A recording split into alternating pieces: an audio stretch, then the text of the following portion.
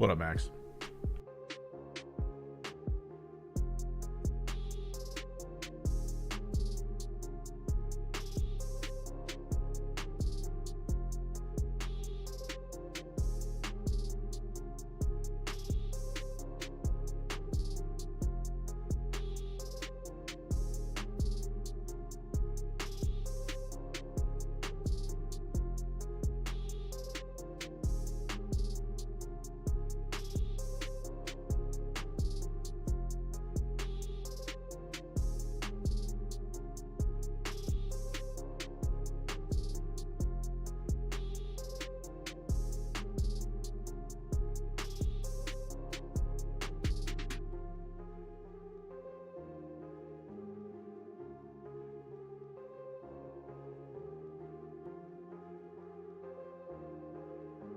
What up, Shammy?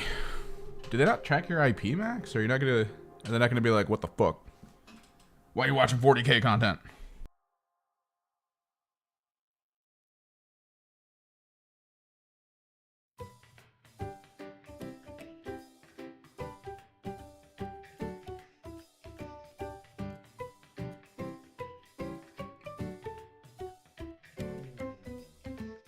It's a big no to this song.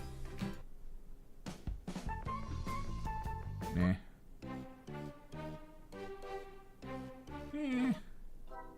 Okay, we're good.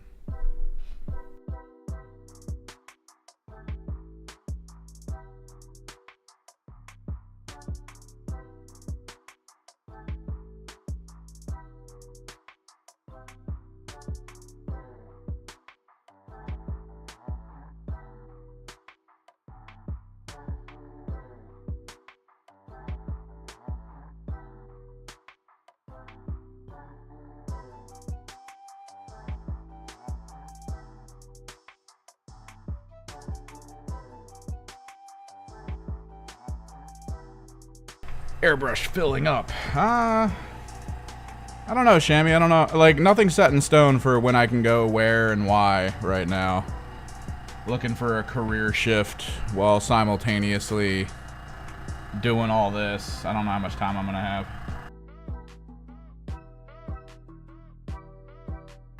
Oh, this is copyright free as hell. That's why you see it in ads. These little Temu resellers don't want to spend a dime extra than they have to, so might as well go with music that they don't have to pay for.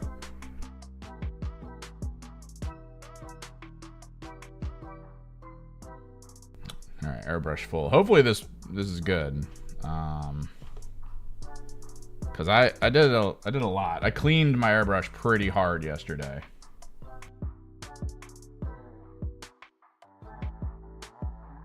I mean, work just isn't growing like it's supposed to. I don't know if I like the multi-bounce thing. Yeah, we'll leave it for now. We'll go full screen.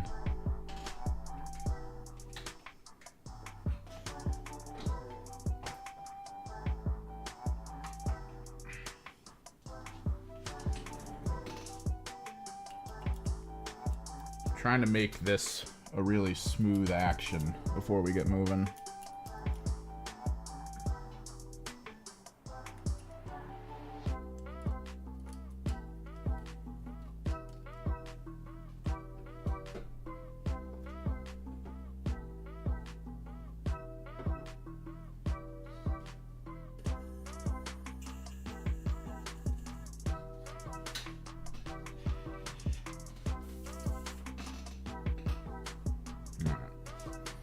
So, just like Fulgrim, the plan here is to start with white primer. The thing is, I kind of hate how much detail there is on Land Raiders and tanks in terms of like moving pieces.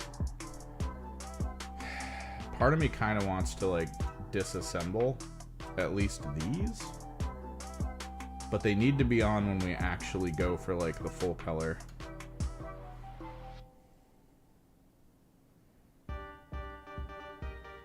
Oh, nice. What the hell?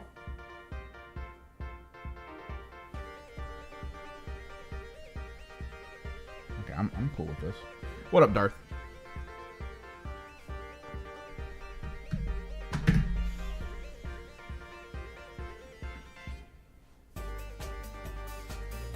Alright, so hopefully the white primer isn't going to cause too much problems. We are getting a bit of a humidity shift, so there's always a chance this is not going to be good.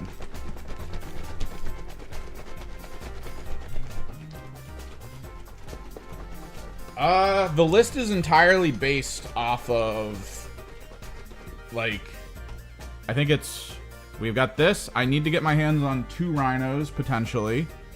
It's going to be the battle box with one of those squads of, like, regular Emperor's Children soldiers set to ranged so that they make things sticky, and then split in half so that they're only squads of 5 because they're just mechanic squads. Full-size squad of Flawless. I need to get Lucius to put into them, who they're going to be in here, of course. If I get the 2 rhinos, that's going to be for the Noise Marines. I think I'm going to have 1 full-size squad of Tormentors, if not 2, the melee ones. 2 leaders in those squads, most likely, or just 1. Fulgrim, and it's the Mercurial Host is what I think I'm going to go. I think I need to get my hands on at least 1, if not 2, Cacophonists. And that's about it. I don't... No, he's not. Battle Box is just the main leader. The Battle Box is a main leader, and the Combat Patrol is a main leader. Lucius isn't anywhere near any of that. None of the named characters are in any of the stuff coming out.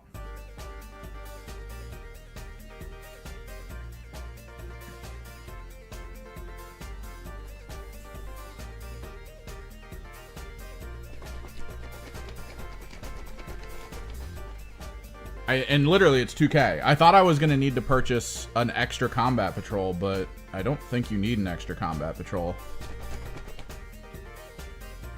You're already going to have too many regular foot soldiers. I don't think you need more than 2 Noise Marine squads, because you need a Noise Marine delivery system, which means you're going to need rhinos for them, because they're only 18-inch range. So if I can get them within 18...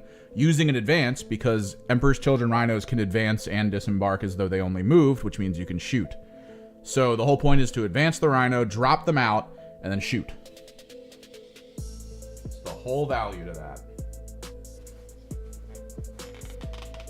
Yeah. Oh, this isn't good. The frickin' lid's dried shut. It was so cheap to purchase so much white primer.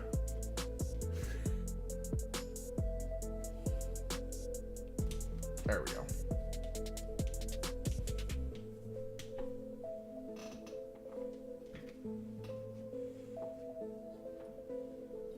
I might do a little bit of flow improver.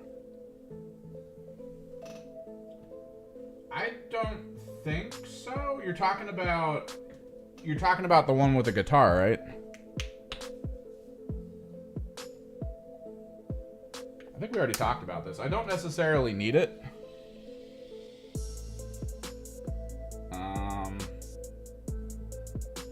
Weirdly, I don't like how it looks. I know that's like an odd thing to say, considering how many people were like, it's so cool. I think it's like not detailed enough, or in like the right way. It feels like old, like the old pewter cast. Like there's just not enough going on with it.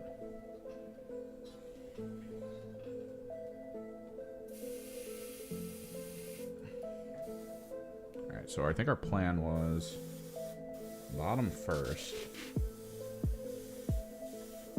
We did little magnets. I actually did little frickin' pin vise, the pinning vise tool. I drilled some holes and I put 4 magnets on the bottom. No, I know, you offered before, and thanks. Thank you for the offer.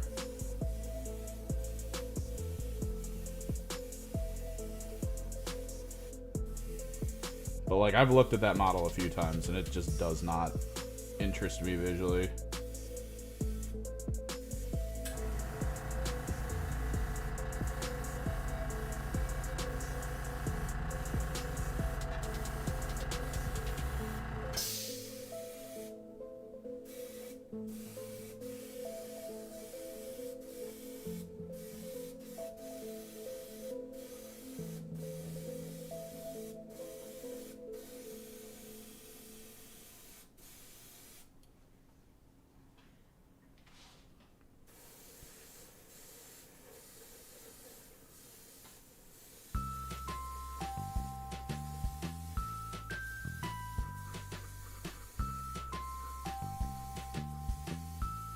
I know not a lot of people are going to look underneath the tank. But this is a matter of principle.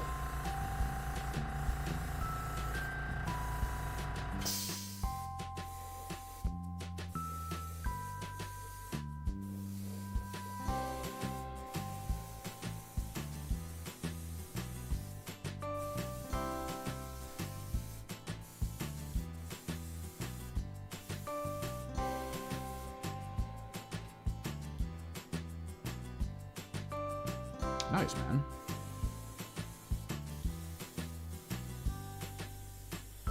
You know we can set up times whenever to go play at that Warhammer store, right? Like, I know it's kind of like in between, which is good.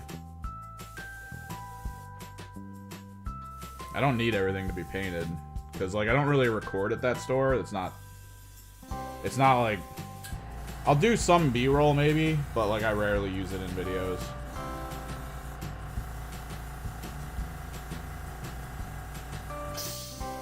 I think I used it once in my Castigator video, but that's it. I don't like just being like, oh, I'm going to use your store as a backdrop kind of situation.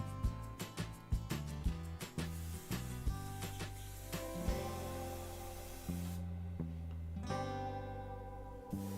think the flow improver is causing it to pool in funny ways. We're going to have to hit it with like a second light pass, I think.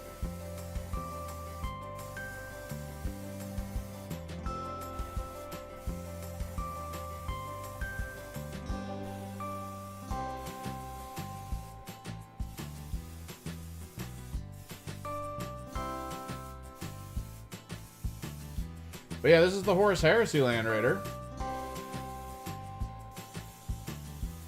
was talking yesterday about how we were interacting with the concept of it over on the local store Discord. The idea was whether or not you could use it. Like, whether or not people would be mad if you used a Horus Heresy Land Raider over a, like a more standard Land Raider.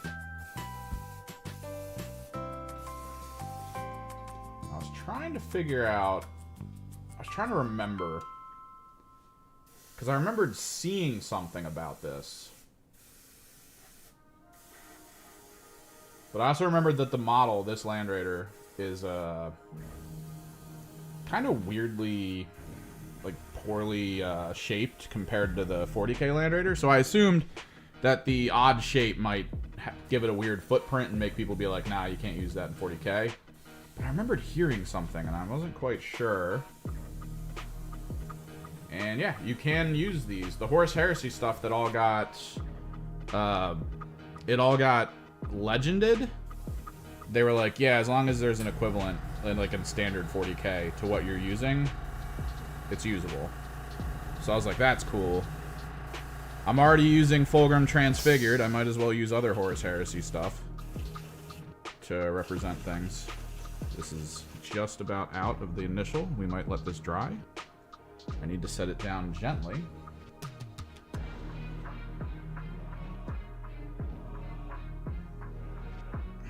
We'll let it dry a little bit like this.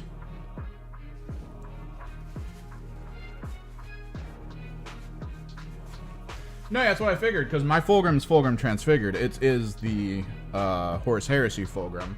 And a lot of their stuff just looks like slightly upgraded Horus Heresy things. Like, the Noise Marines look like the Horus Heresy Noise Marines, but with a bigger backpack. I have Monster Hunter Wilds preloaded on my computer.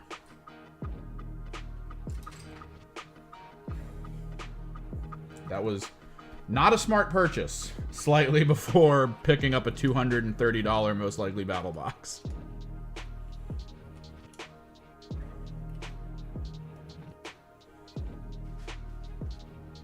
I'm going to try to be at the store Saturday so that I can be at that computer.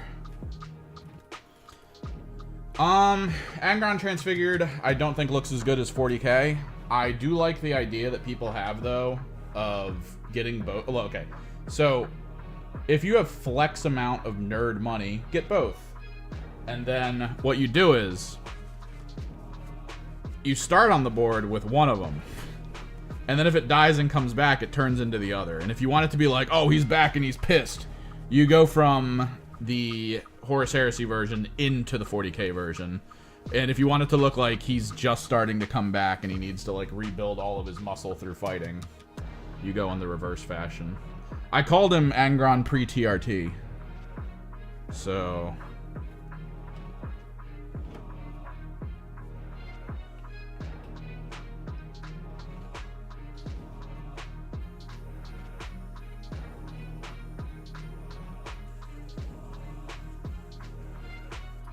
Oh, I bet it doesn't run it optimally. Weirdly, so I have like a 3060 in this computer. I have a 3080 in my more gaming focused PC.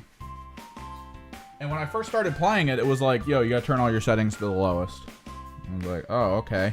And it ran like crap. So I was playing it and I was kind of like, what's happening here?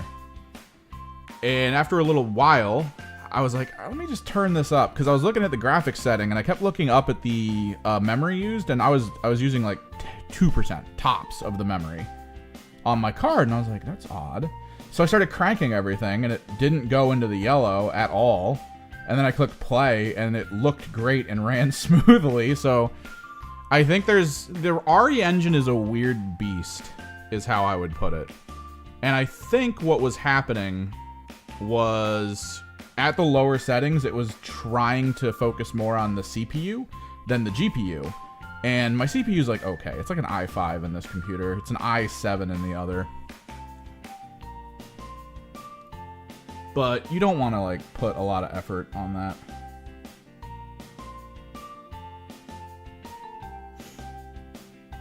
But yeah, it just ran smoother when I increased everything. So I was like, all right, I'll just play this.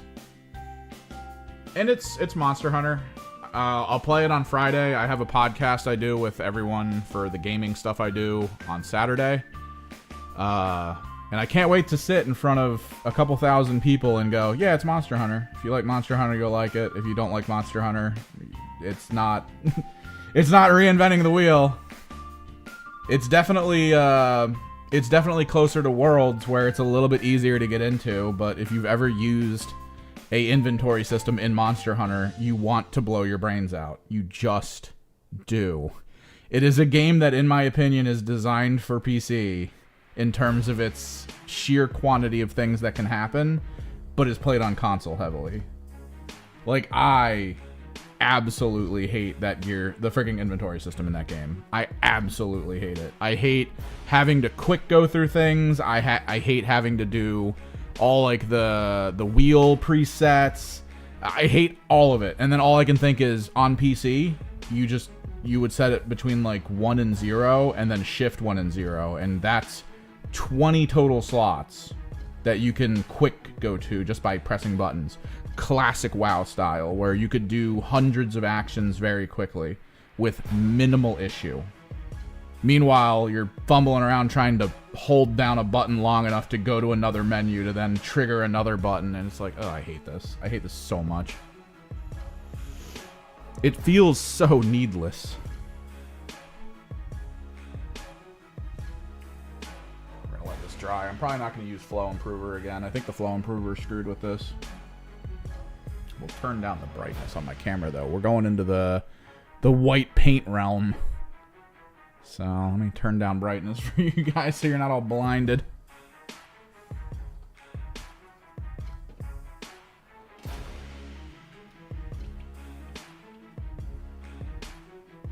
It can add to the panic, but like, a lot of the stuff you're using is so consistent.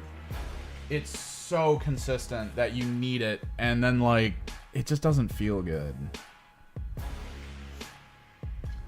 And the game kind of throws people off, right? Like, because you see it from the outside and you see all the cool action and stuff happening, and then you get it, and the first time you realize that the game is very much depending on your weapon set.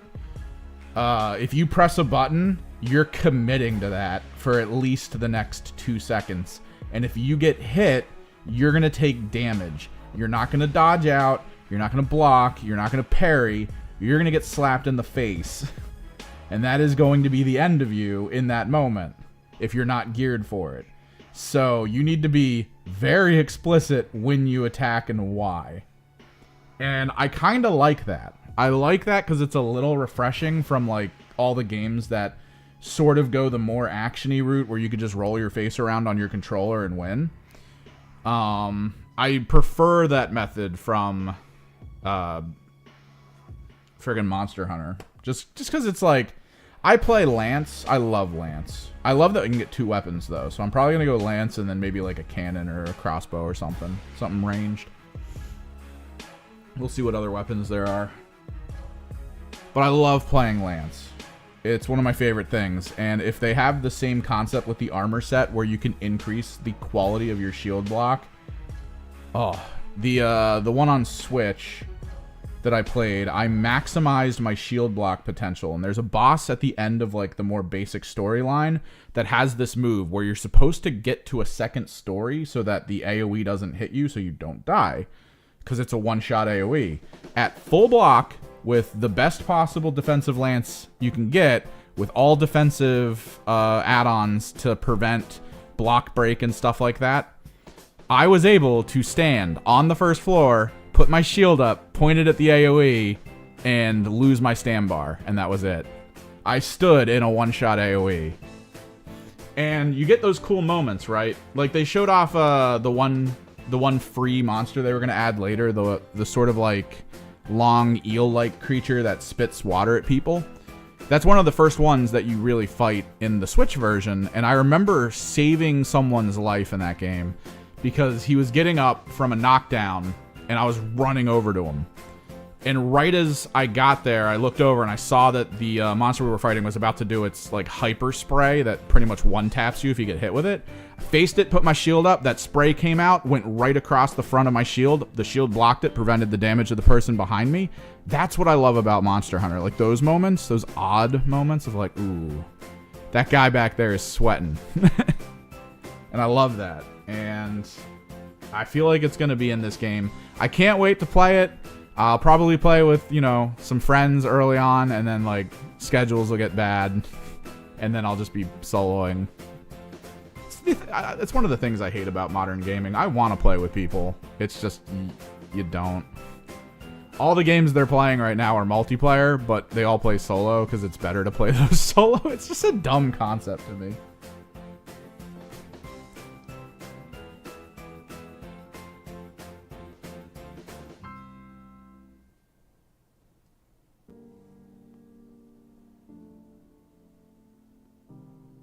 Still looks a little wet. This dries relatively quickly, but I did put flow improver in it, so that will slow it down. I probably should have put a little thinner in it, because that'll speed up the process. It counteracts the flow improver. It's why I'm getting like pulling, like there's a little bit of gray along this outside edge here, because all the pigment's pulling a little bit in because it's still flowing. I can see more of it down here. Yeah, we're gonna try to not use flow improver.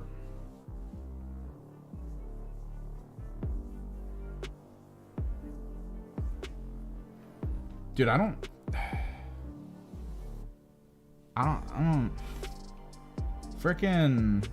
get that game anymore. Fucking First Descendant.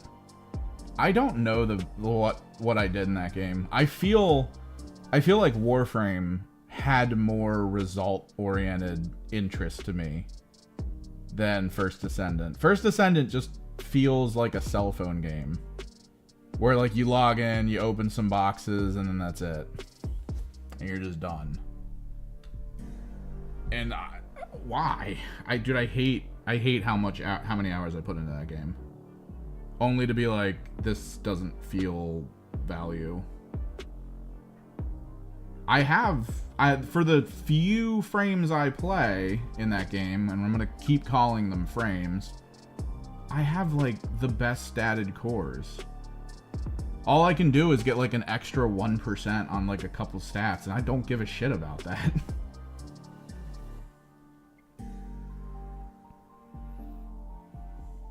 I got super lucky because back when we still had nothing to do, I found where I was supposed to go to grind for an unaligned core, that had all the stat lines I needed, and I just grinded for it for like 2 days, and I got one with 4 legendary stats that were all the stats I needed. And I was like, okay, what am I doing? I had nothing else to do.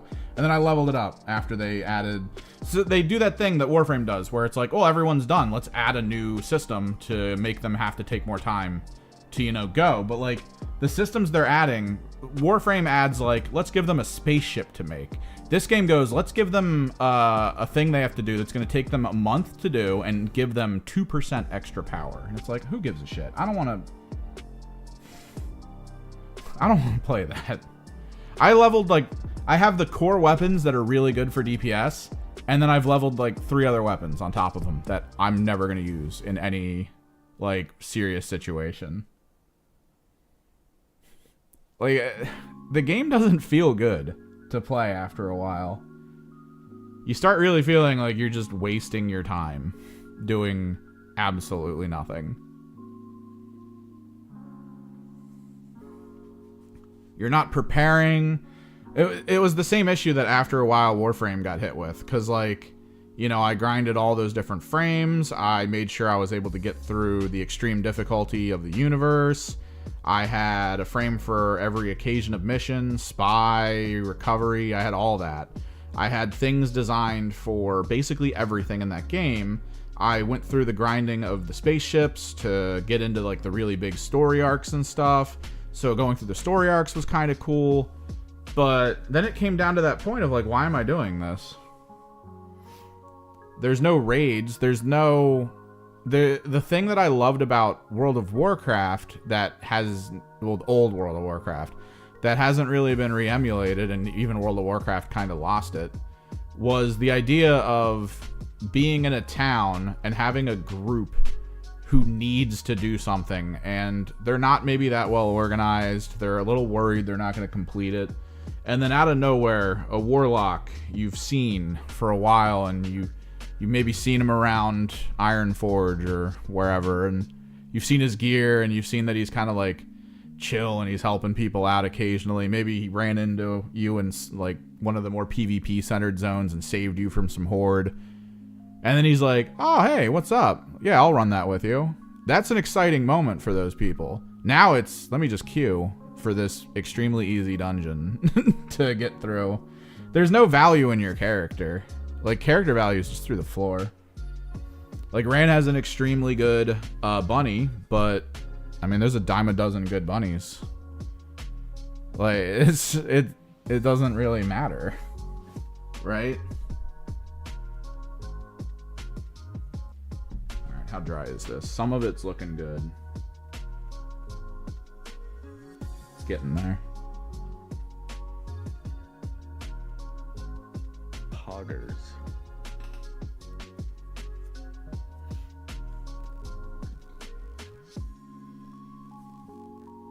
Whereas ran on his rogue, that's more thrilling back in the day. When people saw Gemnius show up to a fight or do a dungeon, it was like, oh shit, we got this.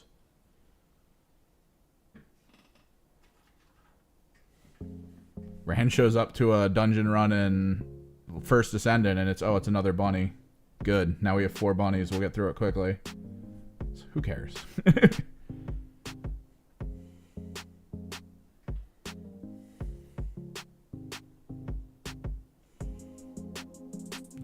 Still a little wet there.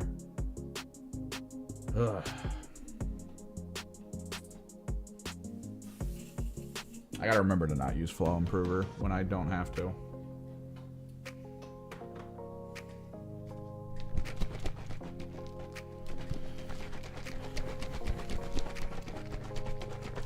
I miss those days of games, man. I get that they can't really exist anymore. Everyone's too into the idea of, I want a 10-minute thing that makes me feel good, and then I move on. Like, I miss the days back when Alad's wasn't, like, absolutely pay to win. When it was me and Aaron just, like, showing up into PvP core areas and stuff, and freaking helping people out. Getting ready for dungeons. Hitting some of the more common fighting areas because of, like, general resources you can use to build stuff and make like potions and things. We had a fun time in that game. We had a hugely fun time in that game. I think that was like the last game that really did that for us, though.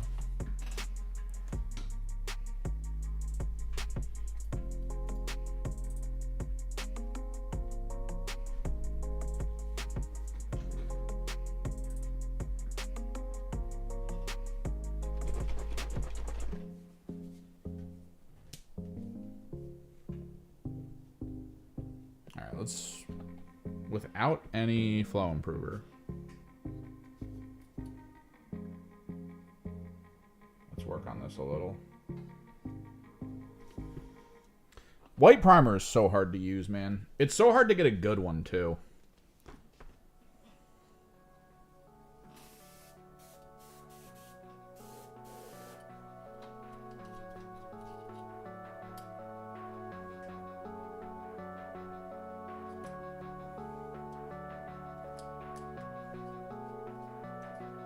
I do really love Stynylrez White.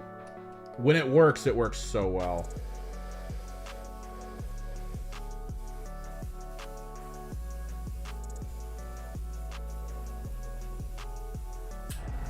But you really got to get that, like, that perfect storm.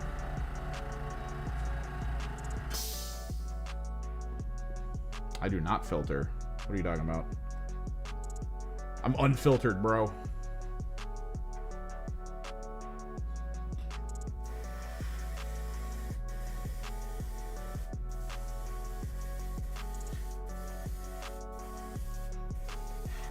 Stynylrez is supposed to be designed to be like a proper, you know, pigment and combination of thinners and whatnot right out of the bottle.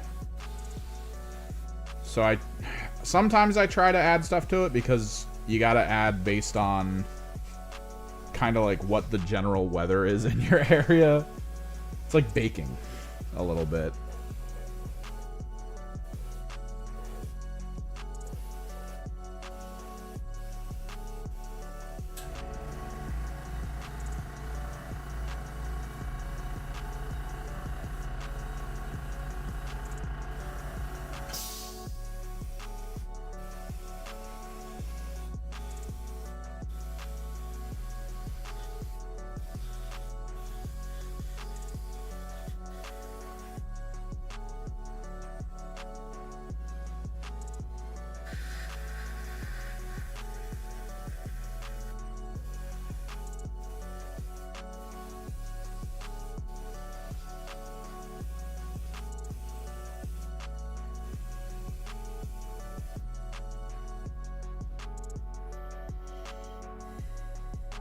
Oh, no, that one doesn't bother me.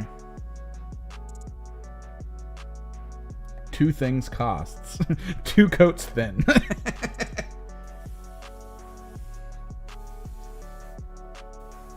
Nice one, Max. 2 thin coats has an airbrush white primer.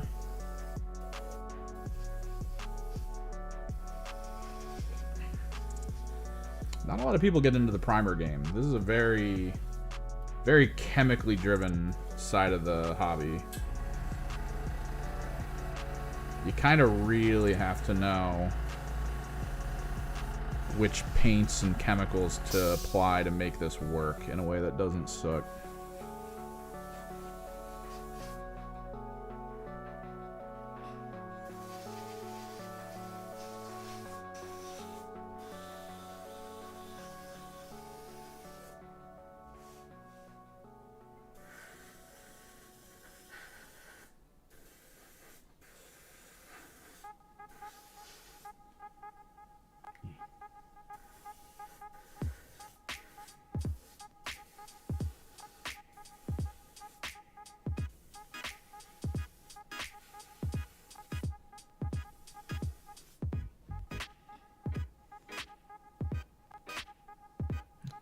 Brush-on primer is cool, but also risky. Technically, any kind of airbrush primer you get can be brush-on. It's not the easiest to do. It's probably better to actually go with a full-blown brush-on.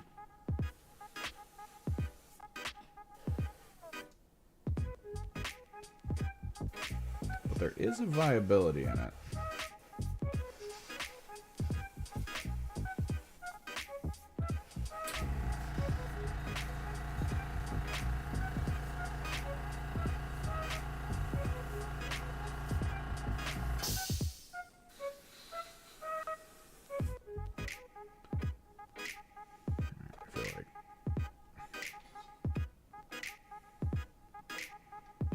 I feel like that's a lot smoother.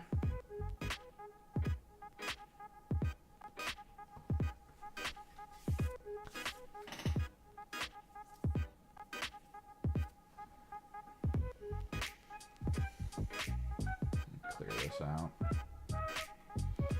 I mean, anything. So most of the paints. Okay.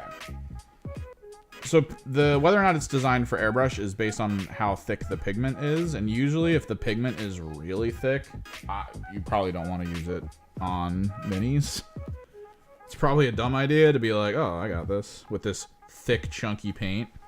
We all know the history of Corax White. I think they said they fixed Corax White though. But dude, Corax White, the level of clump that I would get out of Corax White whenever I used it, so bad.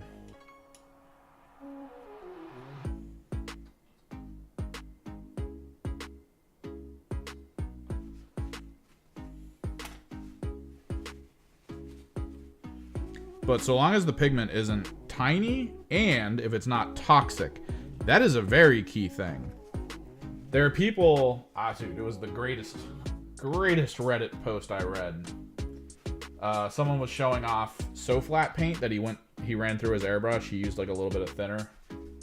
He was like, look how good this applies. And it looked good. No denying it looked good. But some of these containers will explicitly say, do not use this in an airbrush.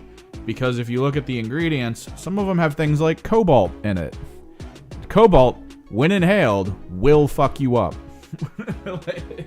Very bad. Not like, oh, I'm so high, but like, stage 3, I'm sorry. Or, full-blown dementia. Like that kind of stuff.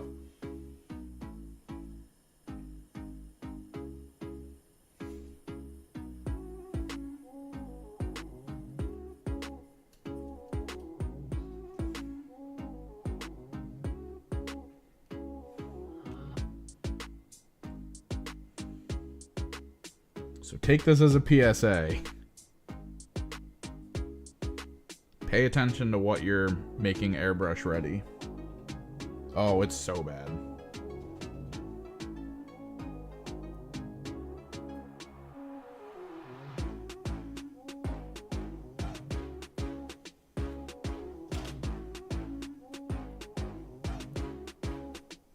I think the guy used a lot of greens in his first initial test.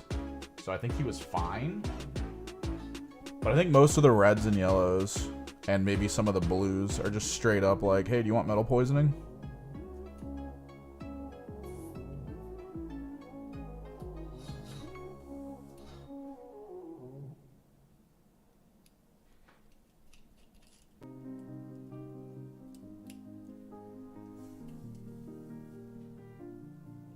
What's happening here?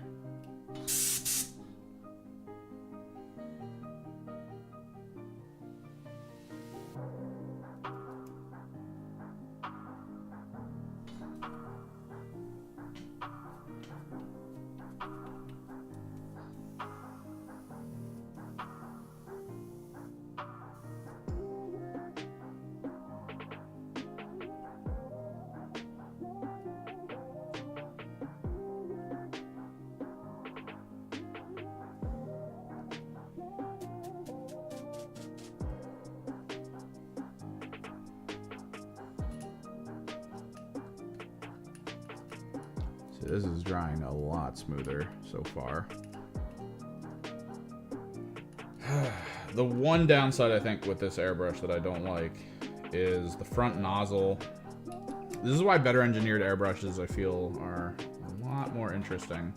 But that tiny hole right there, I feel like the paint that runs through it dries to the actual rim of it very easily. Because you start feeling like air pressure drop heavily when it's leaving the actual front of this thing. So even though I have all these like tools to clean it, they don't really feel like they're doing their job.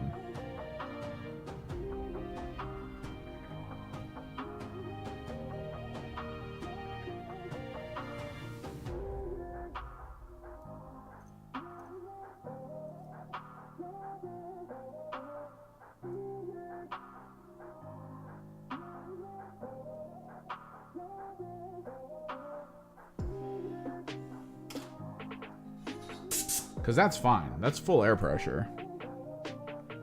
You put the cap on. There we go. A lot better.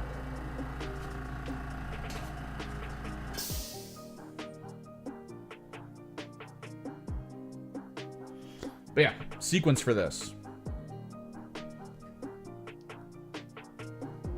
It's not a Kimmerix paint job if it doesn't involve some kind of hyper bright fluorescent. Then we lean into Vaporwave with Cobalt Turquoise. I'm going to do it a little differently though from how we did Fulgrim.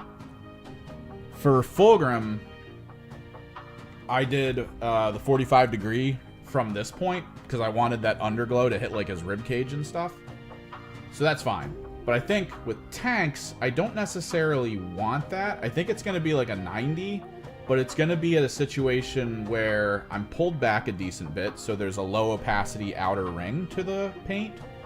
And I want it to kind of like pass along so that you kind of evenly apply it around so the glow does feel like it's just the ground glowing up, right? Then we switch over to more of a 45, the 45 degree angle. Liquitex white. That's right, we're going back into white because I want that white to turn fluorescent purple. This is the standardized color for the armor on all of my Emperor's Children. I am going to be leaning back into their old armor look, which is what most of the artwork they've been putting out for Emperor's Children is. It's kind of confusing to a lot of people. They showed the models. Models are pink and black. That's new Emperor's Children. Then they showed all the freaking covers and the concept art and all that, and it's all purple and gold. Just like, all right, well, little mixed signals.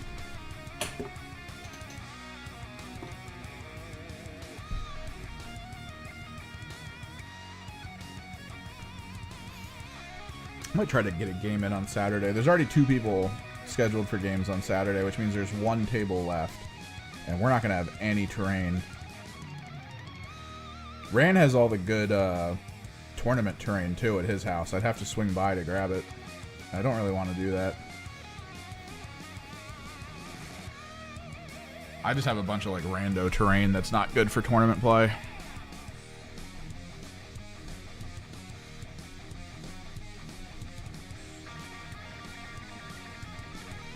Ooh, people posting Nurgle stuff. It's a nice looking Nurgling. Good work, Shammy. No, I'm gonna take this time. We're gonna, while we wait for this to dry a little bit, we'll do some reviews.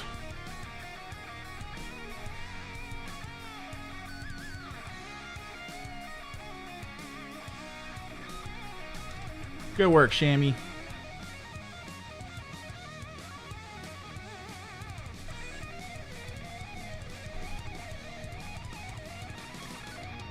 Pink and black, yeah, I mean, they're all specific warbands. I think pink and black is more the standard that they just do. But they did show, apparently people were taking pictures of the lower parts of the codex where there's, I think, bright burnished gold and silver. Like, that's one of them. It's called, like, the Gold Host or something. Good work, Shammy. Nurglings are always fun. You got all the goo and the goop around the bottom. Got the big old skull sword. Is this an actual model? Or is this a 3D print? This looks like a 3D print. It's a cool as hell model, though. It's got the nice big old demon sword.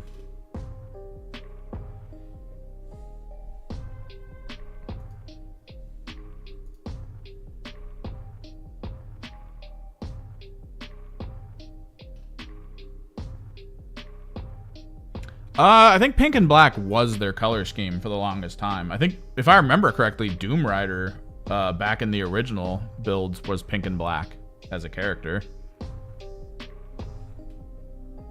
Yeah.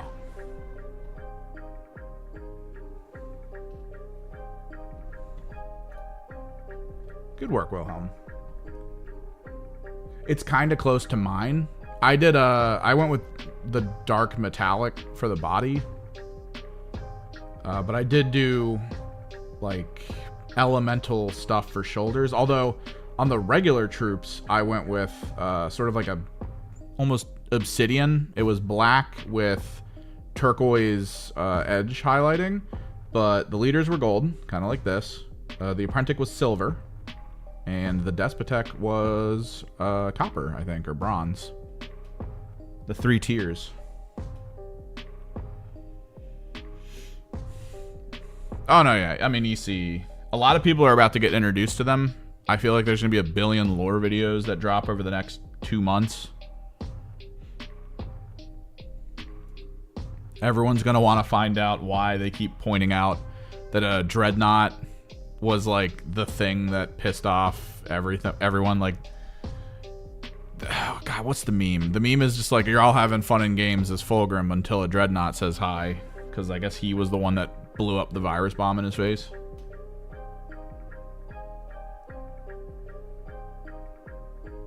No, yeah, it started as purple and gold. That's why. But all the artwork now is like full demons in the armor of purple and gold. So it's like, that's weird. They're kind of going back to it. But then all the physically painted models are pink and black. So it's whatever. Oh, Max, you have Slaanesh demons. You actually have them, right? Because you played Slaanesh in AOS. You're one of the lucky ones who actually has demons right now, because those are just out of stock freaking everywhere.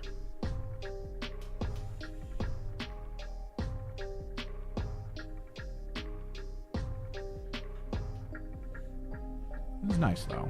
This is nice. So yeah, I'll pull up my Fulgrim. So this is the general gist. This is a non-metallic metal we eventually settled on for the gold. Doesn't really look that good in this picture. My camera gets weird at times. But yeah, we want it to just be pink from below. When there's a base, there's going to be corkboard, and we're going to use pigment powder to do pink and blue on the actual base itself. But yeah, this is the general gist of what we're going to do universally for color. Is there a better one?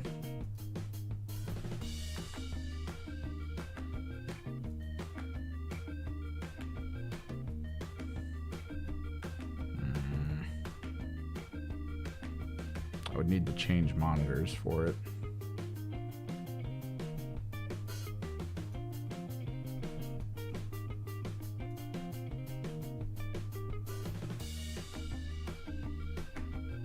I did purchase a more transitional color for the non-metallic gold. So we have about 4 colors we use, maybe 5 if you include the white. Starting with the burnt brown color, now I have a sort of like middling orange brown, like a neutral-ish orange brown. Then we have the bright orange. And then we also have the very low saturation yellow for peaks. No, yeah, Demonettes, what is it? Demonettes, Fiends, Shalaxi, Lord of Secrets, or Keeper of Secrets. I don't know if that's going to be a good detachment. It's weird how they're doing it. This kind of makes me lose a lot of feeling of goodness going forward. Everyone was like, oh, the Pantheons are getting their demons in. And I was like, they could go one of 2 ways. They could either make it part of the actual faction rule, or they're going to make it like Drakari in the Eldari Codex and call it something different and then limit it to a specific faction, and it's going to suck. And so far, the demon one doesn't look that good. It's not that great.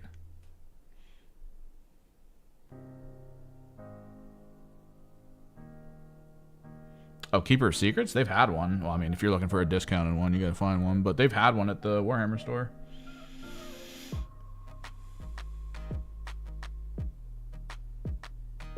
What, how is the detachment not great. So it's good that you can do 1,000 points. I like that they kind of shifted it to how Gene Stealer Cult worked with its allies. So if you Gene Stealer Cult with Nids, I think it's 1,000, and then if you Gene Stealer Cult with Imperial Guard, it's 1,000. And then there's good crossover in either of those. The one with Tyrannid, whatever 1,000 points of Tyrannid you take are extremely good. They're way better than they would be in the Tyrannid Codex because they get benefits from the Gene Stealer cults in strong ways. The Imperial Guard are the same way because of crossfire and all that. One side shoots, then the other side shoots, and there's just this drastic feedback loop of rerolls and damage increases, which is really cool. The Demon one just doesn't sound like anyone really interacts with anything. I wonder if I can find the Demon one.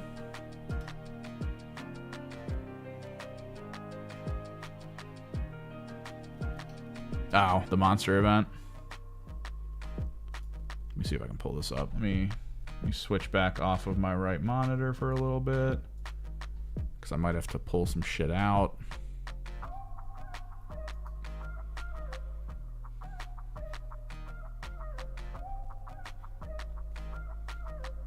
Good news, everybody. The Lord Cacophonist can join Terminators. It is actually really cool that he can join Terminators. I mean, it sucks because he only provides sustained 1 to, I think, ranged attacks. But, you know, it's not the worst. Scrolling. Where the hell are the detachments? Because we can go over it. We can actually look at it. Wow. I think I linked them in my Discord. Potential leaks. Detachments. Visit.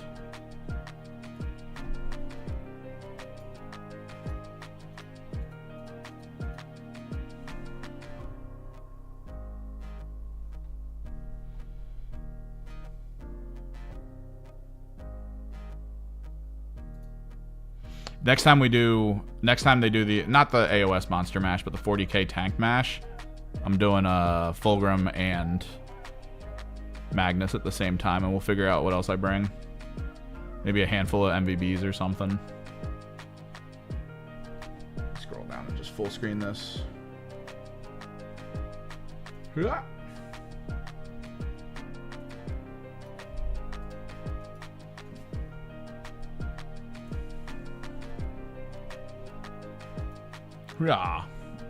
So yeah, this is the one where if you go Emperor's Children, you can take demons, because you can't take them otherwise, as far as we can tell. They did say there might be more info on how you can ally them, but from the sound of it, the only way you can really take Legion of Excess into your army is by going this route. But yeah, while an Emperor's Children unit from your army is within 6 inches of 1 or more friendly Legion of Excess units, it's empowered. And then vice versa, it looks like. While a unit from your army is empowered, weapons equipped by models in that unit have the Sustained 1 ability.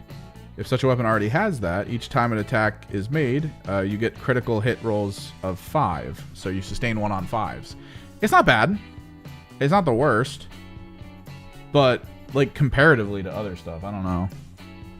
I'd rather get the reroll advanced rolls. I'd rather get the full rerolls of wounds.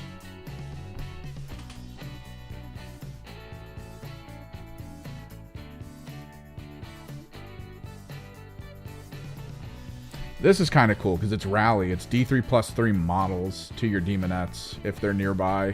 Legion of Excess and Emperor's Children. You can revive models or heal. It's okay. 1 command point. A little Necrony. This is done when? Fight phase. Just after an Emperor's Children unit from your army destroys an enemy unit. So a little bit of a trigger effect there. Another destroys an enemy unit. In fight phase.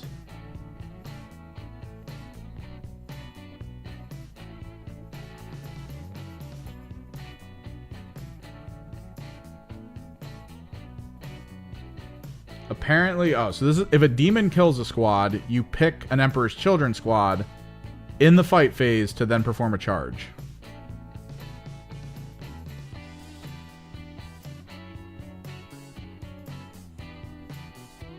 This is weird for timing, but it's okay. This is a 2 CP one here. Fight phase. Only for Slanesh infantry, which would be most of the foot soldier units. Mounted, which would be, I think... What is that? What's mounted in this army? Are the fiends considered mounted? Because they don't give you the chariot. You do not get a chariot in here. Beasts, though. What's mounted?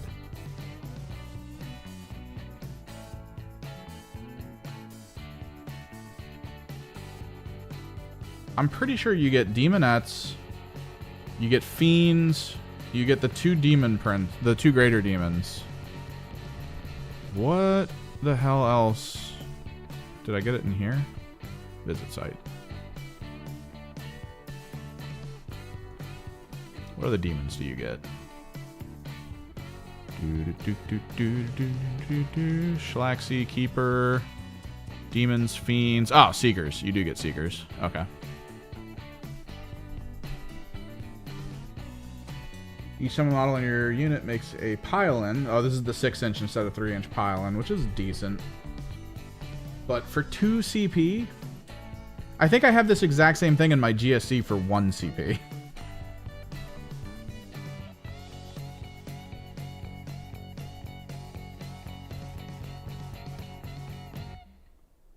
Charge after advancing or falling back for a CP, that's fine. It's always universally good.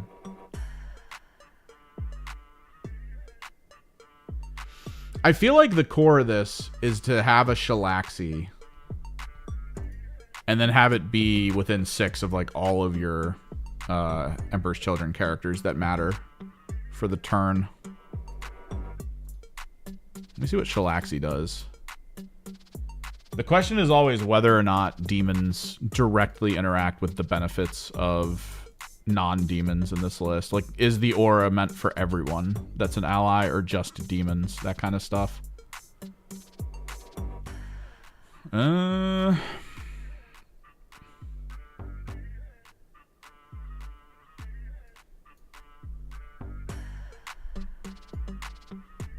you go. This is nice. Sustained hits 3 and dev wounds. That's pretty good. Pretty solid ranged right there. Reroll advance and charge rolls made for this model. Always good. Start of the first battle round. This is especially good, though. The thing is, Pact of Excess, so you don't get the one that the Emperor's Children get that gives you charge after advance. So I think you have to roll for it here. You have to, like, spend a command point to then advance and charge with full rerolls for both, which is good. The start of the first battle round, select one enemy unit. This model's quarry. Each time this model makes a melee attack, targets quarry. You can reroll hit, and you can reroll wound. Each time this model's quarry is destroyed, select a new. So this is just super advanced frickin' whatever the Space Marine one is. Oath of Moment. Boop.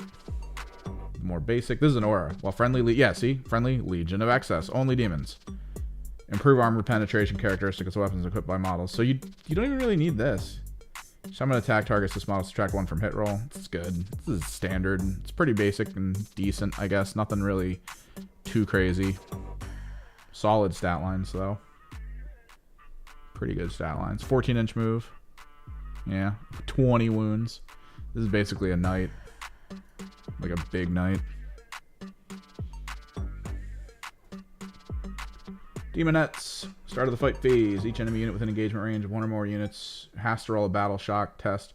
This is actually really good.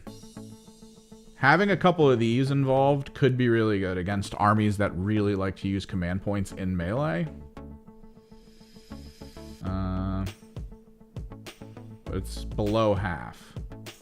Each enemy unit within engagement range of 1 or more units from your army with this ability must take a battle shock test. Comma. Okay, so you only get the -1 if you're below half, but otherwise you're taking battle shocks. It could be good to just chuck these things into the middle area. I mean, 9-inch move on a foot soldier is insane. It's really good. Fiends. I wanted to use these as a Chaos Spawn, because Chaos Spawn do sound decent for the army, but at the same time, I think you're just supposed to use Tormentors. The ranged basic units for sticky, which is always good. a 12-inch move on a beast, which means it can go through walls, which is nice. Dev wounds, 5 attacks, hitting on 3s. Dude, this is decent stat lines here. Although I think you only get 6 total in a squad. Most people probably just run 3. Each time an enemy unit excluding monster vehicles with engagement range 1 or more army with this ability falls back. Oh, it has the fallback, desperate escape, battle shock bullshit that no one cares about. Lashing tongue, garbage. Slashing claws, dev wounds, but kind of garbage. 14-inch move, mounted, can't go through walls. Reroll, advance, and charge. This is kind of whatever. You'll have an icon that gives the leadership characteristic of 6 for the squad, and then add 1 to charge rolls from an instrument.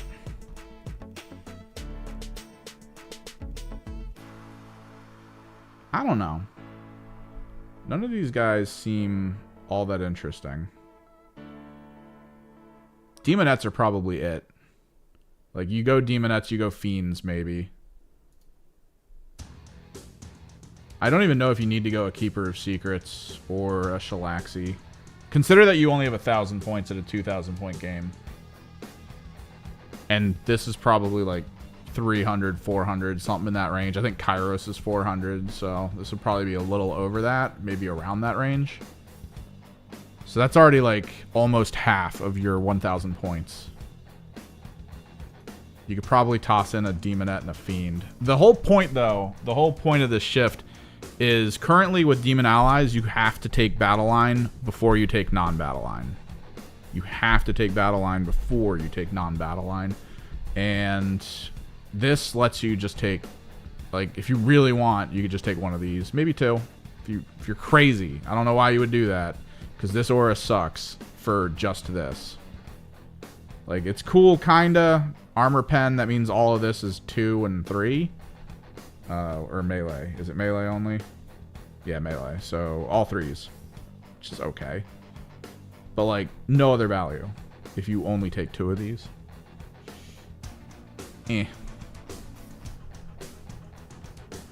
I'm a little disappointed, and I'm not necessarily looking forward to the Thousand Sun variant of this.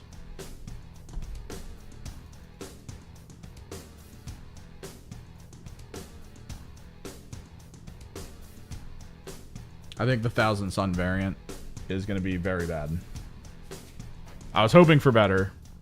After seeing how the Hex Warp, the whatever it is, the friggin' Grotmist attachment works, the Grotmist attachment one allows you to reroll wounds of 1 on psychic attacks. That would only really be good if you were able to take blue and pink horrors, or any demons, because most demons have psychic attacks, and then you just get that reroll of 1 for all of them. And then you can kind of like focus on those guys and maybe do more stuff with like demon princes and things. That's kind of cool. But it looks like they wouldn't even get that because that explicitly says Thousand Suns get rerolls of 1 on psychic attacks. Which, who gives a shit? Like, who cares?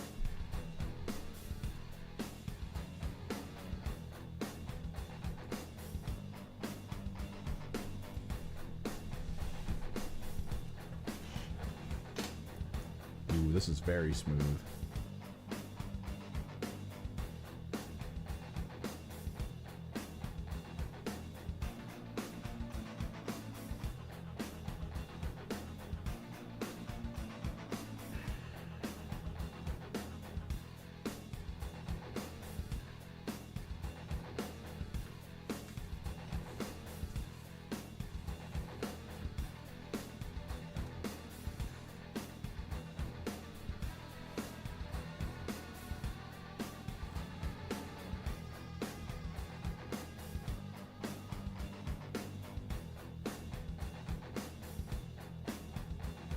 It is not going to be an easy task to paint this.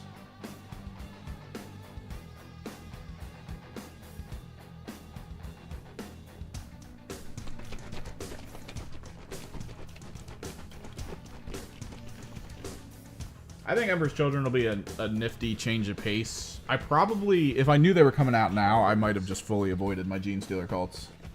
If I'm being honest. Like, Gene Stealer cults are kind of cool. But if Aaron wants to get back into 40k, I might give him a price for my Gene Stealer Cult army and just sell it to him. Because I know he likes Gene Stealers.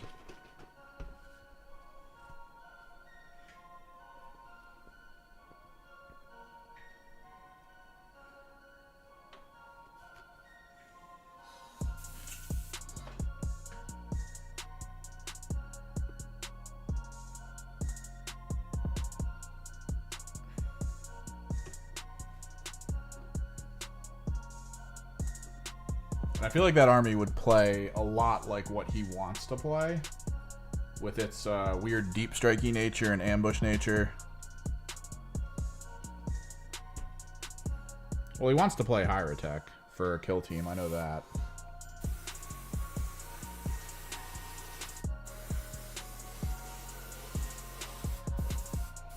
Honestly, I think the list he would want to play in Necron and 40k isn't good, but it would be really fun for him to play. I think he wouldn't win too many games. It would probably be like a 30% win rate army.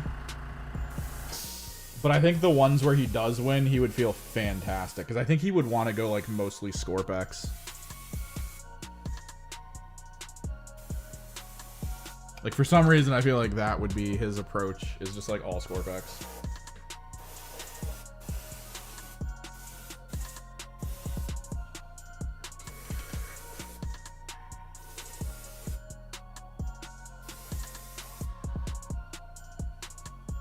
Kind of wish I had a turnstile now.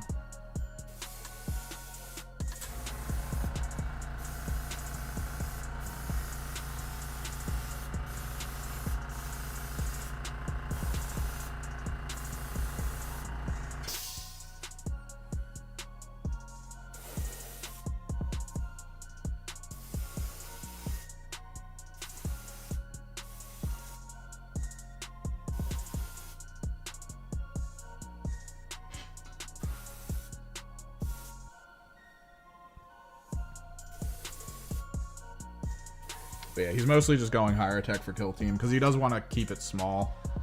He doesn't want to have to travel with a lot.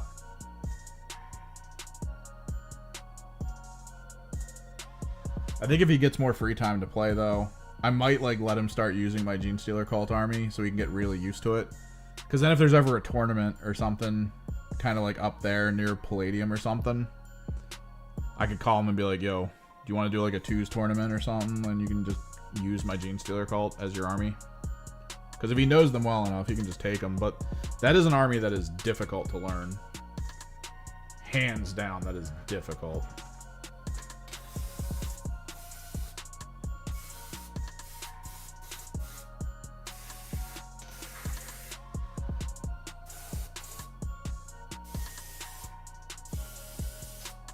I would not expect to get him to get the Gene Stealer Cult army in like a single go.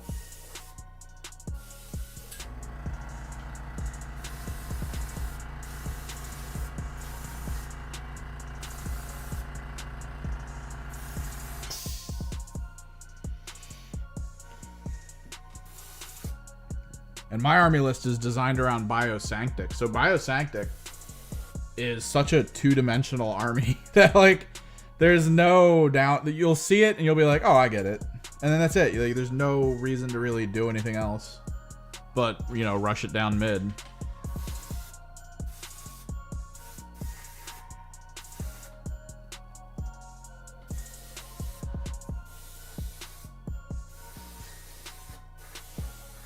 Oh, this is going on so smooth.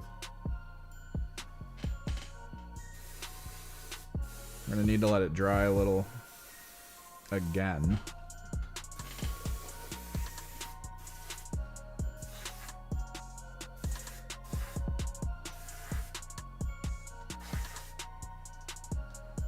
What's up, Francois?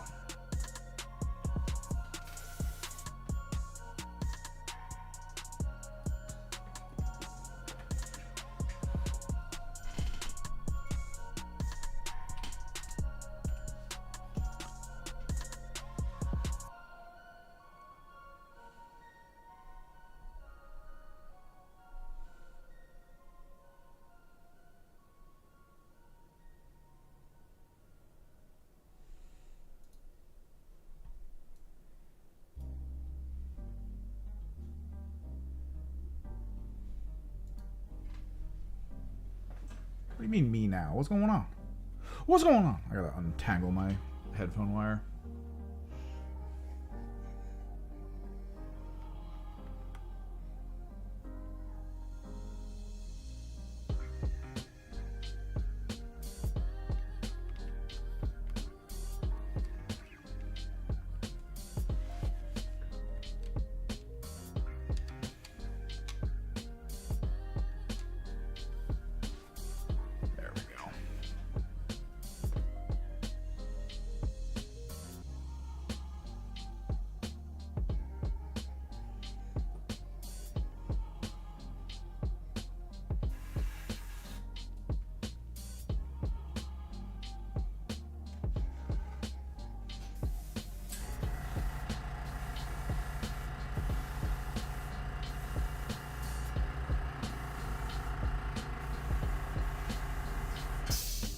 I think after this we'll do a once over for any missing details that need to be hit with white. Oh, still not awake.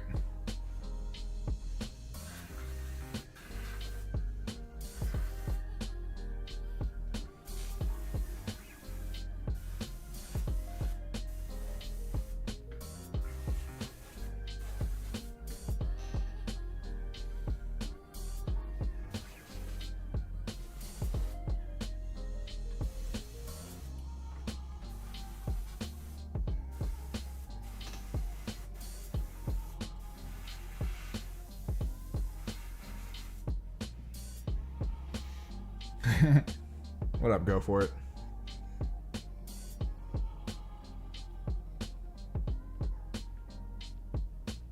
Gotta remember to transfer some money in preparation for that battle box. I hope I get it. I know historically these have been like 2 seconds go by, sold out. If it sells out immediately, I'm going to go to the Warhammer store and try and purchase it from their computer. And if it sells out immediately, I'm going to have to call my local game store and be like, yo, if you guys get this battle box, please call me. And they're probably going to be like, we already got people signed up for it, and we're only getting like 2.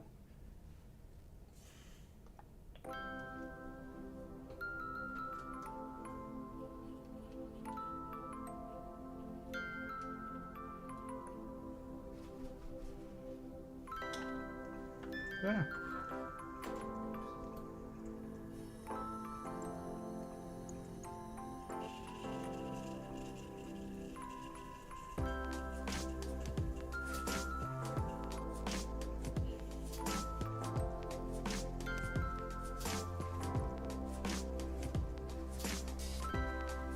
All right. Another round of wait for the primer to dry. At least it's going on a lot smoother than it did at the beginning. Huge plus.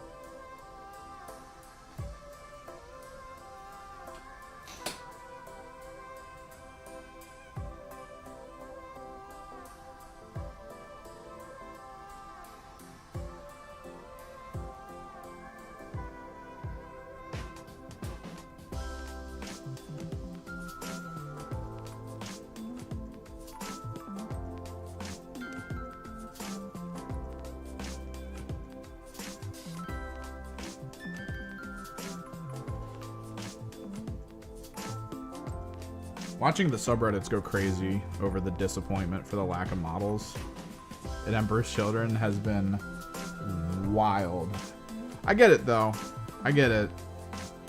I agree that it's weird leaning into the idea that there are models that just exist that could have very easily been thrown into that codex. like hell brutes. No one wants to use them, but you might as well put them places. That's the thing. It did happen for them, absolutely. But there's a lot of models that still got put into World Eaters from other places that were fine, right? Like, they still got a good amount of stuff from, like, the universal pool. But the universal pool for Emperor's Children was even reduced, which is weird.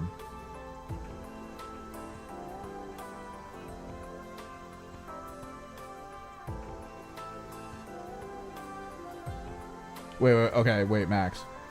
Did you just call and order it? Like, right now? To the point where if I go to the Warhammer World store, or Warhammer Near Me store, and I order it, you're going to be like, yo, I got your box. And I'm going to be like, fuck. Because I don't want to spend, like, $300 extra dollars. Or are you getting this for yourself just in case? Like, what's happening here? And also, is it really a guaranteed box? And when can you get it to me? Oh, as a just in case. Okay. I'll let you know on Saturday then. I'll let you know on Saturday if I get the order, and if not, we'll figure it out.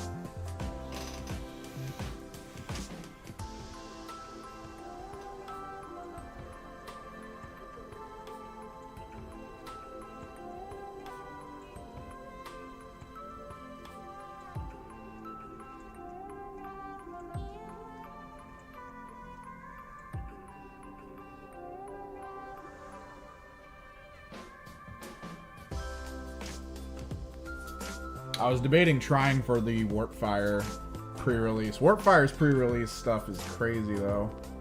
I think Rand got in on their Eldari one. So he got the Eldari battle box for like 20 or less. Hang on. Yeah.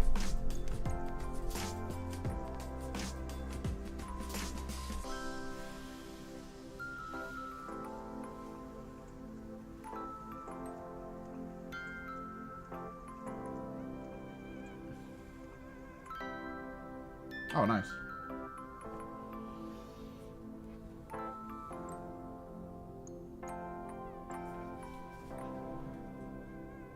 So we'll do fluorescent pink after we double check to make sure everything here is cool. It's starting to dry. I'm already seeing some spots where it's pulling a little bit more, so we will probably have to go over it again. Most of it's flat, though. Most of it ended up being flat, which is good. White is hard to use, man. This freaking white primer, so rough. I've started to notice it on some of the models that I didn't really care that much about, where it started to pull and I was like, whatever, I'll just paint. Like one of my shamans that I painted white primer first that pulled a little bit and had edges that were gray. I didn't really think much of it, so I just painted and didn't care.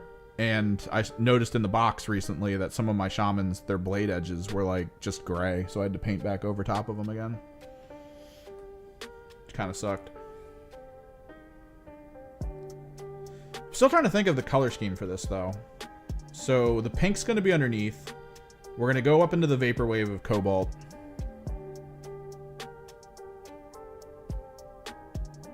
Oh, okay.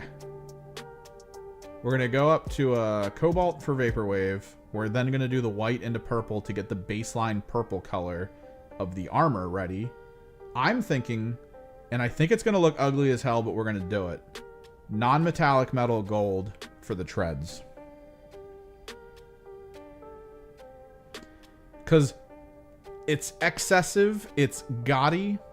There's so much gold going into this. It's going to look horrible, but I think we do it. I'm not great at non-metallic metal. I get away with it on smaller scale when you're doing like edge highlighting and stuff, because it's so small that no one really cares. But when you have like a surface area like this, you have to be very explicit about the texture and brushstroke you apply to it to try to make it look like gold.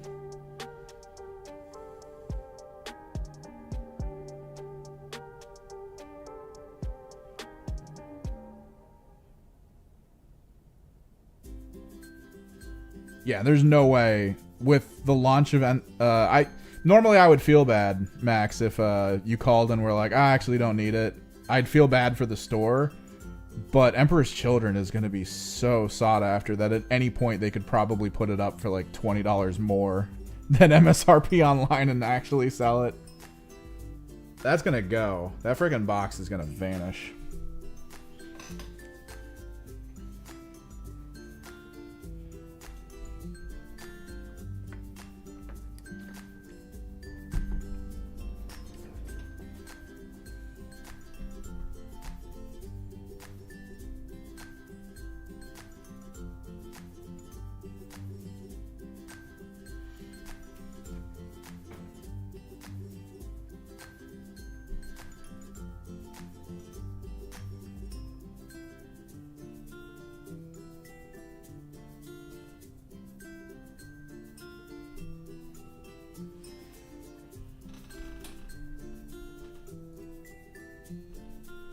Damn, this guy going in on the owner.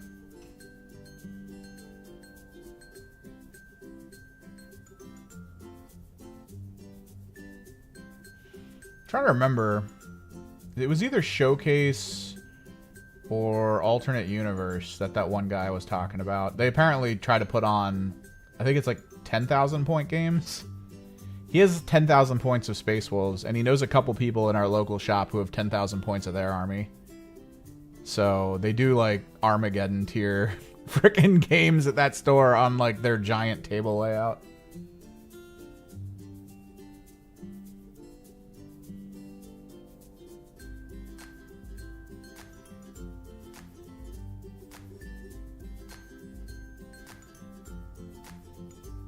Are you saying he collects 90s comics thinking that they're expensive, but they're not? Wait, what's happening? I know the comic book bubbles are weird. I'm gonna go get a beverage while we wait for this. Waiting for paint to dry is fun, boys.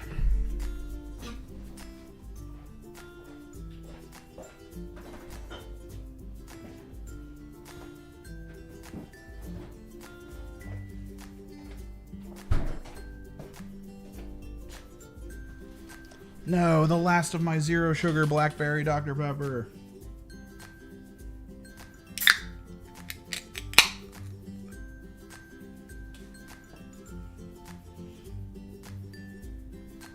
I remember that day. I remember walking in and Rand was like, look at all the jet bikes I got. I was like, holy shit, dude, you spent so much money. And he went, no, I didn't. It's like, oh, nice.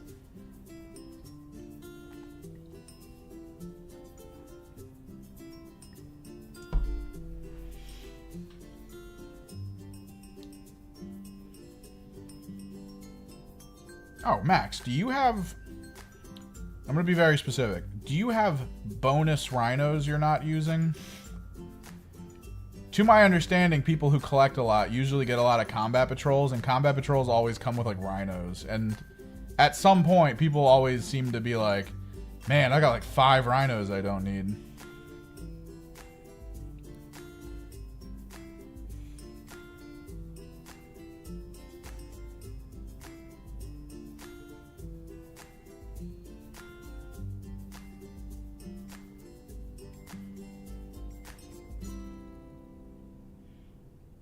Oh, that's weird. So he's running off a 1999 guide for pricing?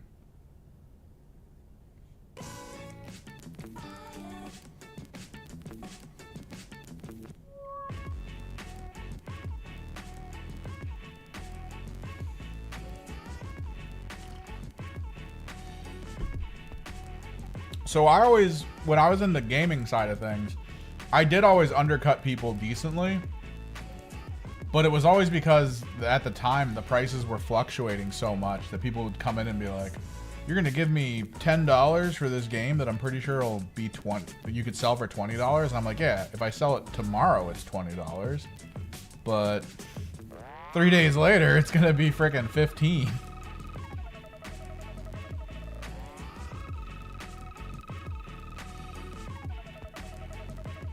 I mean, he's got to make money somehow, right? Do they sit in his store at those prices, or does he actually sell them online at those prices? I'm guessing he hits comic book conventions and tries to sell that shit off.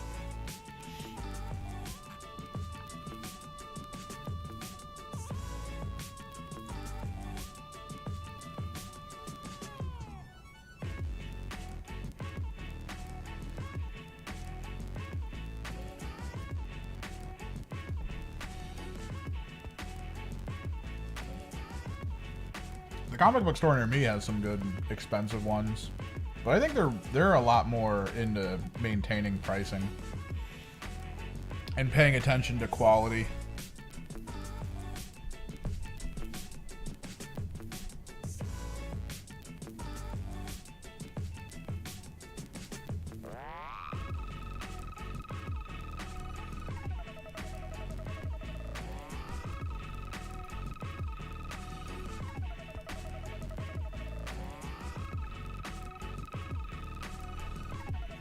But dude, those are the best markets. Idiots. Those are 100% the best markets.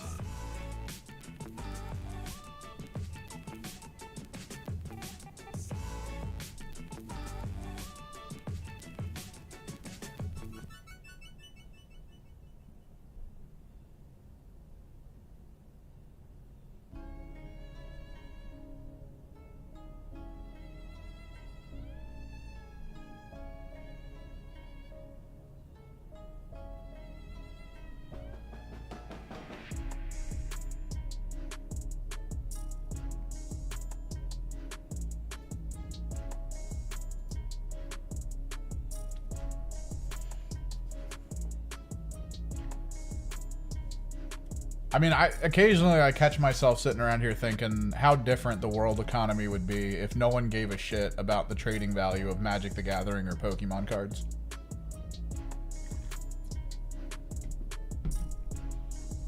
Like, if COVID didn't happen, making some really big content creators not hyper-focus on the market value of Pokemon cards, I think Pokemon cards would be like half their cost right now. And maybe even, like, it would just go down. Because if no one cares, then no one cares, right? Oh, I gotta figure out my auto mod situation.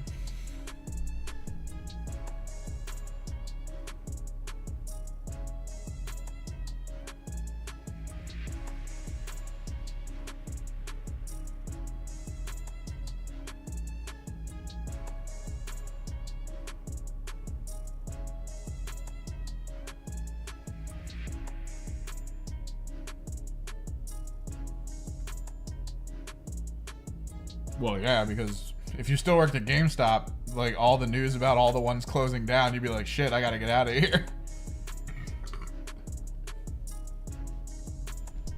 They're not making it, man.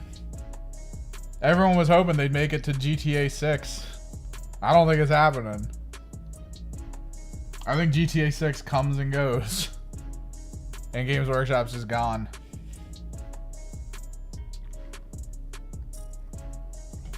And granted, the way game pre-orders work, companies like GameStop only ever gets like a penny per sale, so who gives a shit? It's all about the trade-ins on the other games, and if all you're getting are like last year's Maddens, no one really wants that. It's the one thing I never got with a lot of our customers that came through our store. Just the misplaced understanding of value of what they were giving us to try to get new things. No, I know they don't. The GameStop that was near me before it closed was 80% shirts and like Temu freaking statues. They had that run where they were trying to get in on the retro market because they found out that they had a warehouse filled with retro stuff that they completely forgot about. And they were like, oh, sweet, we can sell all this stuff and make all that money because the retro market was blowing up. But I feel like they've done that so much by this point that they've done that and people have seen the results of it because they don't put effort into it. If you buy like a $40 or $50 Super Nintendo game, you're getting it. It's like covered in coffee stains and like mold and shit. It's just like, Jesus.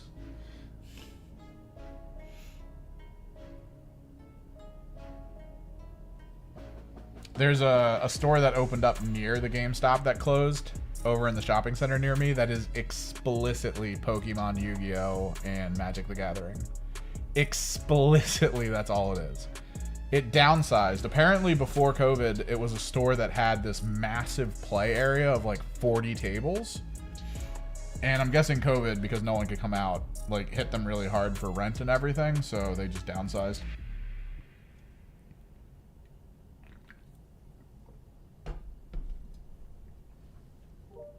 That store only opens at like 1 p.m. and it's open till 8 p.m.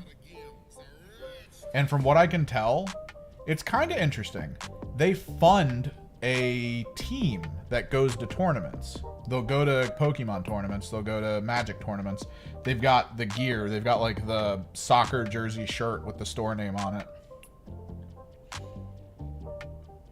So it's kind of cool. It's a little cool.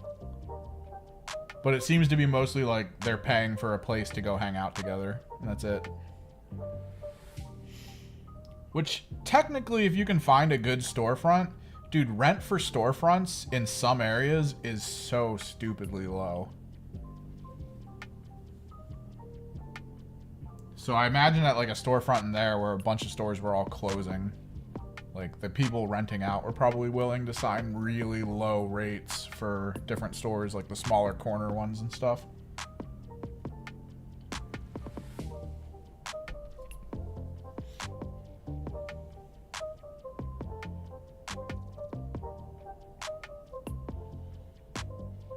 It's looking dry. It's looking decently dry. Oh no, still a little wet there.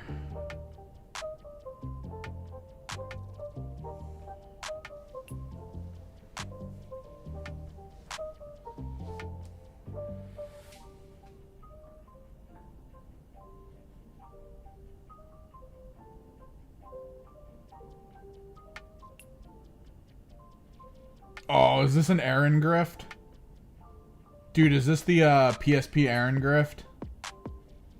The infinite money loop?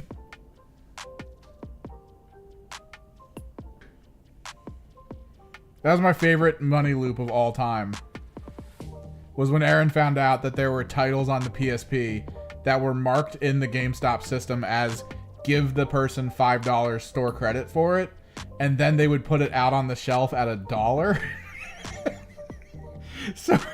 So he had like 10 games and he would hand them to the person and it would all go as like, he'd get 5 for each, and then he would they would immediately sticker them and put them out. He would pick them all up and then buy them back and then trade them in again after pulling the stickers off. He did that for like a day.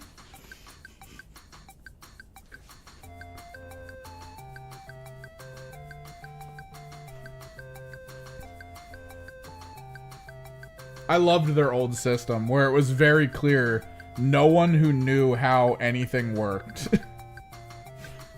were like putting stuff into the system. Like, oh, we'll get people in with that $5 deal. And it's like, yeah, but if you put the game out for less than the $5 and you do it quickly, the person who did that and handed it in is going to immediately start looping that shit. Oh, yeah, no.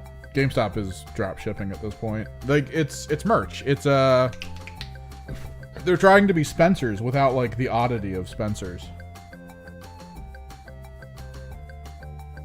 Like, I want to touch it, but I know that I'm going to touch a very wet spot of paint and it's not going to be good.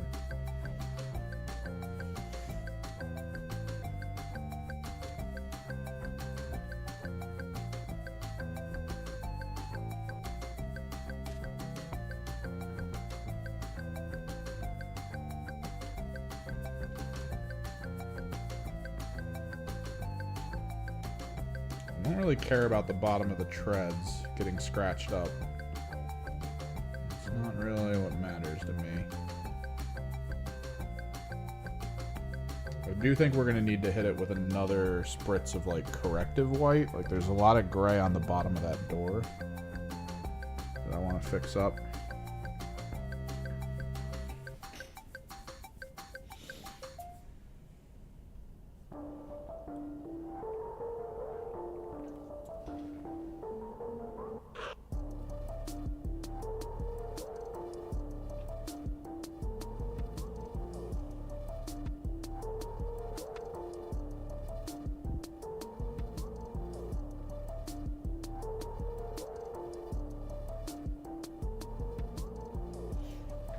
weirdly card values are still way too strong. I do think there's a crash coming. I mean, granted, Magic the Gathering crashes itself occasionally. We talked about this yesterday. But there's got to be a point where people are like, oh, why are we spending so much on old trading cards? And then it's just like, that's the moment. Once that little brain worm gets into enough people's heads, like, that's it. All these people who are like building their lives around stuff. Like, I think it was Francois yesterday that was talking about the person. It was one person who was talking about this. It was a guy on YouTube who owns like a ridiculous amount of sets of Magic the Gathering. And like he's constantly watching the values crash of everything he owns.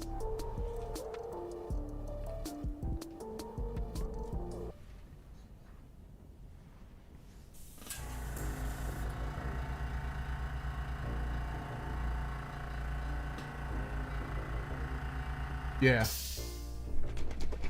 You were like the Persian Knight set, and he has like a ton of them. Block releases, yes. The banning of cards out of specific versions of play for Magic also does it.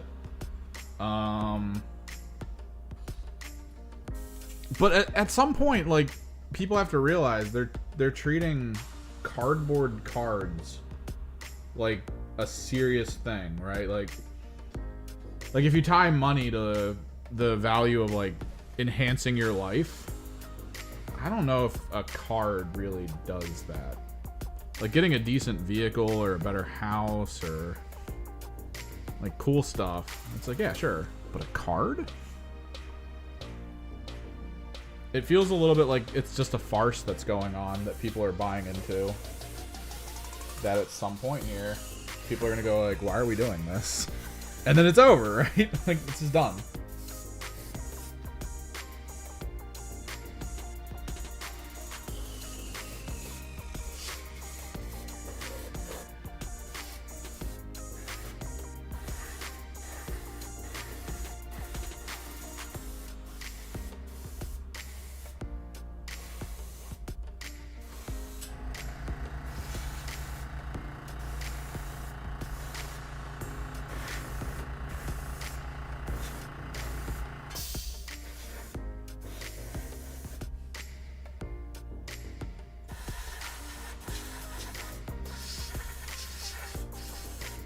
And people in my life who have told me, like, nah, man, it's always going to go up. Those are the same people who are like, yo, crypto is always going to be, like, a net positive. You should always put money into crypto. Like, those are the same people. Same fucking people. I'm like, I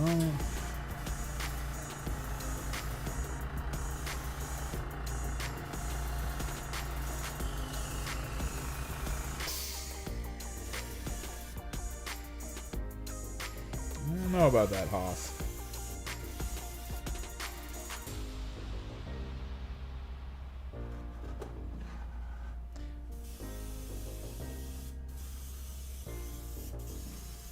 Dude, I've always brought that up. I've always brought up that Magic the Gathering is just gambling. Like, for the longest running time, people were telling me, like, oh, dude, gacha games and stuff like that need to be regulated against. And I'm like, because it's childhood gambling. And I'm like, you know that we all played Magic and Pokemon when we were like 10 and 11, right? Like, we were already gambling as children. Oh, but you get the cards and it's the value. It's like, yeah, I could sell my Genshin account and make like a decent amount of money. Completely possible. We used to do that all the time in WoW. Like, WoW wasn't even gacha, technically. Technically it was, because, I mean, you're putting hours in and you're getting gear out of bosses on a random chart, so kind of like gambling. And if you had good enough gear, you could sell your account for a good bit of money. You weren't supposed to, but you could. But could you imagine, like, all the countries that have come forward because of things like loot boxes and stuff and been like, we're gonna make this illegal because it's childhood gambling. If they had that moment of realization that trading card games were the same thing, and they were like, oh shit, let's ban these as well. Oh, the struggle bus. Oh.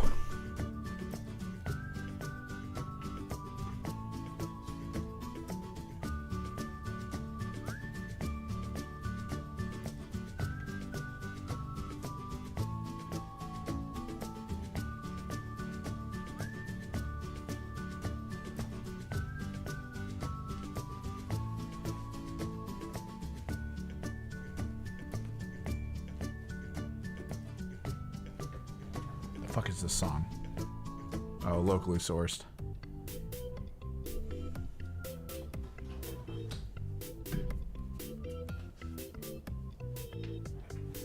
Let's not do this one either.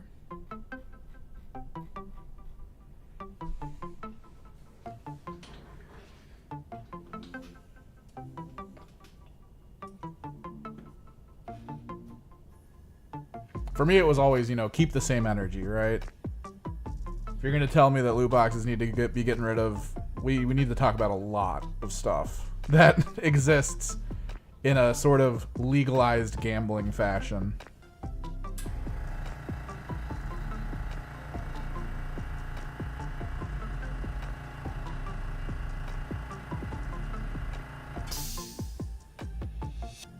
You're talking about Black Library having problems selling books? I mean, I get it. It's one of the main reasons why they're pushing so hard with Warhammer Plus and stuff. That side of the market, like that cross section of the market of people who might be interested in reading the books, don't really care about the setting or universe of 40K. So if they can make them care, it might pull some stuff in. But there's scalpers for a lot of Black Library books, specifically like the real big special editions.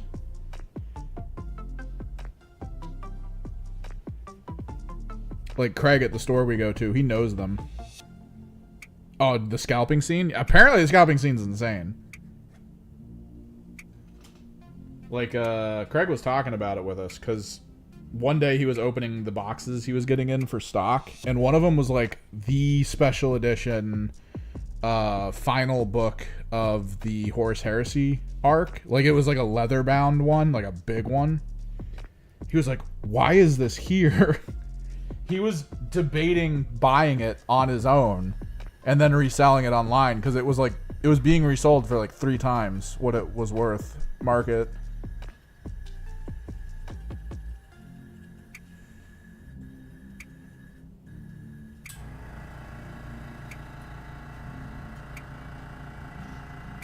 It's such a weird concept that those books are like, oh, scalper market. It's like, Jesus, dude.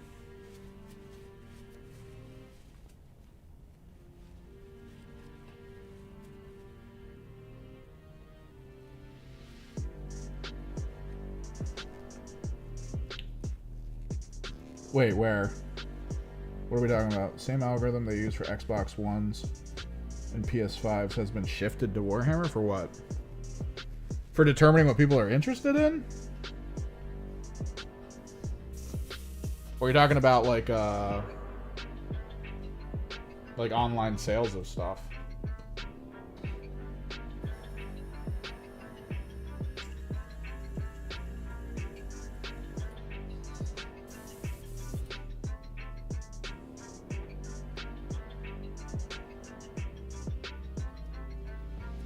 Oh, the bot algorithms. I can see that. Weirdly, the for models, the reseller market isn't that bad. Like, it's not the worst. There's gonna be scalpers for the battle boxes, but like for single box models, it tends to not be that big of a problem. So yeah, I could see the bots going for the box sets and Black Library. I could see that. But like, you get things like this, right? So Max, you were looking for Land Raiders at one point, right? So you can use Horus Heresy Land Raiders in 40K. They're cool with it. This Land Raider was $70 because it's Horus Heresy and no one wants to play Horus Heresy. So people on Amazon are trying to offload this stuff. So I was like, ah, cool. Bought myself a Land Raider for my my Emperor's Children on the cheap.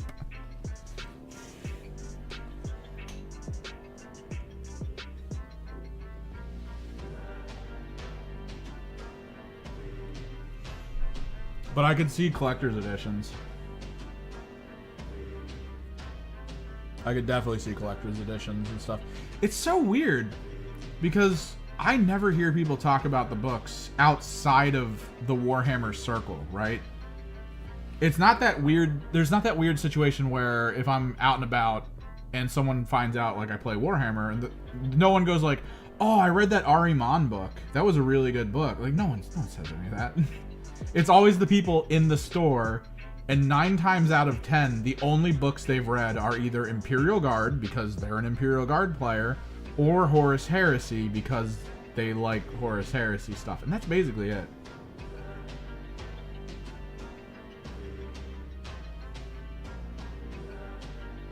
The GSC Primus? Second-hand price for the new... Oh, wait. Oh, that's right. There's supposed to be a new Primus, right?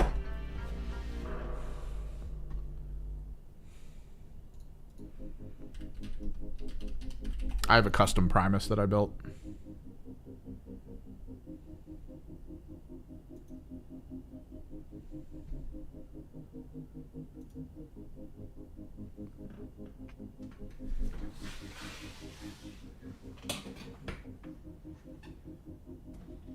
It's actually over here.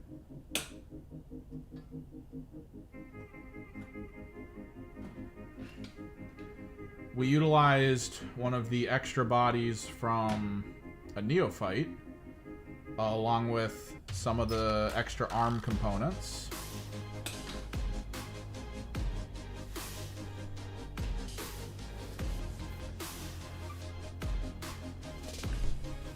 As well as a Termagant, I think, or a Hormagant. I think this is a Hormagant.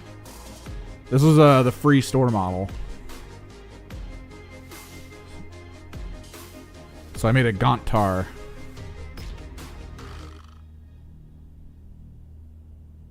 And that's my Primus.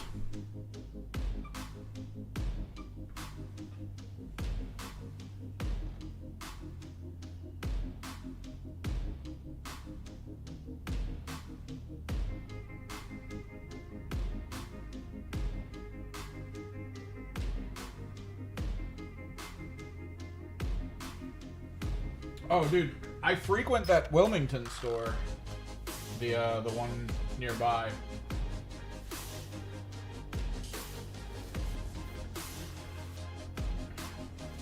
The amount of people who walk in every single day who have no idea what the thing is, what this whole thing is, who walk out of there usually with a box set is insane.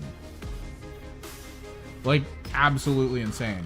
Space Marine 2 did a lot of work with it, too. Like, Space Marine 2 was wild times for Games Workshop products.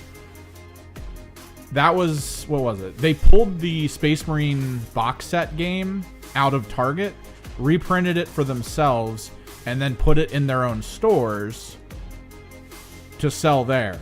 And I think the Warhammer store near here, I think he said he tore through in like a month. He tore through like 100 of them. Like, so many people were just buying it.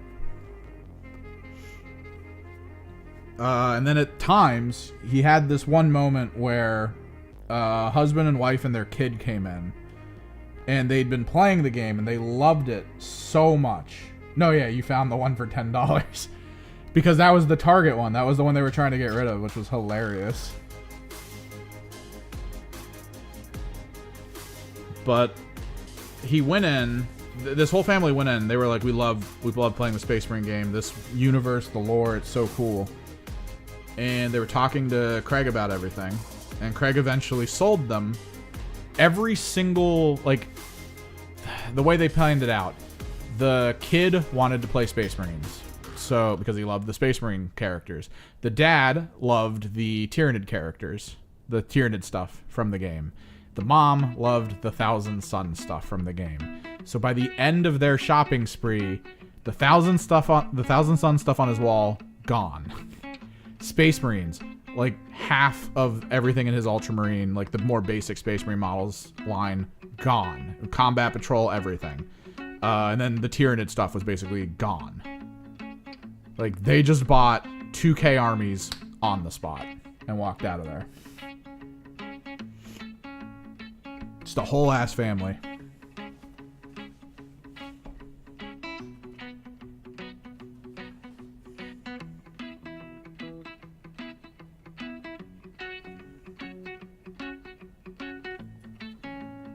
Last time I swung in there after the wedding last weekend, Craig was trying to teach a kid Combat Patrol, but he always solos that store, so he's trying to ring people out while teaching a kid Combat Patrol.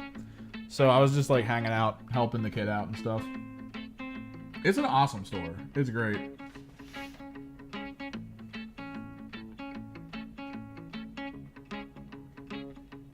Minimal amount of shitty people, so...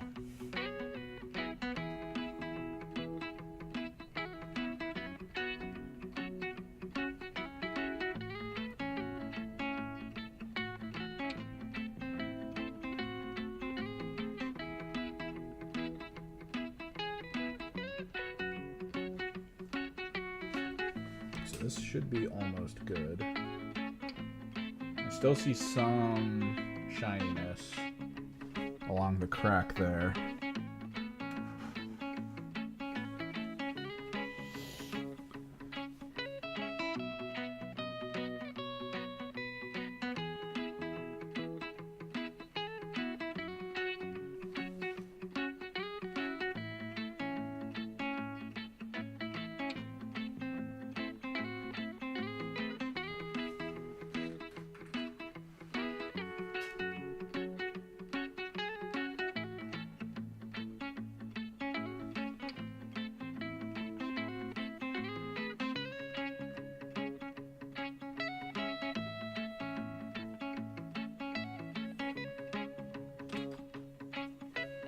We live in such a weird area for 40K though, Max.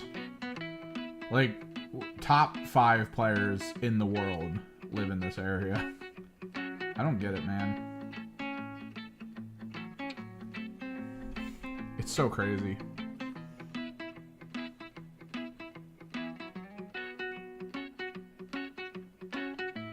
I've played against teams, like, the first... I had this major tournament. Not even, it did point. Dude, our area for 40K is insane. Our area for 40K is absolutely insane. Like, I did a 4v4, and one of the teams we went against had a top 4 player globally. Someone who goes to, like, the world tournaments and usually gets within, like, the top 5 range for winning. There's people who are world bracketed top 20. Dumpster Fire, which is a major team for like international play. I played them in a 2v2, I think. No, it was a 3v3. They went to a 3v3 area.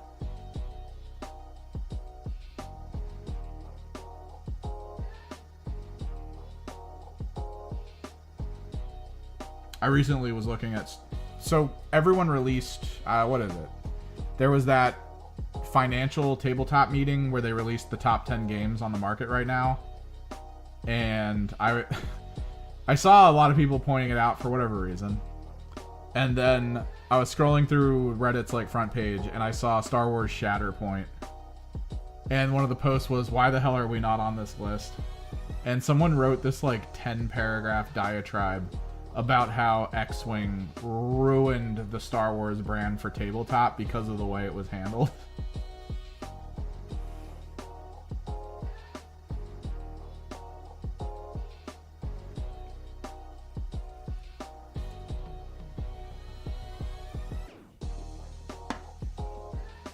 It was good.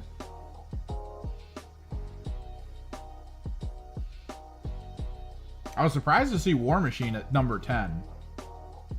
Like, considering what I've heard of War Machine and, like, how bad it was spiraling out of control and then having to be sold off to a whole other company, I was like, oh, that's crazy. And then number 10, War Machine. I was like, oh, shit.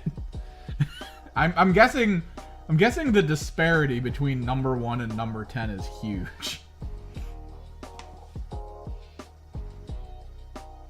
Marvel Crisis, I think, was number 4 on that list, right? It was 4 or 5.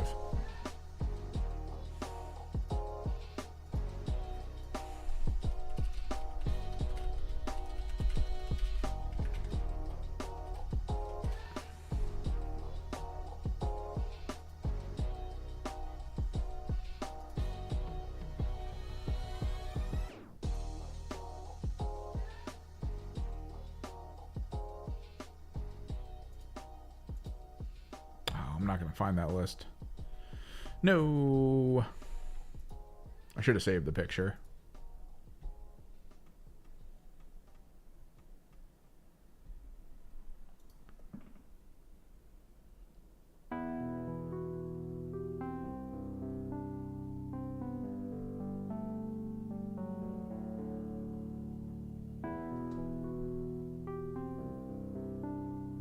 Well, I'm not saying the entry cost to get in. I'm saying, like, the sales, right? So Warhammer 40k was top. Age of Sigmar was 4, I'm pretty sure. It was either 3 or 4. I think it was 4. I think Age of Sigmar was under Crisis Protocol, maybe. I'm trying to find the list.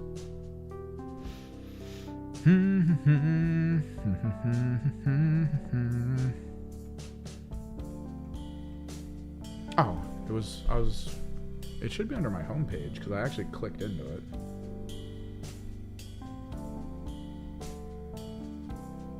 Yeah, here it is.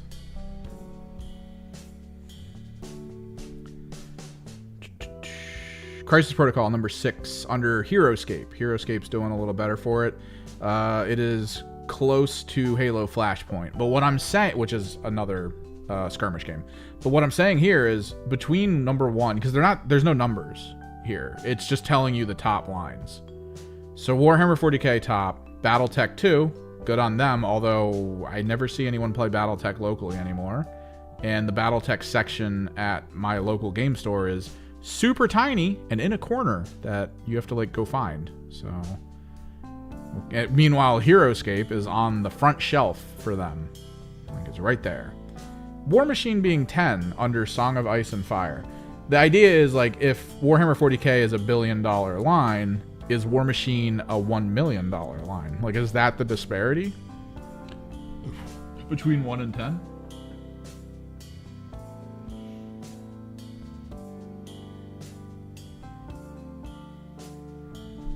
Like, if you're not in the top 5 or 6 even, should you be thinking of, like, shutting down your game? I love that the picture next to it is Kill Team. That's my favorite part about this. Is it's Warhammer 40k at the top, and then a picture of Kill Team, which I'm guessing is one of their higher selling boxes, because those boxes vanish almost immediately every time. Oh, 4th edition. What was it? Glass Half Dead started doing stuff with War Machine 4th edition because he wanted to play, and I mean, I was thinking of getting into it too before I saw the announcement of them shutting it all down and selling it off. But I gotta look into it again, because after they sold it off, I just heard that they weren't really doing much. But maybe they spun it back up and no one's really talking about it. No, yeah, the one store near me that still has War Machine, it's in the back on a shelf marked like 40% off.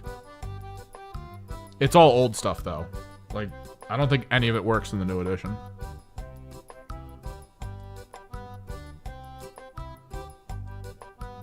Yeah, they tried to change it, I thought, over to having a select group of 3D printer people who, when an order comes in, they would select one local to the place where the order comes from to then print it, put it in a box, and ship it.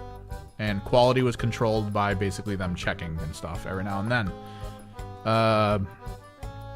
And like that was it. It was made to order, so whenever you ordered it, maybe you get it like a couple days, maybe you get it like a week. Who knows? Depends on how hard the orders are in the area and how many printers you have. But that was coming together shortly before they shut down. So I don't know how it is now.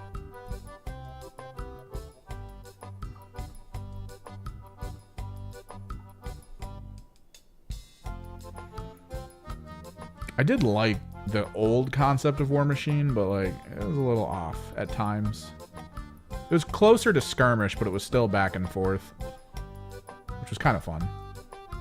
Friggin' the games against Aaron's faction was so rough, because my faction had like 0 bonuses in 90% of the things I did, because it was always like, are you in a swamp? I was like, no, I'm not in a swamp. And they were like, all right, you get no bonuses. It's like, you assholes. What do you mean am I in a swamp? Why is that my bonus? This guy just gets bonuses for being on the field.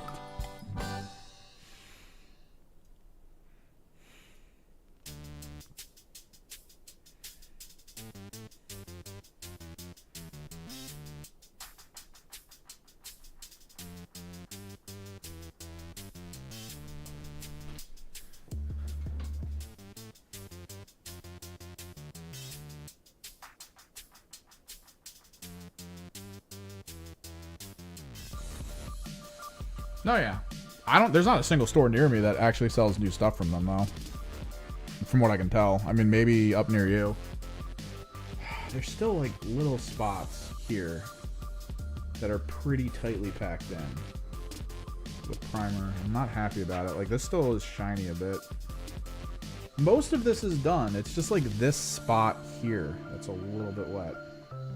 Everything else is... Oh, that's actually a clump.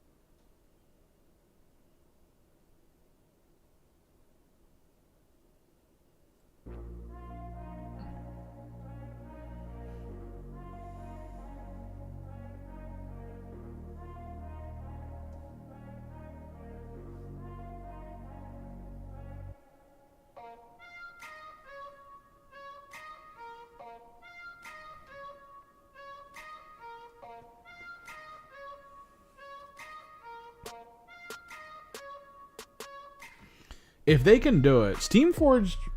What did Steamforged do? Why do they sound familiar? Like, I think War Machine needs to exist. It's one of those situations where I feel like almost every company that ever comes out that's like, we're going to compete with Games Workshop. They're not actually aiming to compete with Games Workshop. They're more or less just trying to get, like, a one-off deal of money and then, like, wandering off into the sunset. So that they don't have the headache of having to maintain a system like that over long term.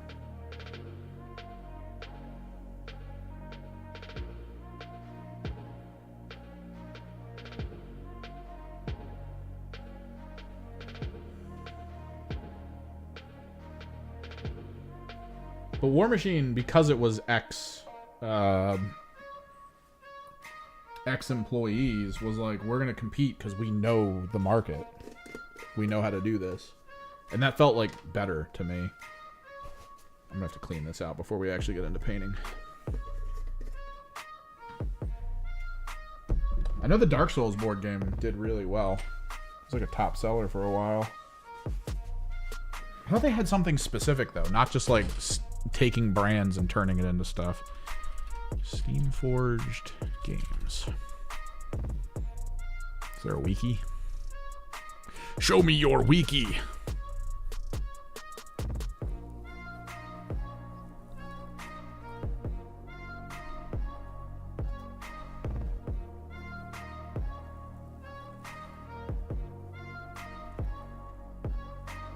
Oh, I don't think they have a wiki.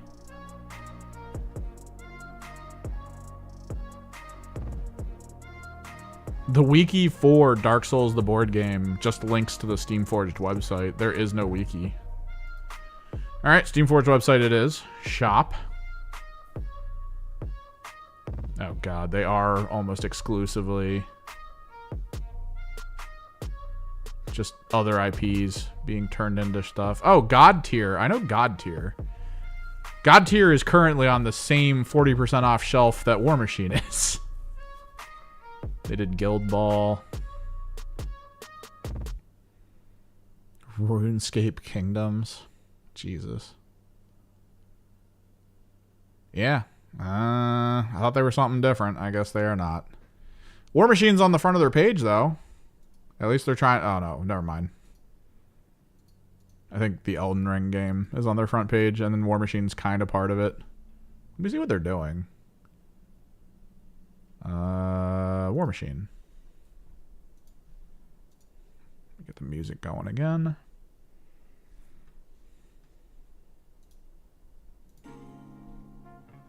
Oh, Cricks. The Cricks are back. Low stock, selling fast. The Crix Necrofactorum Auxiliary. God, these models do look really good. Oh my god, these models actually look really good. What sucks is these would 100% make for good stand-ins for Warhammer stuff. Oh, these models look really good. Were they bringing the Crix back? Is that why these are now out? Because none of this existed before. I guess, I mean, they got their hands on all the products. If stuff already existed, why not put it back up for purchase on print? Or whatever that function is. Because these models don't look anything like the Crix I was playing back in the day. Like, the little doggos look so much better.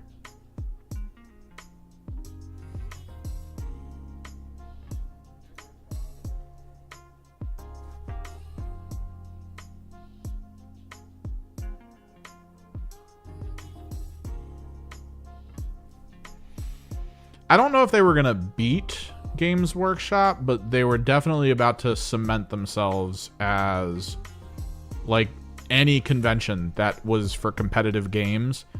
It would be, like, AOS, 40K, War Machine. Like, that would be it. And they would be on equal amounts of tables. Guaranteed.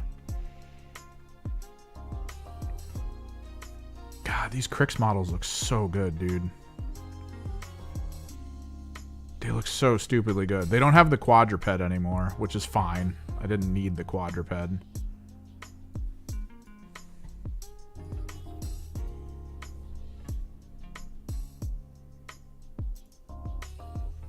But, like, holy shit, this looks really good.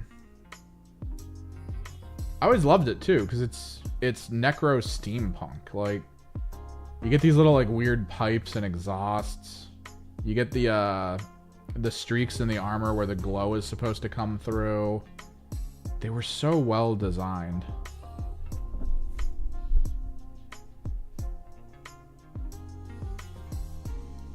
God, these look so good.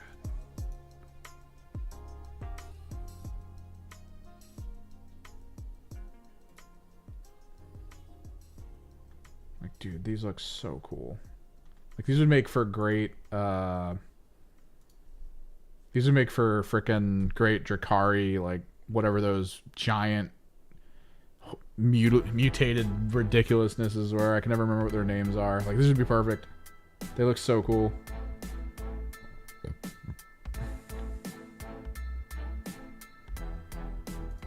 Their design team was definitely on point. I love that they did it this way, too, where they were like, yeah, let's put the smoke in. Whereas Games Workshop models would be like, all right, put the exhausts, but then that's it. Meanwhile, they're like, no, let's actually do the smoke. Let's do it. This just looks so cool.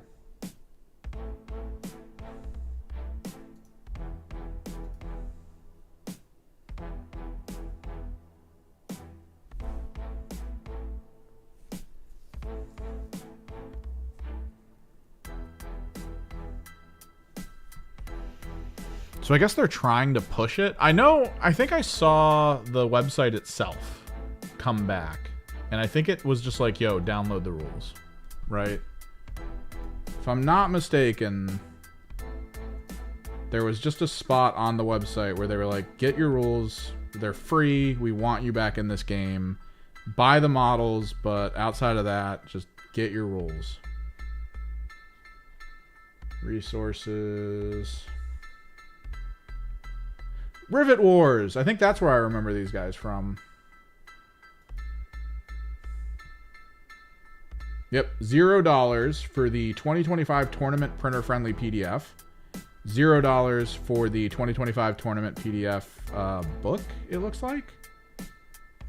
So they're just giving away... It's called the Steamroller Tournament. Game and pit their skills against... Steamroller is ideal for groups of 8 or more players. So this is the information for how to, like, handle a tournament? What's this?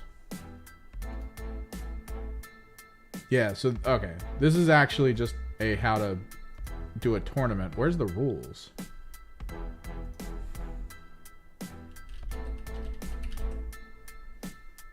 War Machine.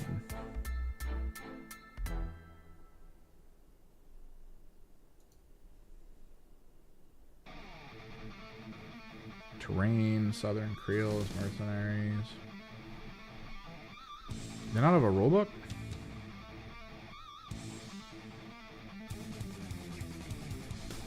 Yeah, so they have 2 PDFs, and I don't think either is an actual rulebook.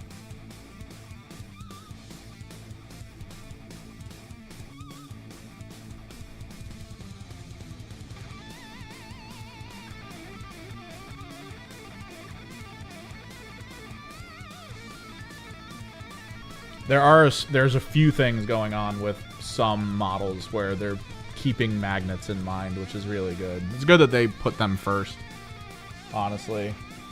So I'm guessing they want you to just download the app to get the rules.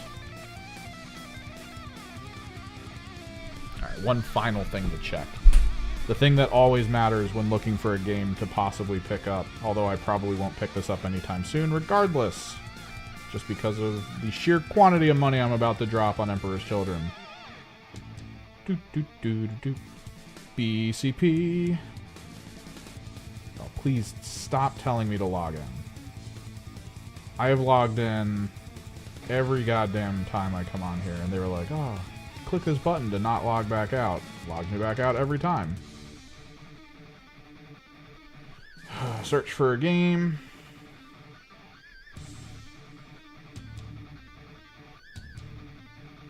Can't search for a game without an account.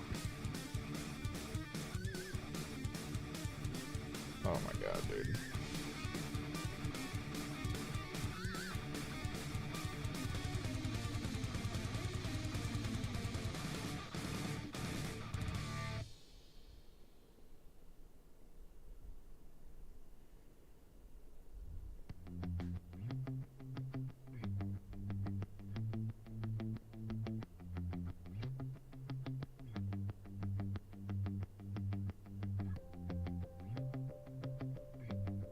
I hate BCP. Just want to sign in. Thank God.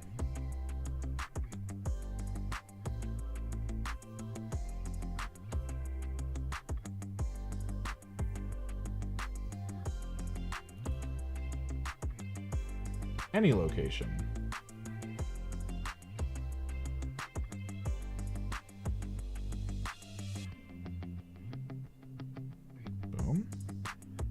I'm going to do 50 miles, exclude online, for the next foreseeable future till August, the end of August. Game system. They still have War Machine under Privateer. Let me see if they have a Steamforged Games section with also War Machine. Don't think they do. Guessing they're going to keep it under Privateer for at least a little bit.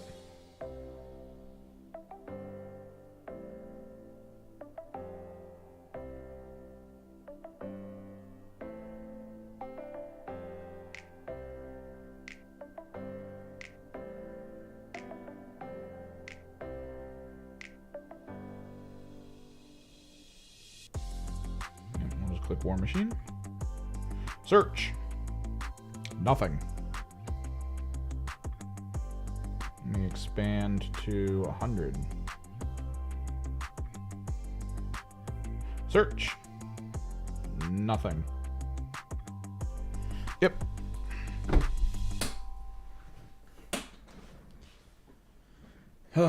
No events. Dude, this white primer up here needs to dry, like now. It's the only spot where it's still wet. It's just like right there.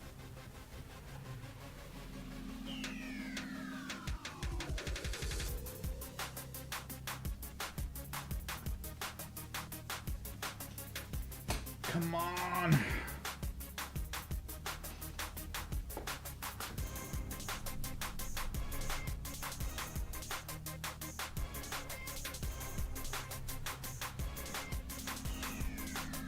Have you played God Tier Max? I've seen stuff for it.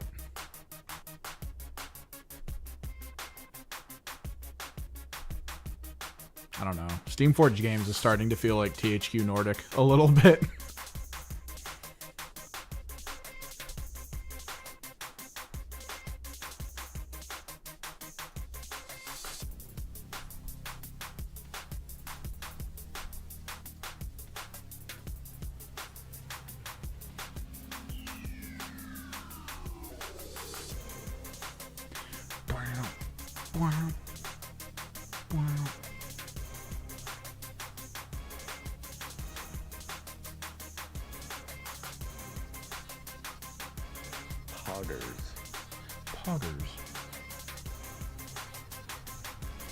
The box art for it's horrible. But I remember at the same place where they had all the old War Machine stuff for 40% off, they had boxes of God Tier next to it, and now it's apparently the same company that owns that. And it was weird. Like, one box had a bunch of what looked like cybernetic creatures, and then another box had like a tree creature and some dryads, and it's like, what is this? What hodgepodge of insanity?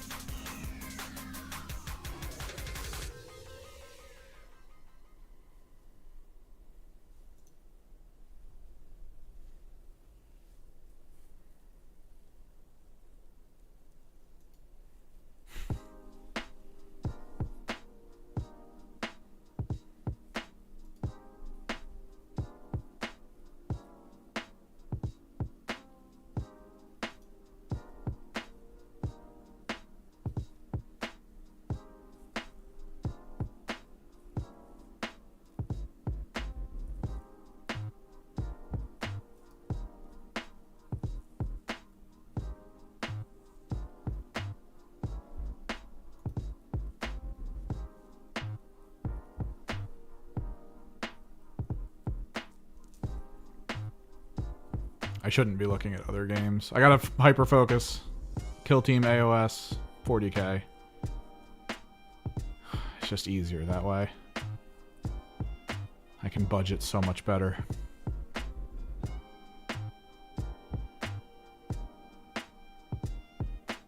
Which sucks because friggin' the store near me, like the one store near me, man, like the only thing anyone there plays anymore is Star Wars Unlimited. It's like the least interesting looking game I've ever seen, and they're like, oh, I gotta play Star Wars Unlimited. That's their most rabid fan base on their Discord. Outside of that, it's Pokemon Magic, just like usual.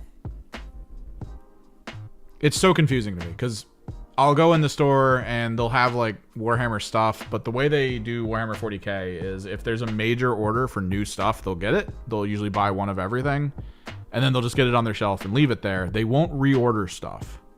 They rarely, if ever, reorder stuff. They do not have any Thousand Sun stuff on their shelves.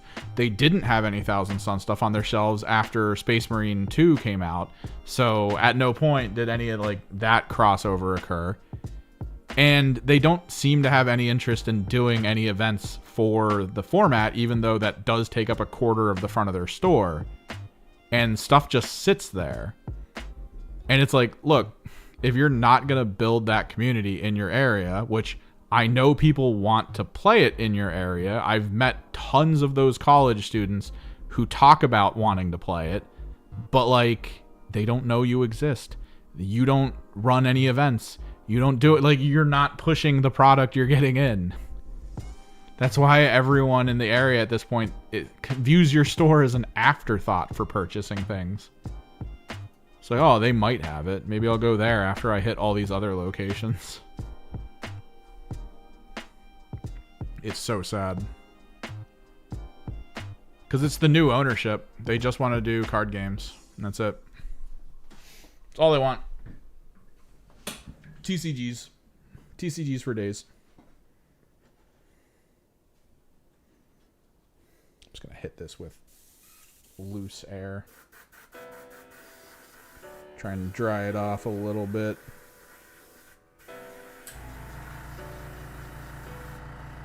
Dry, god damn it. It's so close. It's literally like this corner.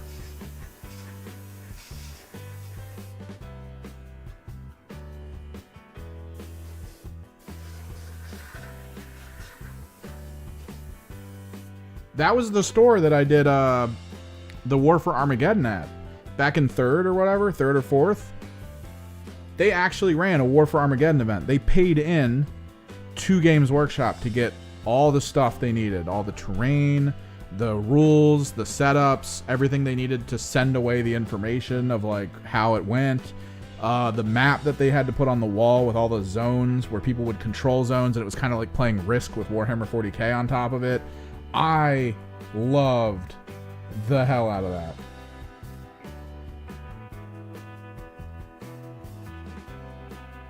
Wait, what are you talking about? The 2-player starter? What are you referring to?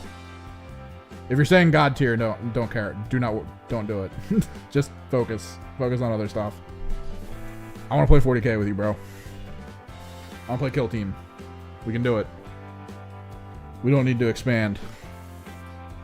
We still haven't beat Mice and Mystics yet, and Rand wants to start doing board games at his house, like once a month. So if you have a collection of board games that are like 4 to 6 players, maybe make a list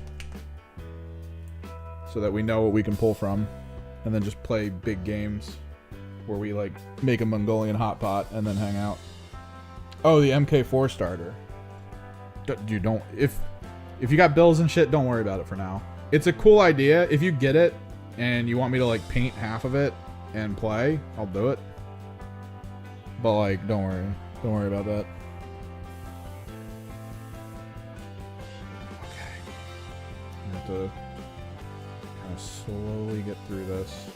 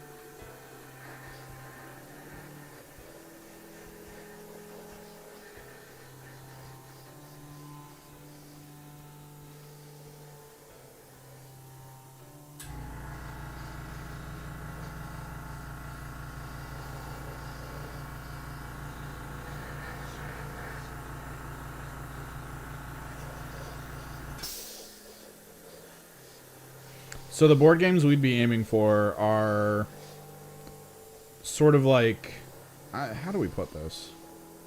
Not necessarily like in-depth board games, I'm pretty sure.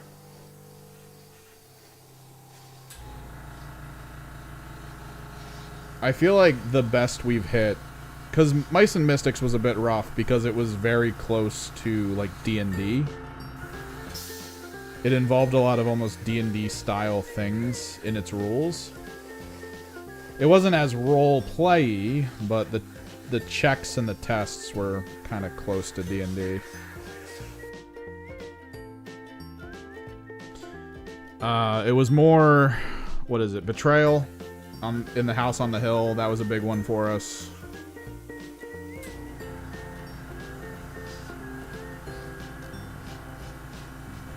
Like, I think a lot of, like, weird RNG things. Although we might... Honestly, if it's going to be Aaron and his wife and stuff, maybe we'll, like, initiate with maybe something more, like, card-related. Almost like Cards Against Humanity, but maybe different. I think I talked Rand into looking into maybe, like, Munchkin or something. Kind of something more basic.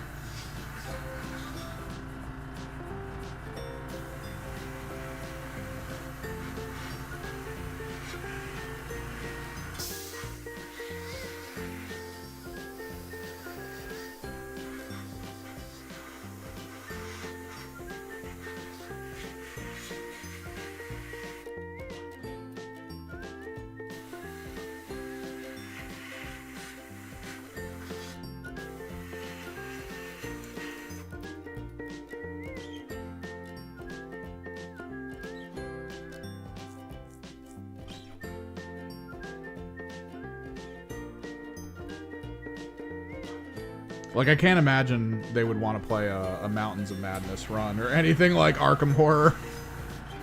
I don't know if a game where you're probably not going to win, a game designed to kill you, is probably not a game that anyone will be interested in hitting up.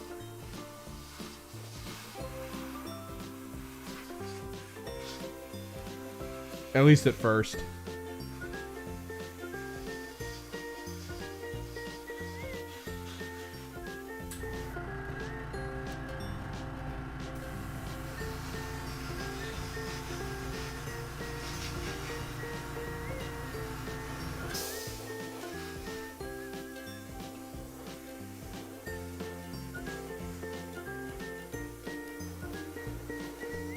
Like, I don't think it would be like the old days of Aaron being like, yo, let's play... what was it? What did you guys... Were you playing it with him? The Cyberpunk one?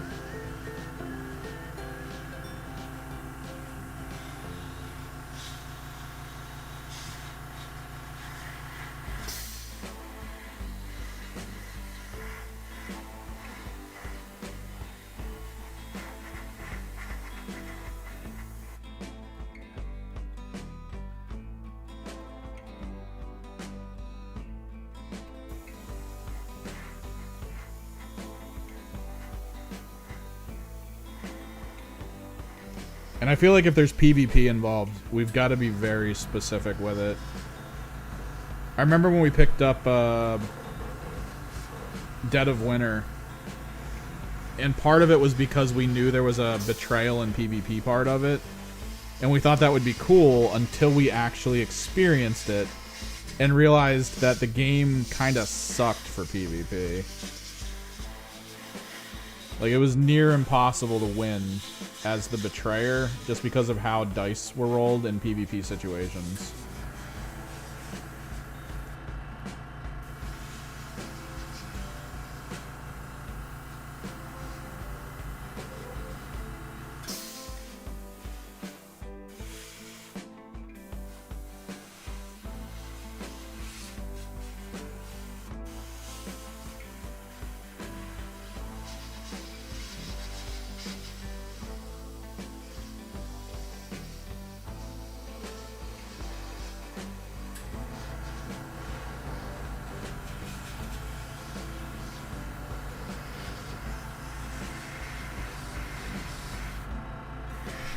I remember Ridgely wanted to start playing board games with us forever ago. And I took him to Days and Nights, the one store.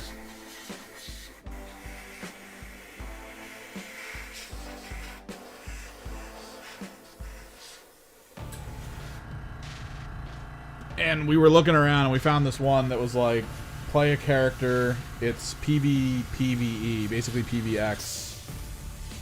And it had like all these cool mechanics for like loot and stuff. And I was like, oh, we could probably play that. Because it actually sounded like it would have been fun for PvP. And then when it came time to play it, he was like, alright, let's just play but not do any PvP. And that was like 80% of the game.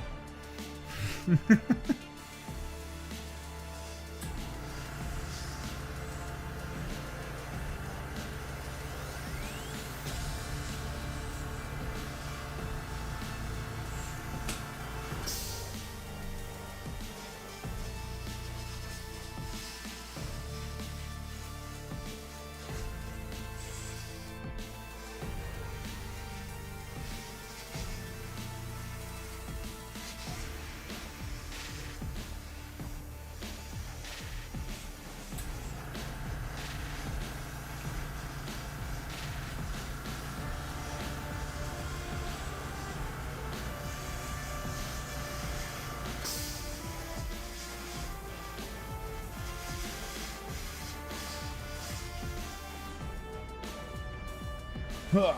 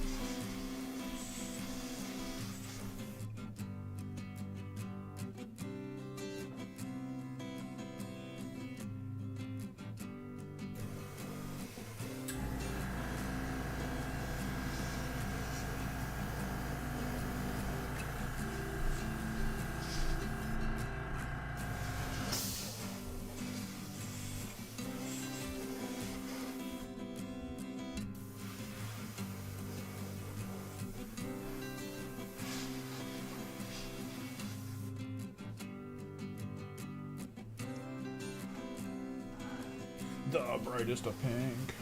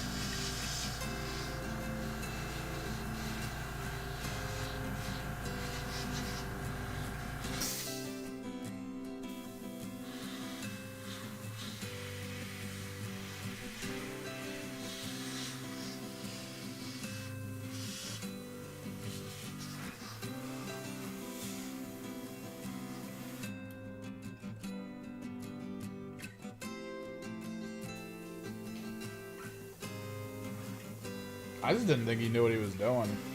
Like 90% of the time when we played games, it just felt like he didn't really care about the rules or the systems or anything. It was just like wanting to be in a room with other people. So like, it's just a different way of approaching it.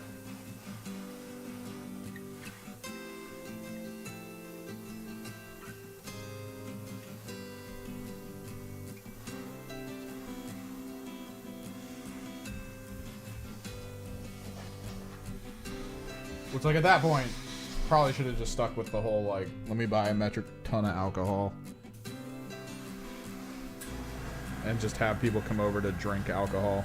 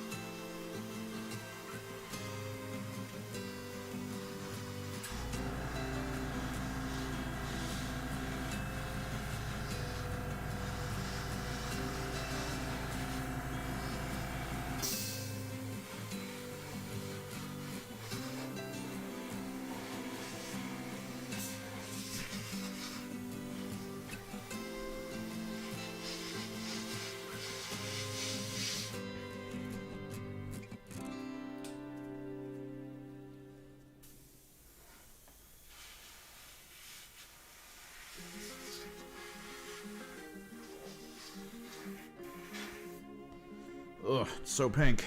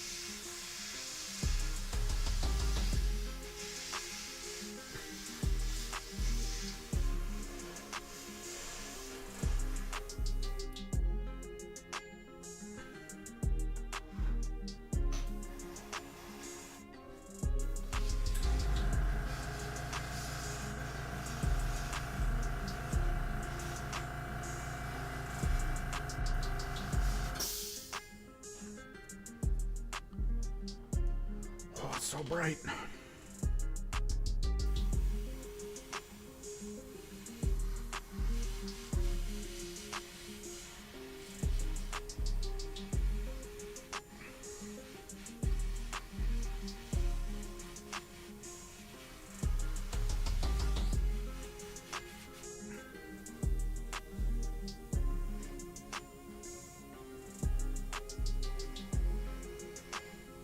Did I turn the pressure down for this? I don't think I did.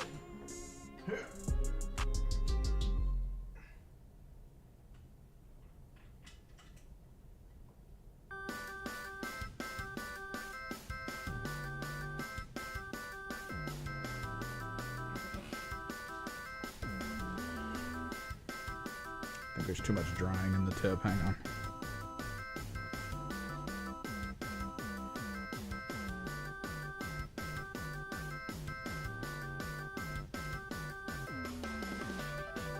I feel like we're going to be leaning into at least a decent bit of cheap card games, because I've seen a few of them. There's a whole wall at one of my local stores of just like $10 to $15 card games for like 6 to 8 people. It's pretty decent.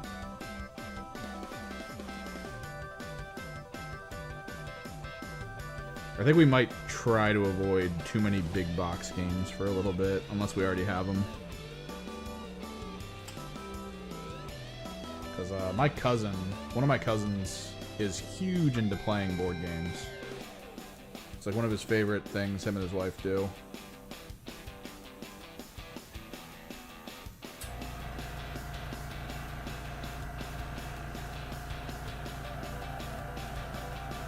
And he has a whole side of one of his rooms in his house, and it's just all big-ass box games.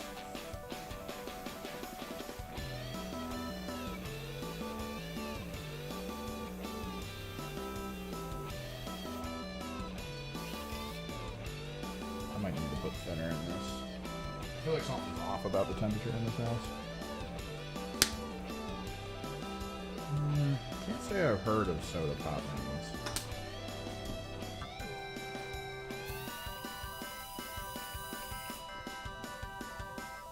There we go.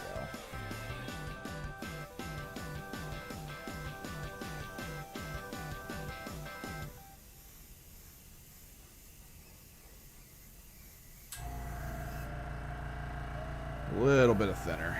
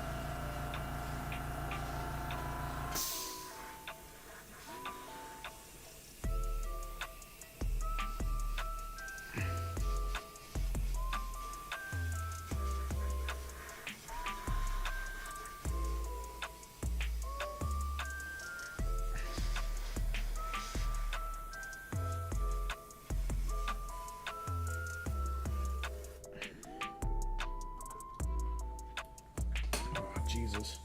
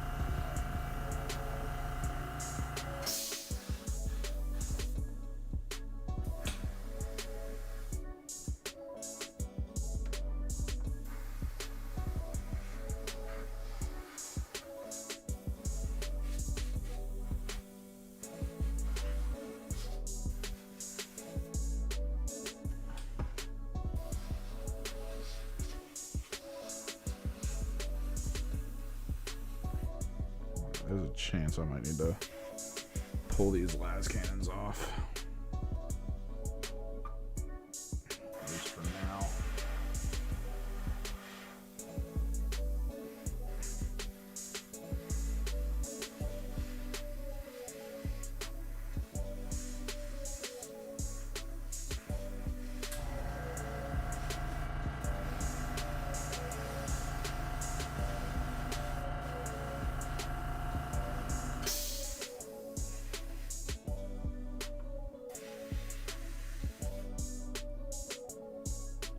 Until I get enough of this pink paint on it.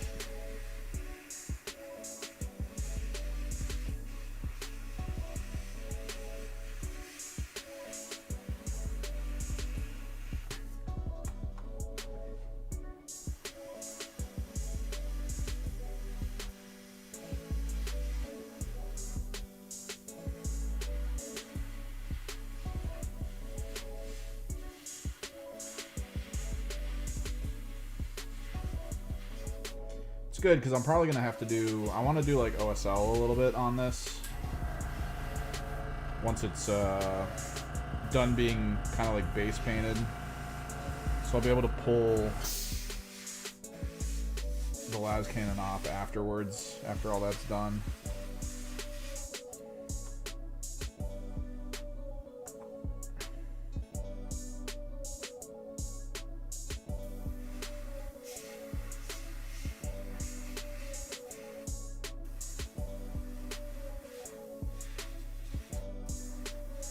Make the barrels look like they've got some glowing heat on them.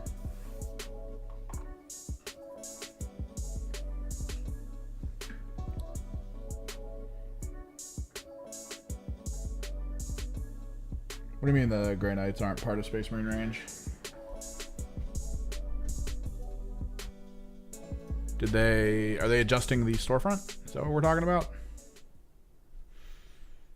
Yeah. Ooh, Heresy Thursday. That's a sick looking model.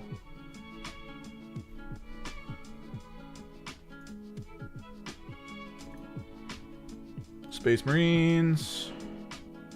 Grey Knights. Yeah, what are we talking about? I click Space Marines, I click Grey Knights. Where are we going?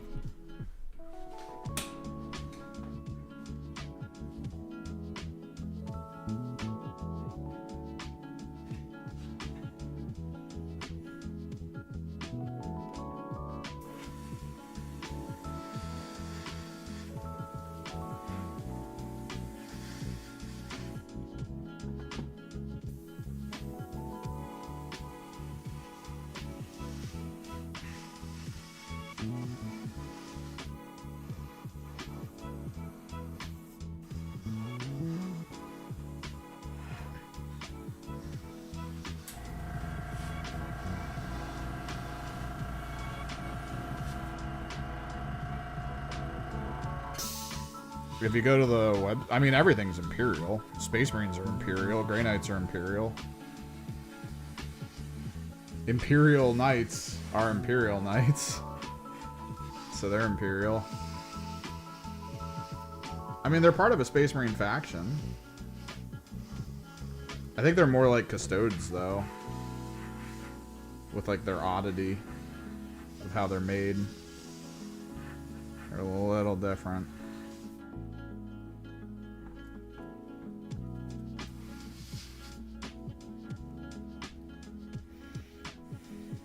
If you're talking about the Inquisition, they're in the Inquisition, the Agents of the Imperium Codex to help out. They're kind of like how demons are, or how Yanari is, or demons are gonna be supposedly. We'll see what happens. Demons are still up in the air as to what's gonna happen with them. I think they're a little bit off.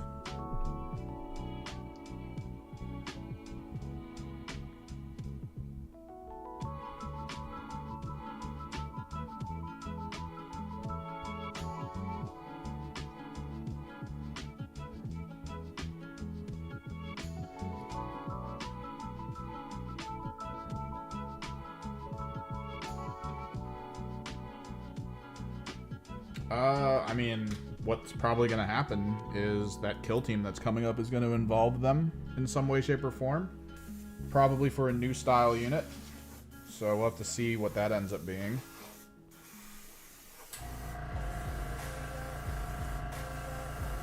I've always wondered what they're going to do with a Grey Knight kill team again. Because Grey Knights are a little too elite, I think, for kill team. So whatever ends up happening with Grey Knights in Kill Team isn't going to feel Grey Knight, right? Like, it's not going to feel like a hyper-elite squad. So I'm kind of interested in what they come up with.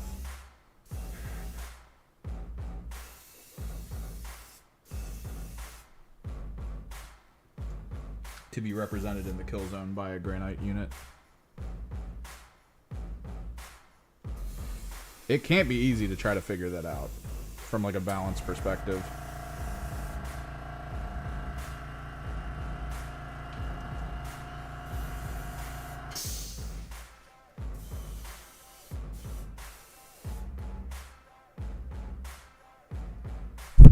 Yeah.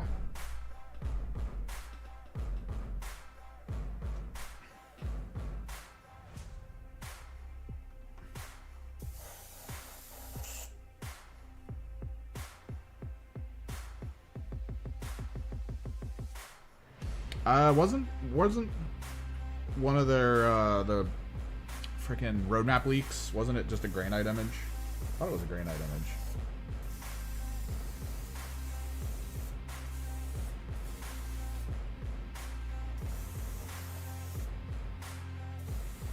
I say leaks, but really it's just them trying to do a rumor mill image.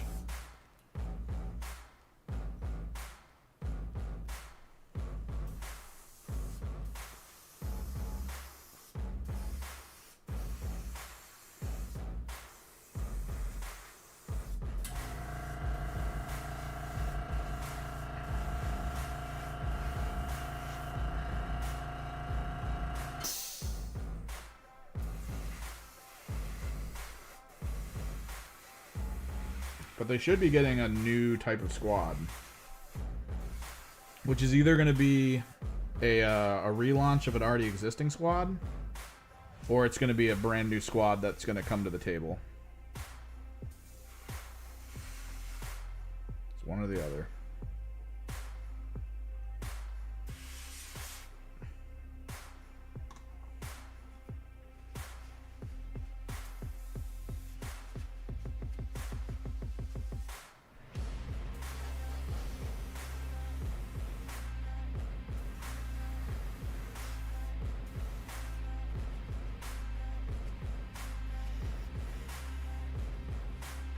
Chaos Knights is, but that's actually a little bit up in the air, I think, for what they showed.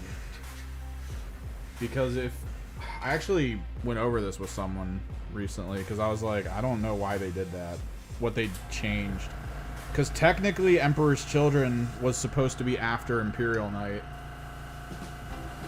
if the last roadmap they showed was actually like proper, right?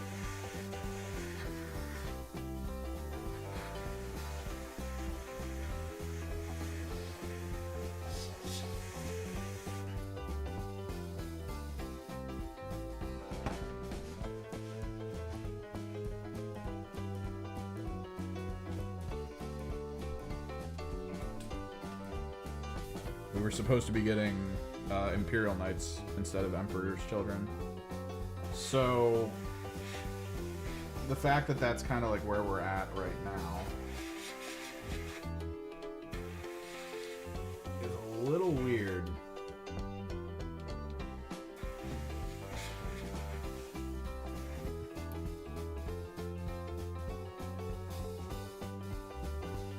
It's so pink.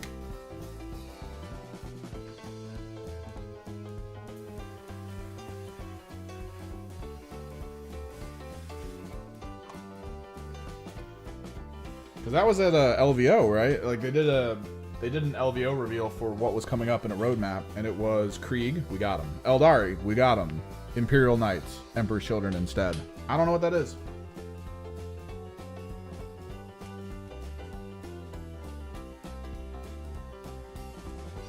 So there's probably a fairly good chance that that Chaos Knight showing is just General Knights, right? Because there's no way you release the Chaos Knights or Imperial Knights Codex without the opposite faction. There's so few data cards in that line that you might as well just do both. Just balance them both. Get them out there.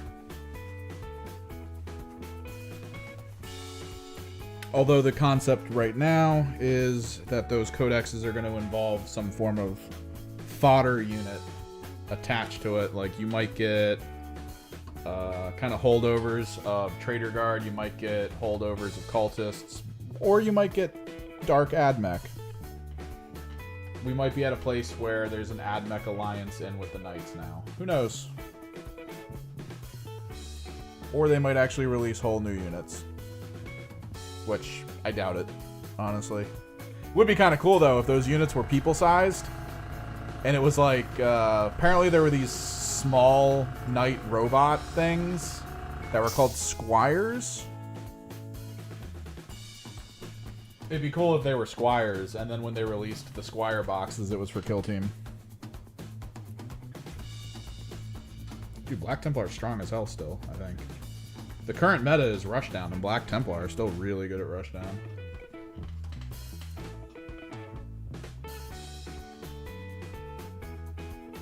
I think one of the leaks I think looked like Black Templar. I know one of them was straight up Salamander.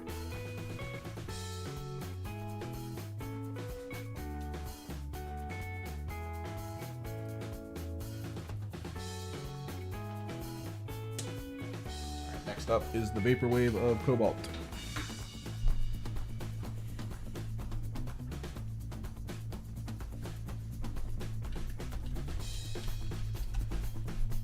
Pull up this roadmap here real quick so we can take a crack at it.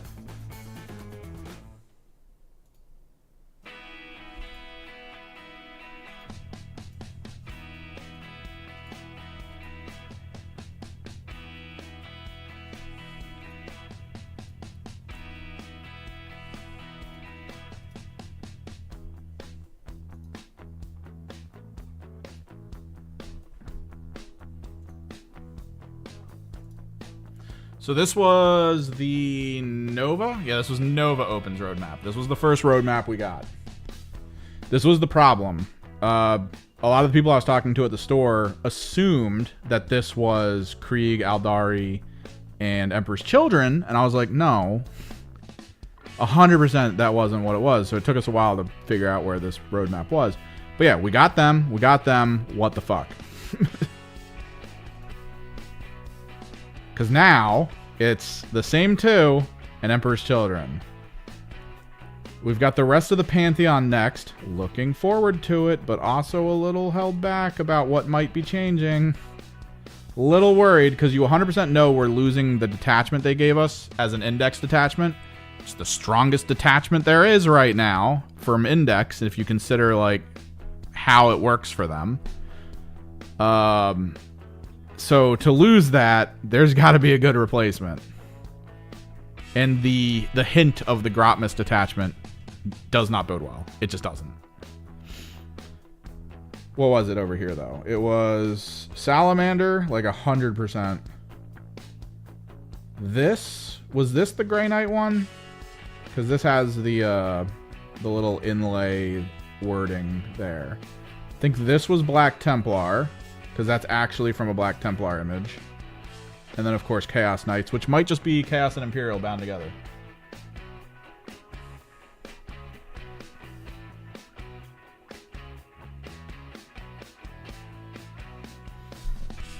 So a lot of Space Marines, and then most likely Imperial and Chaos Knights.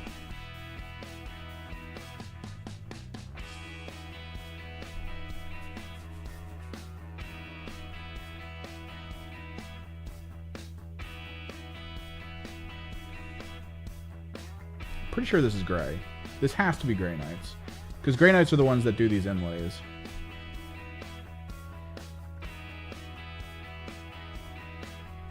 And all these are based after images that already exist. So let me...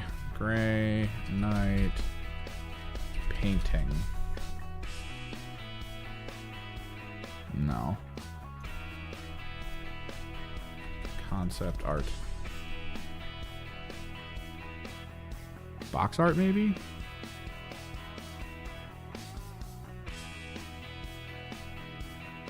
It's whatever those giant paintings that occasionally Games Workshop puts out is.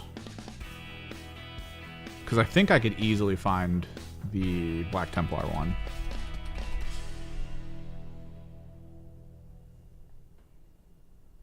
Ninth edition Codex. Yeah, that's I think that's what it was. Black Templar Codex cover. Yep. It's 100%. Open image. Ta-da! Ta-da! What was it? Grey Knight Codex cover. Maybe not.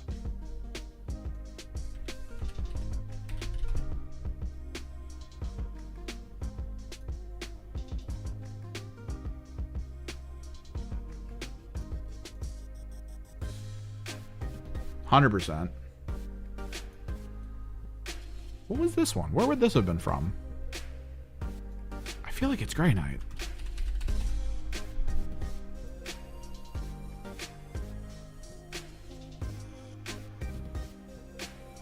Oh, yeah, no, there it is. That's the leg. That's not a shoulder. That's what's throwing me off.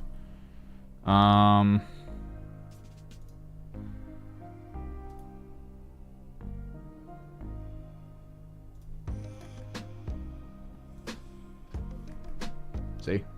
It's his leg.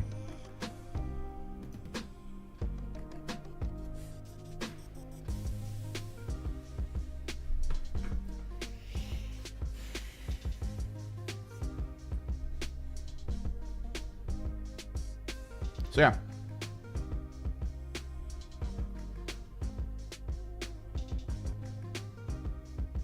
I think Votan are going to be at the end of 10th again, which is sad, but also, yeah.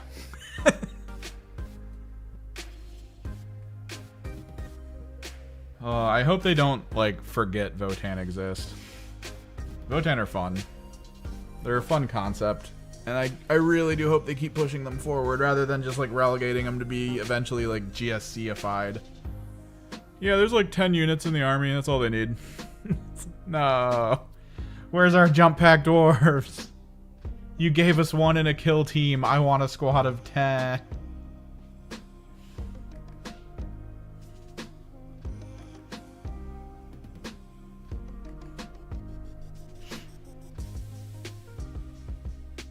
I hope they don't fumble the Thousand Sun Codex. I really hope they don't. Supposedly we're getting a single automaton unit. Like a psychic automaton. That's going to be what we're going to get. I don't care if they like shave random tanks out of our army.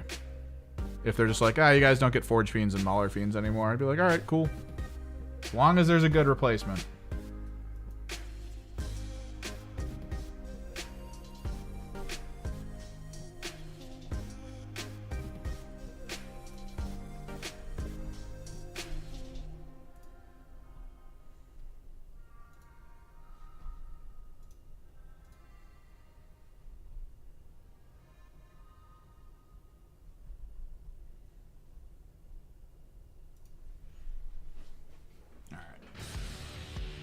Oh.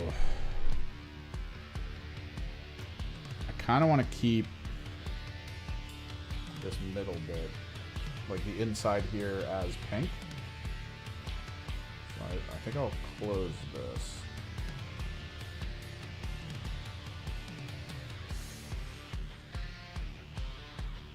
Still a little wet though.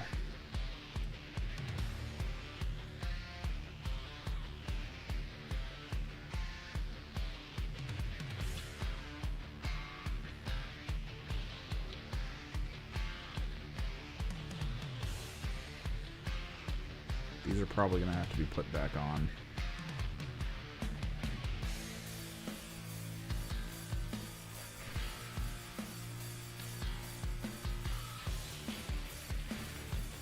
God, it's still so wet.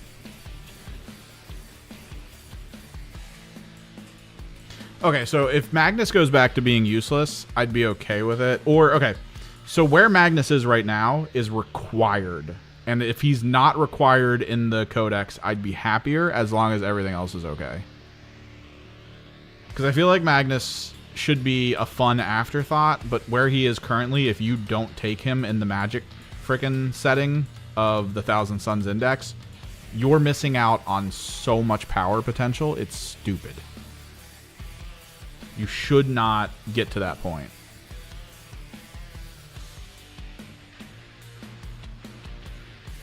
But if they expand the more basic units and maybe improve on the Cabal Point function, I genuinely think they need to take another look at the Cabal Point function and go, it's not fun. The fact of the matter is they had to heavily nerf it into the floor, and then they never changed cost values or how you generate points, and it's not enjoyable.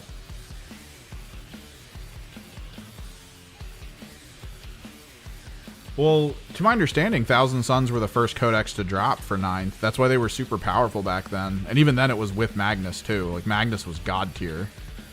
But then Power Creep came in. I feel like they've done a little bit better with Power Creep this time around. I mean, they've definitely hit some speed bumps with it. I'll give them that. But the Power Creep was just really bad in 9th. Thousand Suns worked until the next codex dropped, and then that was the best, and then it kept doing it over and over. The next codex, better. Which is just, it's kind of a way of writing rules that's not the best, right? You're writing more under the concept of, I want the next thing to be interesting to make people want to purchase it. It's kind of a dumb way to do it in tabletop that's this expensive, though. Because, like, if you release the first codex and it's strong and all the meta chasers buy that codex and a bunch of those units to try to get them together for tournaments, but then the next codex drops and it's stronger, and then they have to buy that, and then all those units, that's not sustainable. No one's going to want to keep doing that. I kind of like the Grey Knight flavor now. I like that they're basically Space Marines but demons. Because they have the same rule as demons, basically, uppy-downy. Demons are heavily uppy-downy. It's just the detachment is uppy-downy. The team rule is more warp control-y. And then Grey Knights are uppy-downy. And their detachment is a little bit more like personal power. I like where they are. They just need to expand on it, make it more interesting, maybe. Like, maybe if they get uppy-downy, something happens in the area.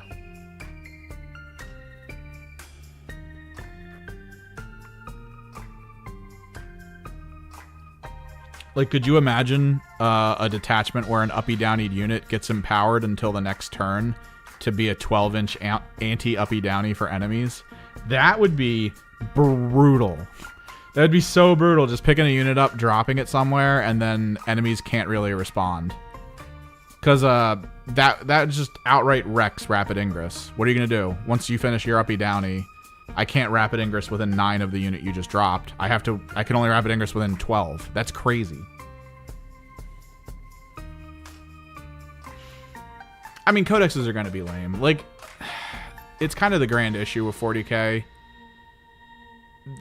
They can't go the Warframe method of, we're going to make everything god tier. That would be the worst game ever. Just every single game, every unit on the field is just, no, I'm going to roll millions of dice. It feels so good to roll these millions of dice, but then the counterpoint is that your opponent rolls millions of like save dice that prevents everything anyway, and it's like, oh, what are we doing?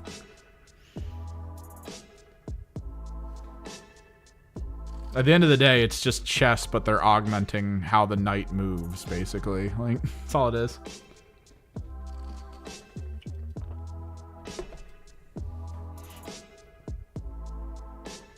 Sure, it doesn't feel good when Gilliman dies to a squad of immortals.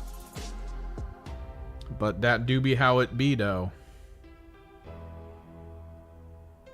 I'm going to be fully interested in trying to play Fulgrim properly. Those stats for Fulgrim, you've seen the leaks, right, Max? You've seen this stuff? Because the Fulgrim leaks were great. I actually really like Fulgrim's stats.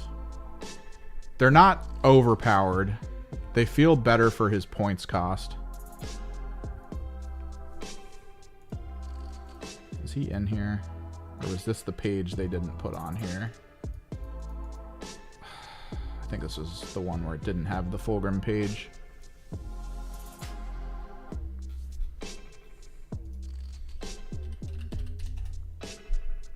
You didn't see Fulgrim yet? Okay.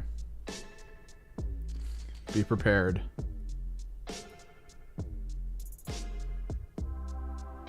Ew, garbage. Okay, so this is super blurry. But nah, there's got to be a better one. Hang on. Fulgrim. Data sheet.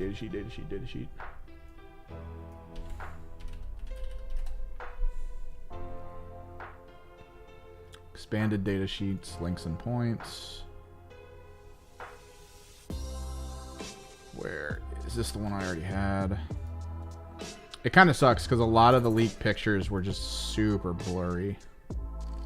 So Fulgrim Codex points is 385, which is pretty low for what I was kind of expecting, but then seeing his stats, it's fine.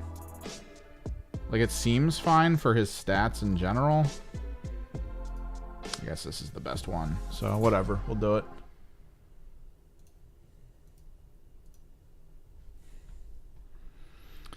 Ranged attack, sustained 1, 12-inch, 6 attack standard, hitting on 2s, strength 8, AP 2, damage 2. Space Marine teched for murder.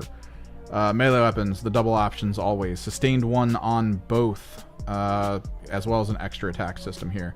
So you get the anti-tank, which is 6, 2, 14, 3, D6 plus 1. Pretty basic, kind of just a slightly stronger las cannon, which is neat with the sustained 1 potential, which ties in decently, I think, with that demon army function of making it so that if you already have sustained 1, you get crit 5 on hit, which is pretty good.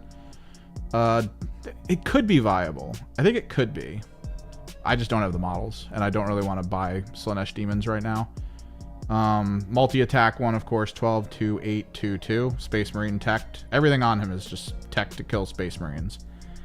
Whereas most Primarchs and stuff that have that triple Primarch ability choose in the command phase of the start of their turn, he actually chooses at the start of the opponent's command phase, not his own. So he only gets to choose then. Anything he shoots or fights, he gets to pick one of, and that one thing that he shot or fought suffers D3 mortals every command phase after a test of a 4+. So he can multi-poison just tons of squads right away. 2 squads every turn, potentially. 3, I think, in your shooting phase and the fight phase. So this is the kind of the trick. In your shooting and the fight. So in theory, every overall turn, he should be able to poison 3 things if you send something new in to fight him. Or if there's something next to him that he hasn't poisoned yet for your fight phase. He has the ability to subtract 1 from hit rolls of attacks that are coming in on him. Or fight first. He can go fight first if he wants. And then he has this aura that is... if you fall back. It's the anti-fallback thing. It's stupid. No one really likes anti-fallback. This could work, though, in the demon one, because the demon one also reduces test results, but like differently. I think in specific situations. Dude, this would be a good fight with Black Templar, because Black Templar are strong enough that I would be scared of just sending him in. How much of... Okay, while we wait for this pink to dry, how much of the Emperor's Children stuff have you seen? Any of it? None of it?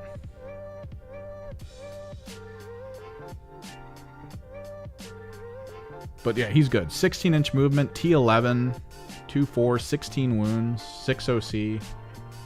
And you have to understand, Thrill Seekers, to my understanding, is if you advance, you can shoot and charge if on an advance or fallback.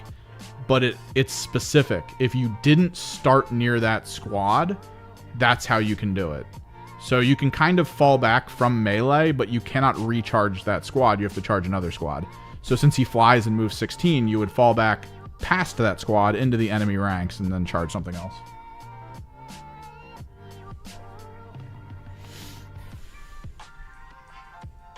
So you've seen 0%. All right, hang on. Let me pull up the general data sheets. We'll go over it again. I know some people in chat were here when I went over it the first time, but we're waiting for pink to dry. So this is the Lord Exultant. This is the guy that comes in the box set and the combat patrol. Decent stats, man. Most of the stuff in this army moves 7 because it's Slaanesh, which is great. T4, 3-4. Like, this is pretty solid for leader stats for armor. 5 wounds. Just generally good. Screamer Pistol, which is teched to kind of kill Space Marines. AP1 isn't great, but most of what you're going to experience in this army is Ignore Cover. It's usually a blend of Ignore Cover, Sustain 1 potentially, and a lot of melee with precision attached to it. Alright? So, like, these guys are assassins. It's so good. The combo, I think most of... I'm going to have one Lord Exultant with a Phoenix and a Rapture.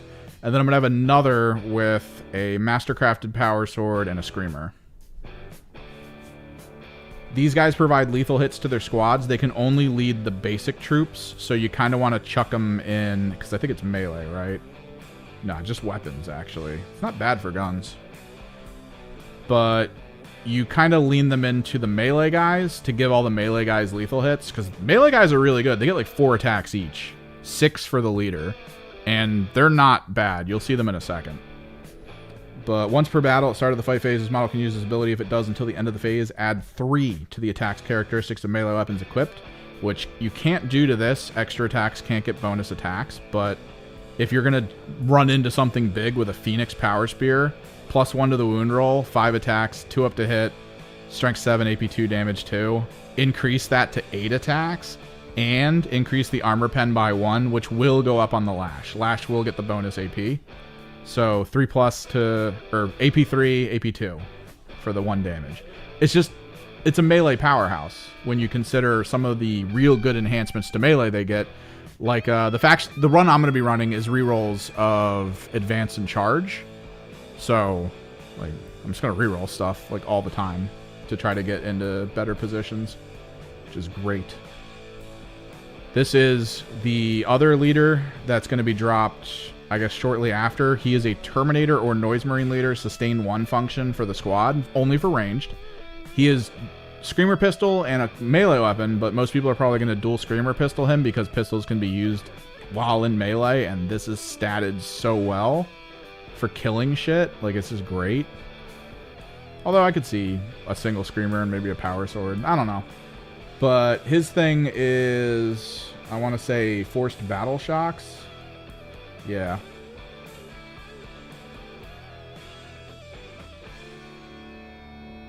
You roll 3d6, and then for every 4+, it's Mortal Wound, and then if they take a Mortal Wound, they have to take a Battle Shock. He's okay. The cool thing is this, although if you're in Noise Marines, you're going to be taking damage on the stat line of the Bodyguard. So this is kind of an issue with him. If you get hit with precision and you're in a Noise Marine squad, the precision shots roll against T4, not T5. When you target him, though, he gets to take his save. So, I mean, you at least get the 2 and 4. But, like, he's really good. 6 wounds, he's fantastic. I don't want to put him in a Terminator squad. I don't even want to run Terminator squads, and you'll see why in a bit. Dude, they are a melee blender. That's all they are. The Sorcerer is kind of interesting, but he's probably not going to be used that often. He has the hit slow, like the shooting slow. His shooting attack is actually kind of good, too. D6, 3, 6, 2, D3. Like, this isn't bad. This is decent. But in general, he provides his squad the benefit of cover. He can be in a Noise Marine squad. He can be in either of the battle lines. But, like, none of this is that interesting. Maybe in Noise Marines if his points values are fine. Because if he's in a Noise Marine squad and he slows a unit from max range, if your Noise Marines max range attack something at 18 inches, this might be useful. If there's nothing else nearby. It could be useful, but I don't know. Cacophonous at sustain 1's good. Both Demon Princes actually good. Because they do get the movement stat increase, which by the way, 6, even though he's a Terminator, I think it does slow down the Noise Marines. 7, so you're already moving faster. T10, like they get the basic stat lines plus the extra movement that this type of thing gets. But their abilities are actually good. Like the on-foot Demon Prince, if he's within 3 of a nearby infantry unit, he gets Lone Op. That's extremely strong for something like this. He gets his aura that increases armor pen on units that charge. That's really good for every unit on the army. If he charges in with a squad of the friggin' Flawless Blades, their AP goes up. That's just so good. And then if he's destroyed on a 2+, he has a built-in fight on death. He's a great unit, in my opinion. He's a really good unit. And then this guy gets Charge Mortals, which everyone loves for the Winged Demon Prince. Charge Mortals. And then subtract 1 from damage passively. This is the same exact thing that friggin' Magnus uses with his Primarch ability to just reduce the damage of incoming attacks by 1. That's really good, and he just gets it all the time. These are great Demon Princes. These are, like, in my opinion, top-tier Demon Princes. Flawless Blades. These are the actual blender. Now, let me run you through this, since you haven't seen them. So 8-inch move, which is already insane. These are going to be in my Land Raider, so they'll have the assault ramp, so the Land Raider can move, these guys can hop out and charge. Which is great. 3+ save, 5+ invulnerable, wounds 3 each. They're toughness 5. This is insane. These are fantastic stats. Bliss Blade, melee, 3 attacks per, 2+ to hit, strength 6, AP 3. Like I said, it would go to 4 if you're involving the little benefit you get from that Demon Prince. 2 damage per, tech to kill an average Space Marine. Now, where they get fun is this. Each time this unit fights, you can claim it's gonna get its bonus from this. You don't have to. This is basically hazardous. But it makes it so the wound rolls crit on a 3+. Now, you're probably noticing no dev wounds here. But still, a crit of a 3+ means against Knights, hitting on 2s, wounding on 3s. Against Terminators, hitting on 2s, wounding on 3s. Even if you have the thing that goes like, oh, if your strength is higher than our toughness, it's -1 to the wound roll. Fuck that. Wounding on 3s. It's a crit. Doesn't matter about the minus. So, like, they hit on 2s, wound on 3s. Lucius can lead this squad. This ability says the squad does this. So Lucius gets to hit on 2s and wound on 3s. If you do not kill a unit with this, you have to lose a model. That's actually a thing. If the unit that you're attacking survives, you lose a model. This phase, no enemy models. Yeah, so you can kill like 1 model out of the squad and you're fine. But if you go in on like a Land Raider to try to kill it with this blender and the Land Raider happens to survive, you lose a model. Chaos Spawn. The Chaos Space Marines Chaos Spawn lost their OC but kept their... they did something else here. They didn't even have the heal anymore.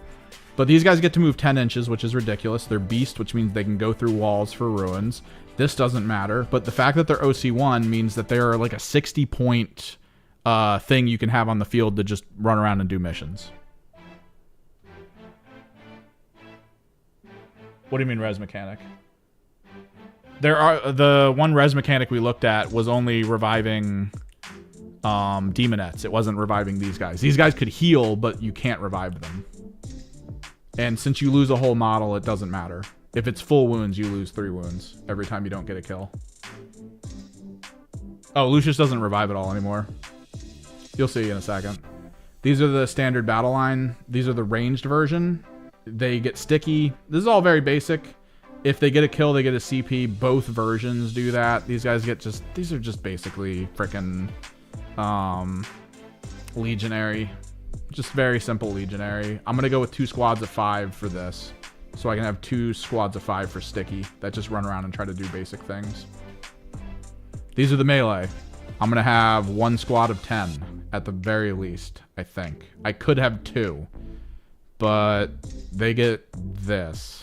4 attacks, hitting on 3s, strength 4, AP 1, damage 1. They reroll wounds of 1. If you're on an objective, if the enemy target you're hitting is on an objective, you reroll all your wounds. So lethal hits on 4 attacks, hitting on 3s if they have a leader. And then re-rolling all your wounds. It's not super strong, but this isn't something to laugh at, especially since all of this is precision. I could easily just focus target your leader to death if I can see him. Chaos Terminators, in my opinion, garbage. They do move 6 inches, which is fantastic. But their ability kind of sucks. You have to shoot. If you're going to shoot with the squad, every gun you choose to shoot, if it's shot into a single unit, it lets you reroll the charge roll on that unit. Considering how that works, you could technically be like, all right, I'm firing my 1 combi weapon into your squad because I want to reroll the charge. Because if you roll everything from this into that squad and then they kill enough units from the front line, you might not make that charge. So, like, I get them. They're fine. But I always feel like Terminators are overcosted, and this isn't enough to make me think Terminators are good. Noise Marines, 18-inch range is the threat range. This is all ridiculous. It's not super strong, but it's definitely not weak. Flat 3 damage is really good. You only get 2 of these guns, though. Everything else is down here. Still, it's just universally nice. Shooting phase. Unit has shot. Select 1 enemy hit. Units start the next shooting phase. Each time a battle shock or leadership test is taken, that enemy unit subtracts 1. So you paint them with this. And then after the fact, anything you're doing that involves battle shocks, it's always at -1. Helldrake, this was a joke. No one knows why they did this with us. Where they were like, we're taking away all your tanks. You get a Helldrake, though. They also gave us a Mauler Fiend, which gets the bonus to its stats if it's below half or if the opponent is below starting. Yeah, each time it's... Okay, if it's below starting, it's +1 to hit. If it's below half, it's +1 to wound. But, like, Rhinos are good, though, because of the whole advance and you can disembark function. Rhinos are fantastic. Oh, and then we already went over these. But points values here, I might have to go find the Lucius one. But yeah, Terminators for 5, you can't take 10. That's crazy, actually, now that I'm seeing that. 175. Which, whatever. I mean, Lucius is 140, so he's less than that. The Demon Princes are expensive, but they're equal. This is actually very expensive, but they are probably some of the best you get. That's very expensive because this is your blender. I'm going to have 2 of those. 1 of those. At least 1, if not 2 of these. I'm going to try to get my hands on a Cacophonist. Let me see if I can find Lucius. I hate how they leak these where they don't actually put them all in one spot.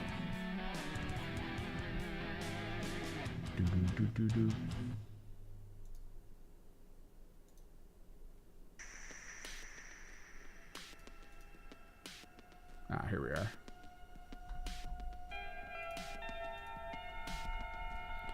Precision. So again, he'll be in the squad that makes him crit on 3s for wounds. So 6 attacks hitting on 2s. If you trigger the crit on 3s, you get crit on 3s with an AP 3 damage 3 precision attack. Holy crap. Extra attacks get sustained hits. 10 total for This might be extra. I can't remember if this is extra or if this is a pick. But yeah, 10 attacks, hitting on 2s, strength 4, AP 1, damage 1. Like, boom. Really good. If he's not in a squad, he's lone op. That's one of his big things. Oh no, if he's not in a squad, he's passively lone op. This goes away when he's in a squad because everyone has to be lone op to get it. If he's not in a squad, he gets fight first. So even when he's on his own, he just gets this, which is crazy, alongside lone op and an 8-inch move. Freaking 6 wounds, 2-4. Built-in feel no pain of 5+, and then each time he targets, this model specifically, targets a character, a monster, or a walker, you can re-roll the hit roll, and you can re-roll the wound roll. Hitting on 2s, critting on 3s, re-rolling everything if he's targeting this. No revive mechanic.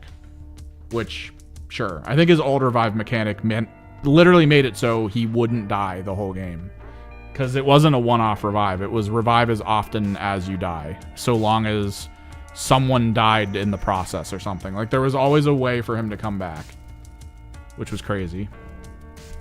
A little too strong. Good they kind of changed it. It's not as flavorful, but it's more reasonable, I think. It's going to be a decent army. It's just everyone's really sad that there's not a lot of choice, I guess is the way to put it.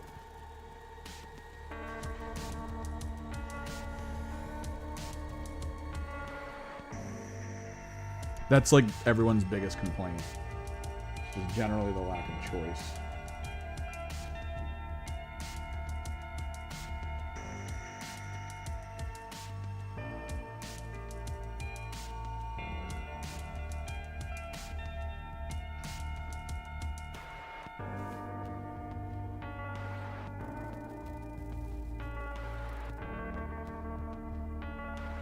I know everyone's complaining about lack of anti-tank, but our anti-tank is melee, and our movement speed is fast enough that we should be on people's tanks by turn 1.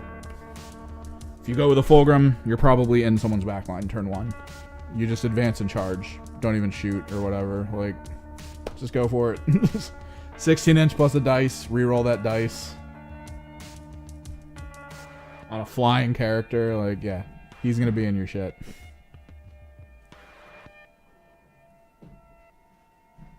That's your anti-tank. Send Lucius in. Blow that tank up.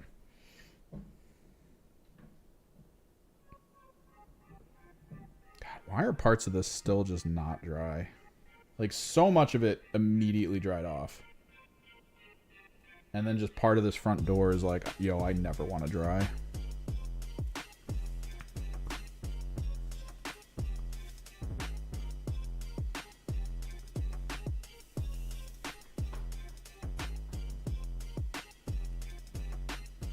What I want to see is my army versus Rand's frickin' Blood Angels, since Rand's Blood Angels are all, like, jump packed out.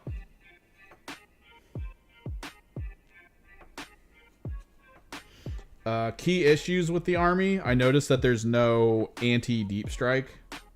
Like, there's no 12-inch reinforcement function. And that's pretty big right now. There's a lot of armies with a bunch of uppy-downy.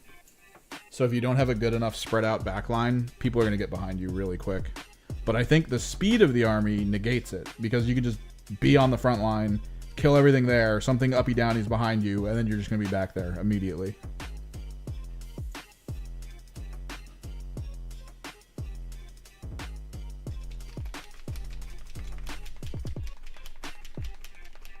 Alright, we got to be kind of careful with this.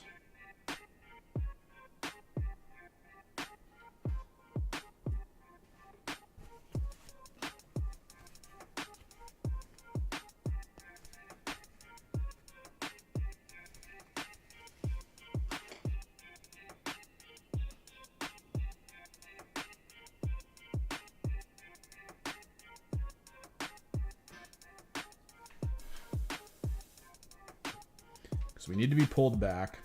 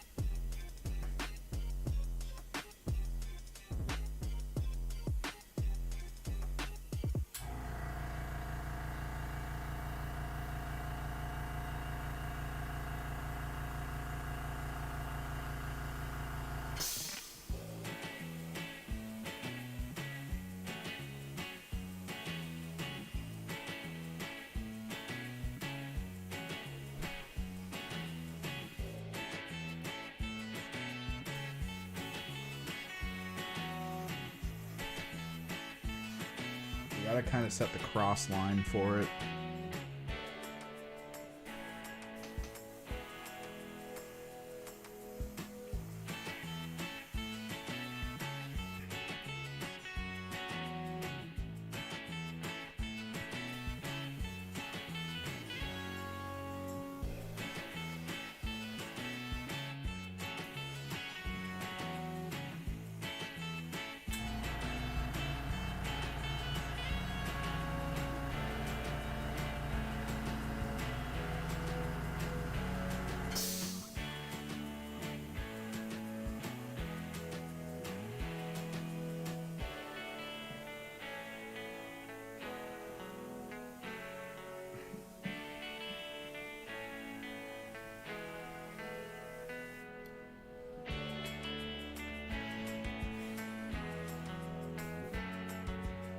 This is where it's going to be a bit hard to properly set this up.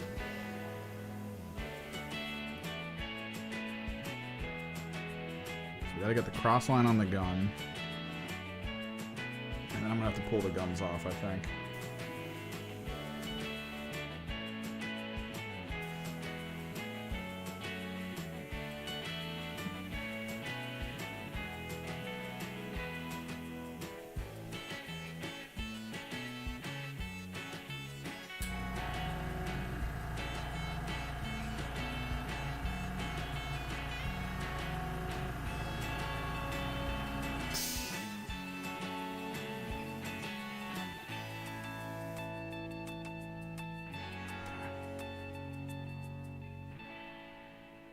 So we're gonna have to manually do that.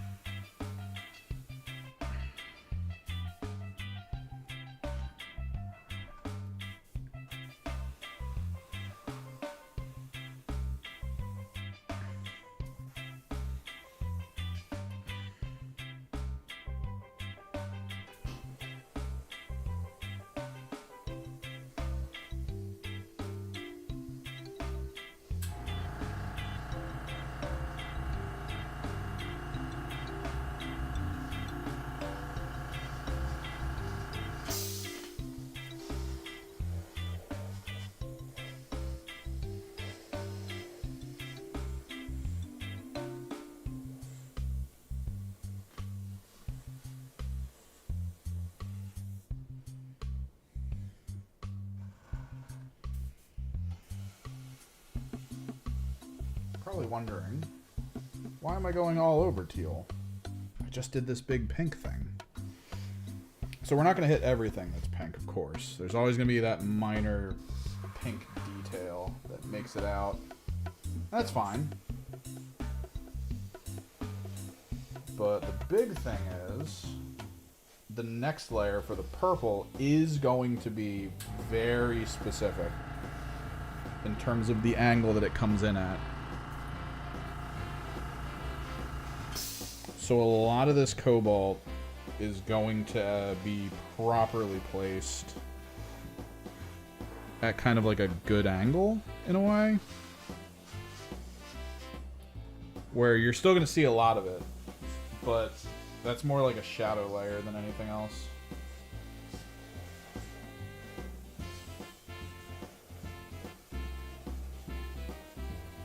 We should be able to OSL it without really the need to render first. I think we could build up around the OSL functions.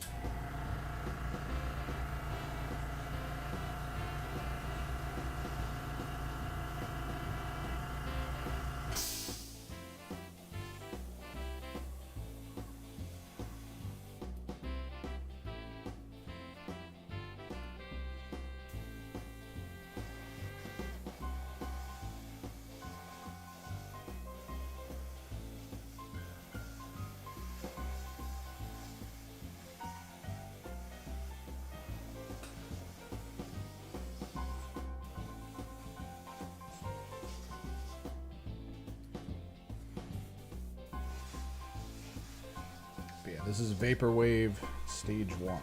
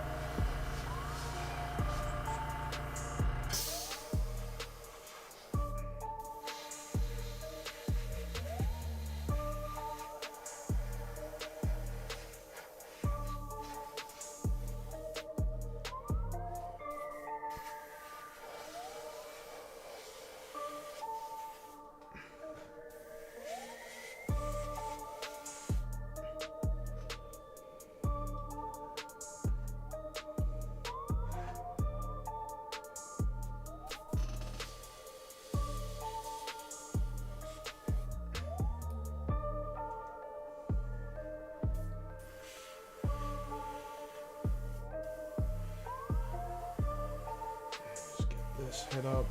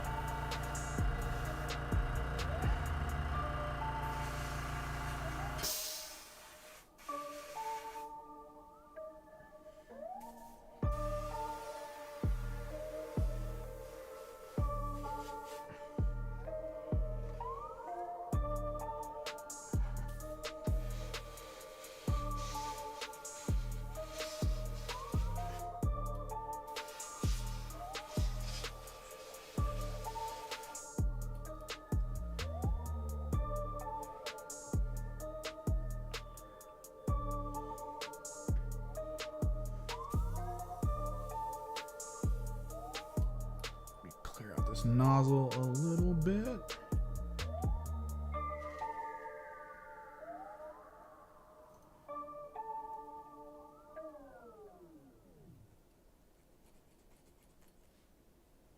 Freaking high flow cobalt looks so nice. It's such a nice opaque color.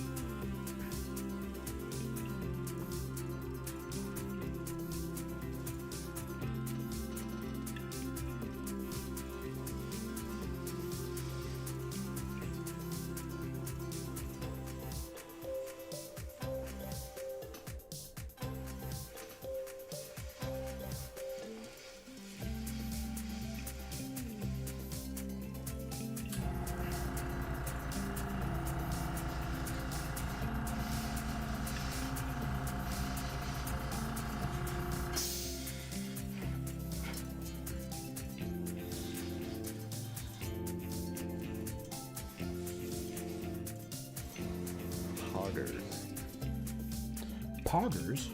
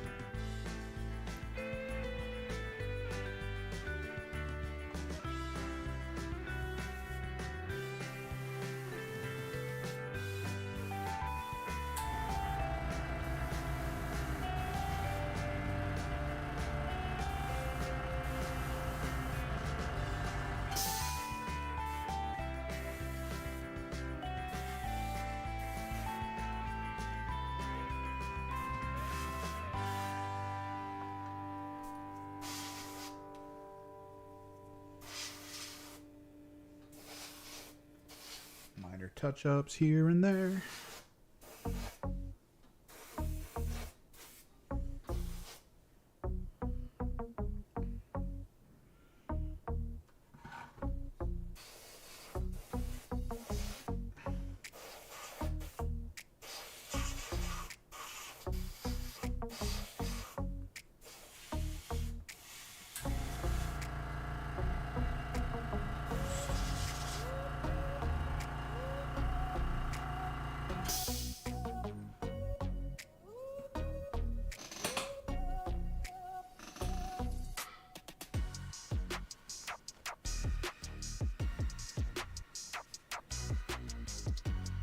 Boom, underlighting.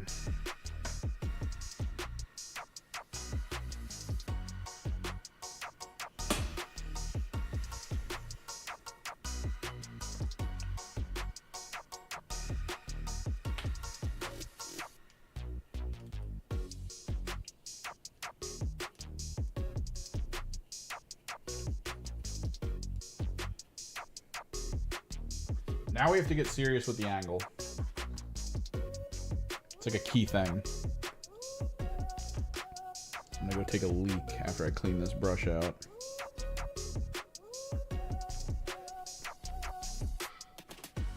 That's where we're at. We have to pay attention to the angle we're gonna be painting at. This is more of like an OSL approach.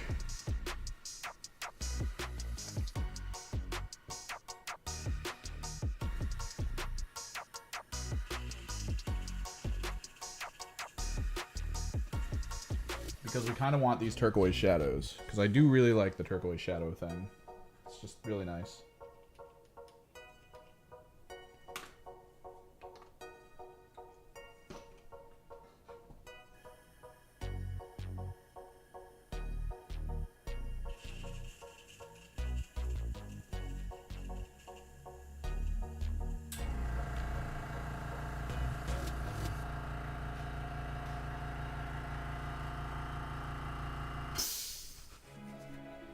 Well, cobalt, I guess, shadow. Close to turquoise.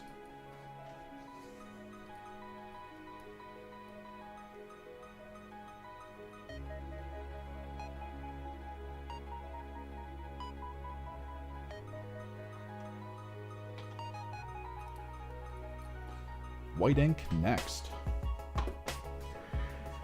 Before then, Burb.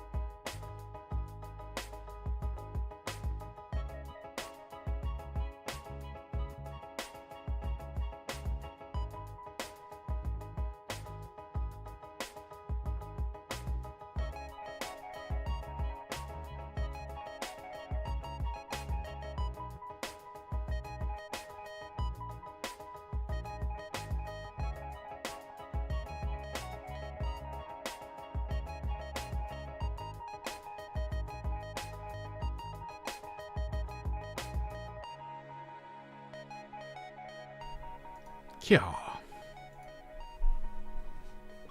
So yeah, the glow effect of pink is like near the bottom. It's subtle. It's just meant to be kind of like that planet surface sort of glowing up at him.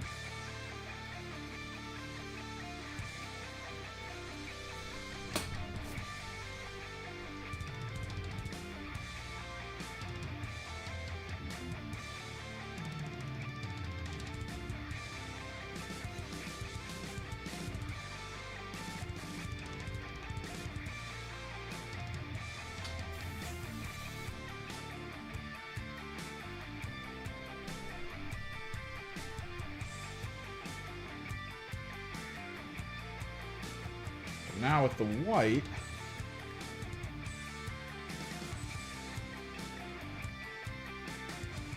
the gold changes a little bit.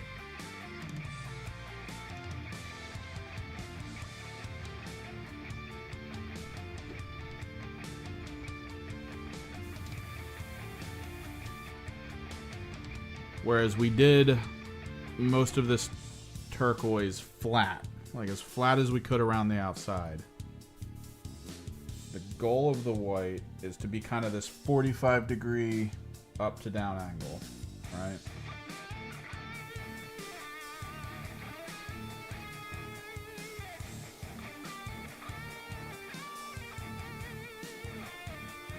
I want to try to leave at least a decent bit of the turquoise in this low, or the cobalt in this low area.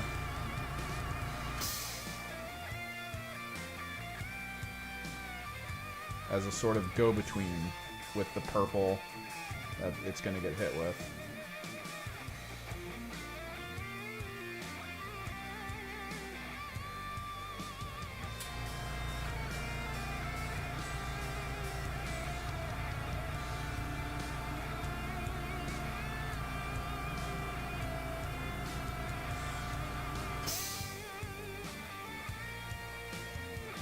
Brighten up areas that we want the purple to hit harder on.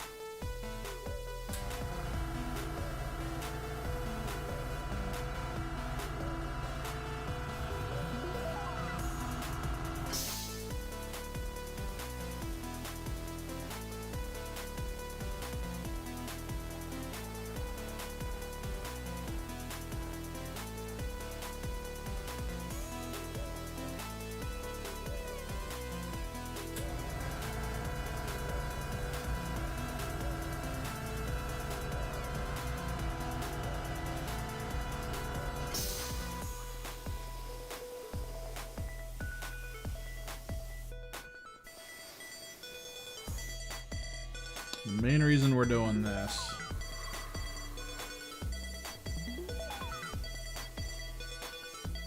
is because the purple is very transparent. Very transparent.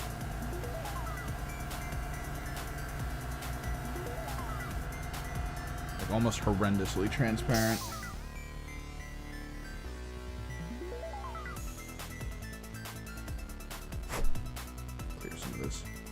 Excess ink out so it doesn't keep spraying weirdly.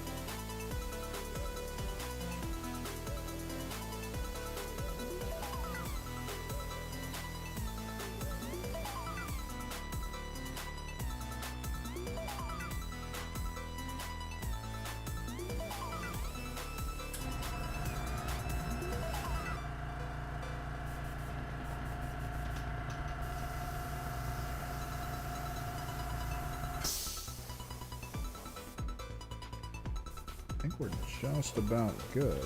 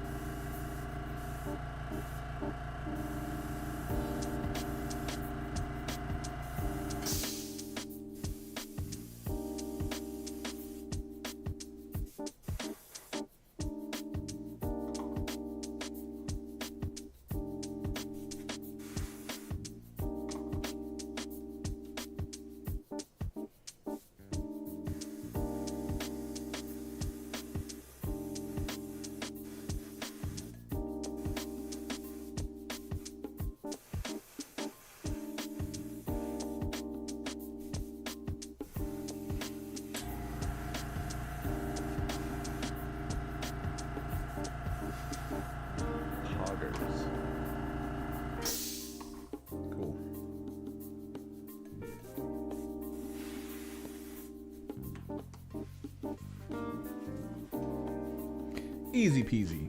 We'll bust it back out later when we want to do kind of the heated exhaust areas back here.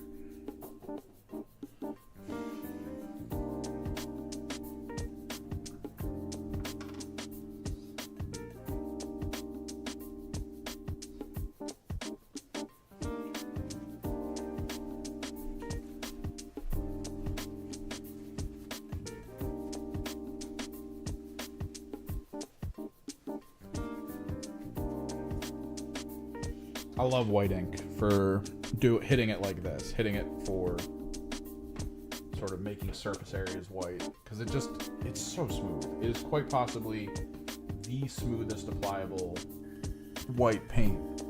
Had I done high flow, what high flow does is it kind of does what just general airbrush paints do, where it applies as like dots almost. If you get too close to it, you'll see a lot of like dots and speckles.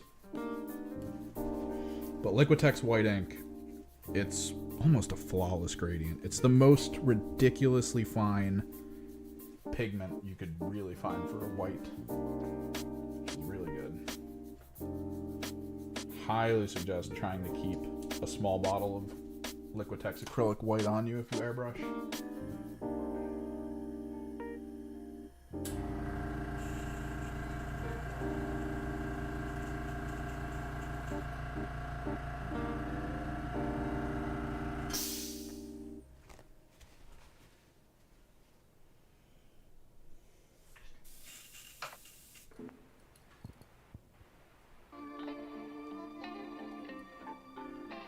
It even dries fairly quickly too, which is great. Like the air coming out of the airbrush usually dries it very quickly on the surface that it's on. You have to just be very careful about the application. If you apply too much to a surface, it'll flow really easily, creating like streams of white.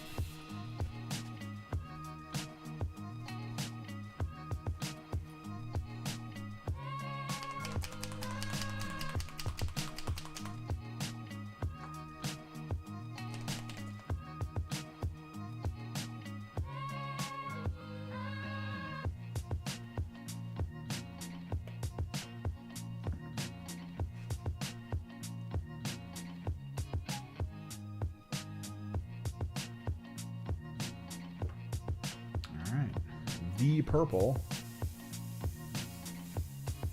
for my army.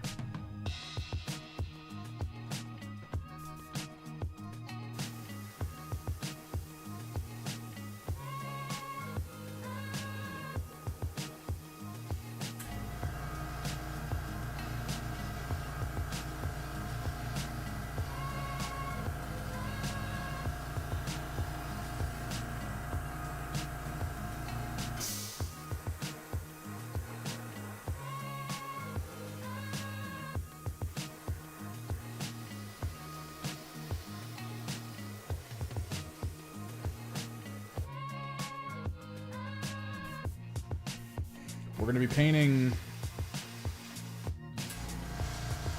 the actual treads gold, so I'm not actually worried about applying the purple to the treads. It's going to be mostly covered up. The white markings are more about where I'm going to be hitting it with the gold paint.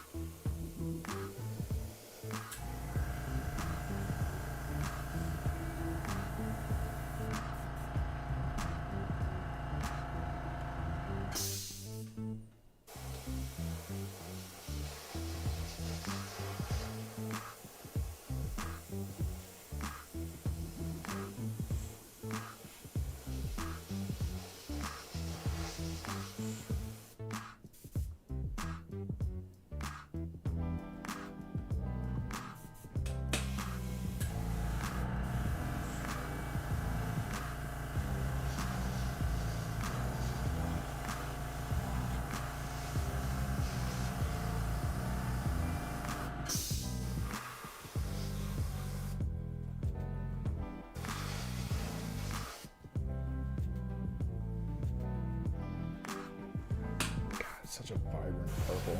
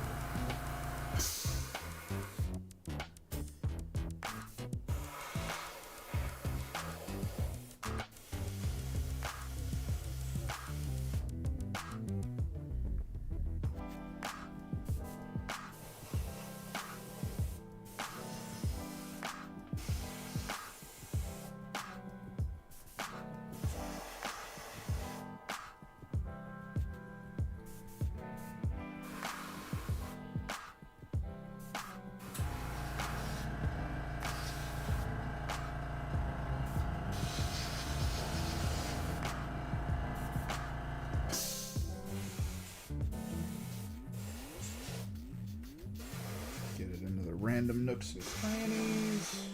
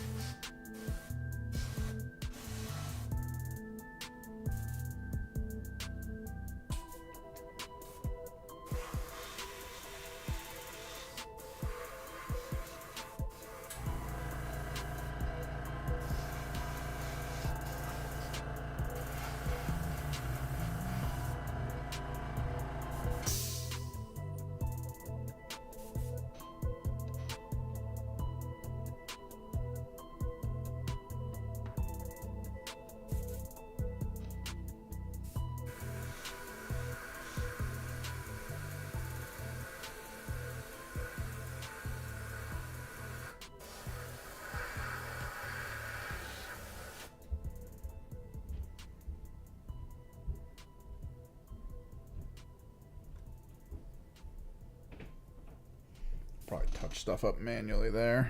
What's up, Captain Funky Fingers?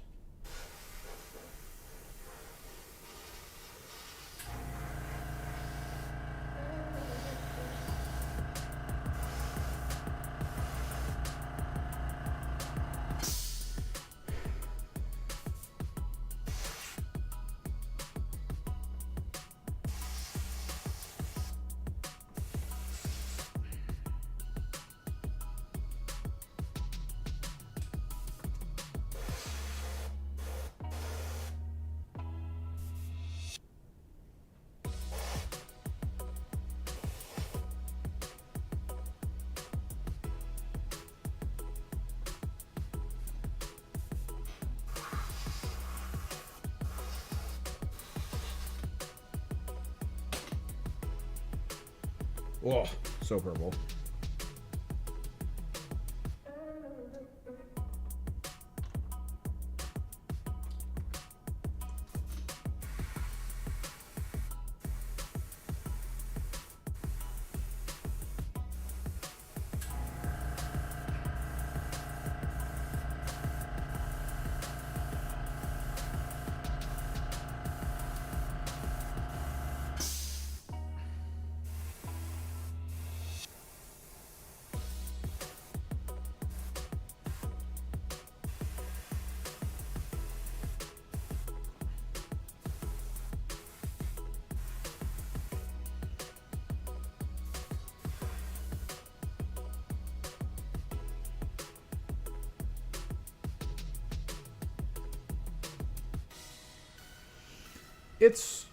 I feel like it's rough until something snaps, right? Like, there's this layer to obscured and cover that's so easy depending on how you visualize it. It's very easy to understand. But, like, for people who maybe aren't super versed in this kind of stuff, I can see it being tremendously horrible. I've always been trying to figure out the exact way to, like, phrase how obscuring and cover works to make it so stupidly relatable that everyone who hears me say it'll go immediately like, oh my god, I get it.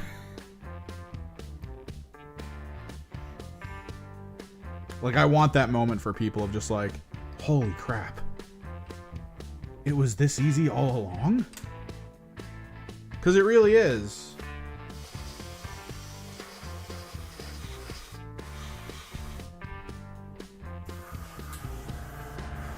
And I've had people say like, oh, I watched that video, it's so convoluted. It's like, no, it's not. I just gave 10 examples because I feel like it's important to give people different examples. It's really not convoluted. I assure you it's not.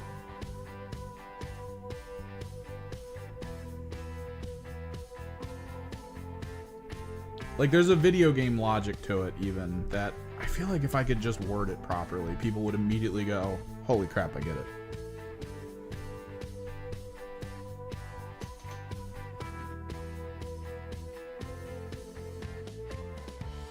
And then we'll solve all the world problems.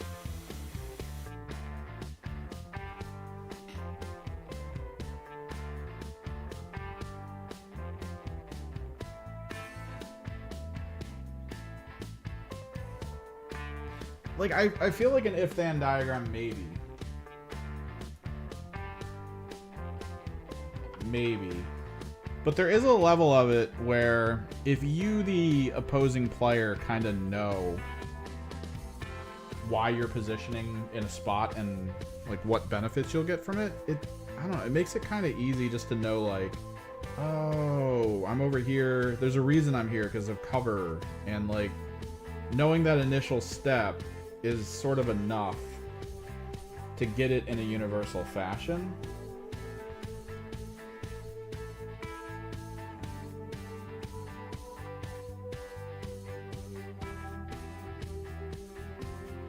I don't know. It's probably too awkward.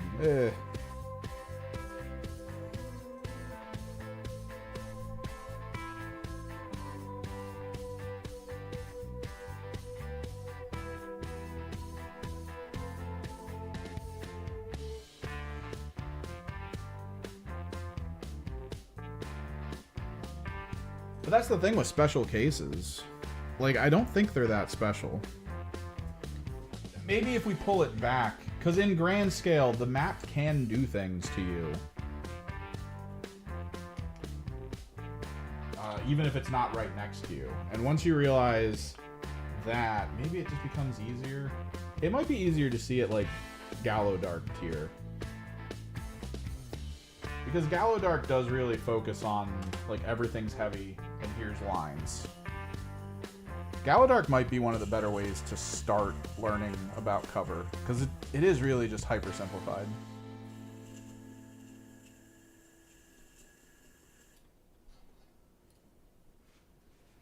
Do I want to do the heated engines now? Or do I want to do them later?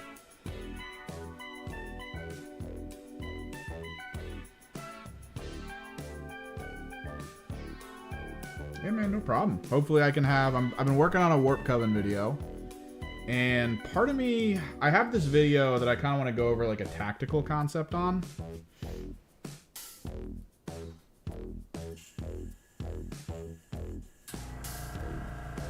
It's explicitly about the idea that teams that have a lot of backline units, that might be more of a detriment than a positive. And I think we maybe need to start looking at that and thinking of how we build teams based on that. Because if you have backline units, you only have 4 turns to do stuff with them. If they're not on the front line and you lose most of your front line, you're not getting points in the final turn. If your enemy has any units left, he's turning them all to conceal. Your backline's worthless. And I'm trying to piece that thought process together in a way that doesn't feel terrible. It's not as easy as I had thought originally. Do we want to OSL now?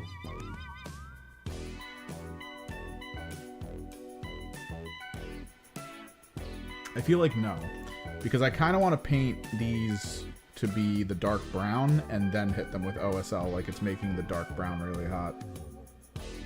Or maybe we do and then we paint the dark brown over top of it and just get very careful where it goes.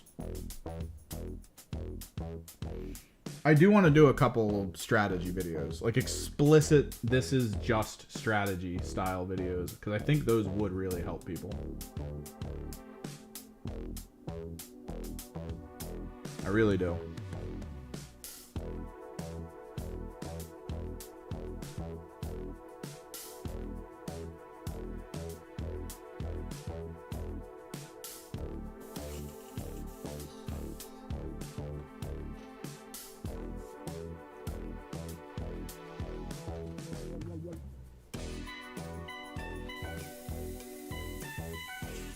Because at this point, the Kill Team 24 is very close to how the prior edition was. There's, of course, major changes that adjust general things. But I feel like all the people who got really into old Kill Team, like the last edition, are just at this huge advantage over new players. And I think we got this massive influx of new players. Because the entire concept of the initial stages of Kill Team was everyone pointing out, like, oh, elites are so strong. There will never be any non-elites on the podium.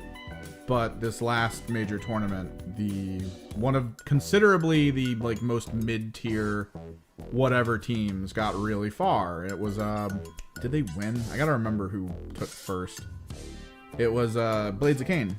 Not many people thought Blades of Cain were that good. I mean, they're not elite. Why would they get to the podium? Oh, they did. And that person who played them, highly skilled. So, like, there's that difference of, like, we know how to play versus new people coming in, seeing just some basic stats and being like, ah, elites are unbeatable. There's a little more to it. A little more to it. In my opinion, at least. My humble opinion. So I think we do the OSL. We'll get them pre-glowed up, and then we'll work back into it. Yeah, so if there was a way for me to quickly get some videos together to be like, let me get you all up to speed, I think that could be super useful.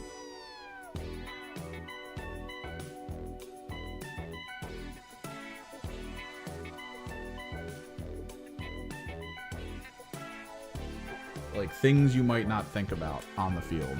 When you're just looking at raw stats, when you're just looking at the basics of the tactics, this is something you might miss.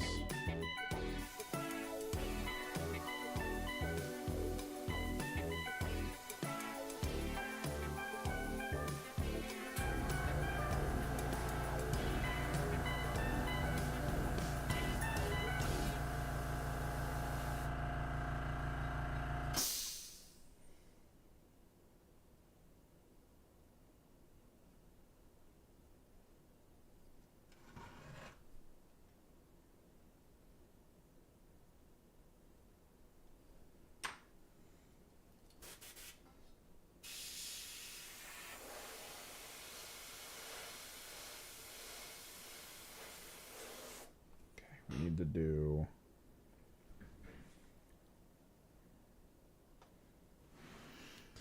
God, my super long videos are so annoying.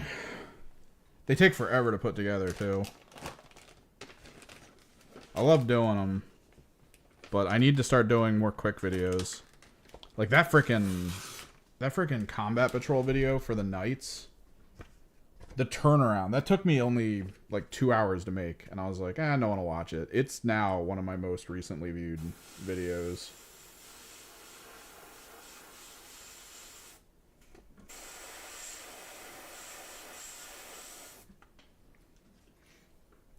So crazy.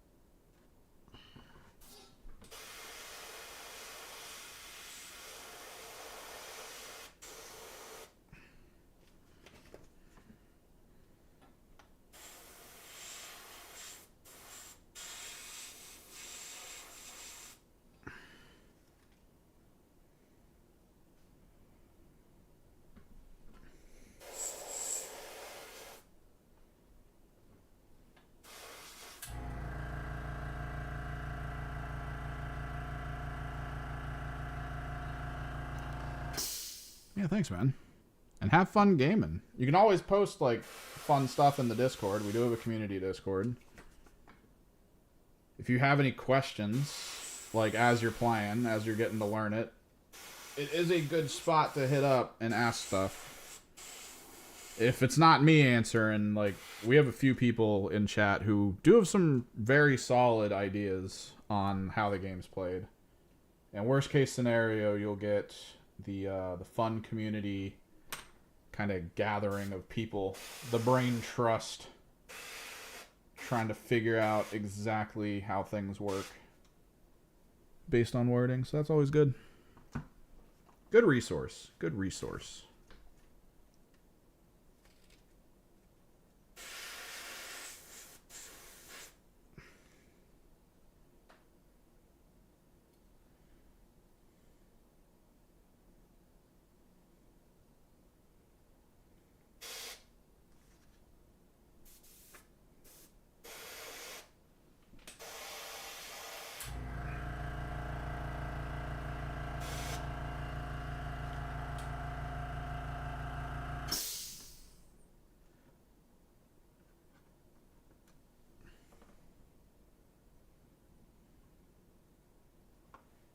Just a little bit of OSL.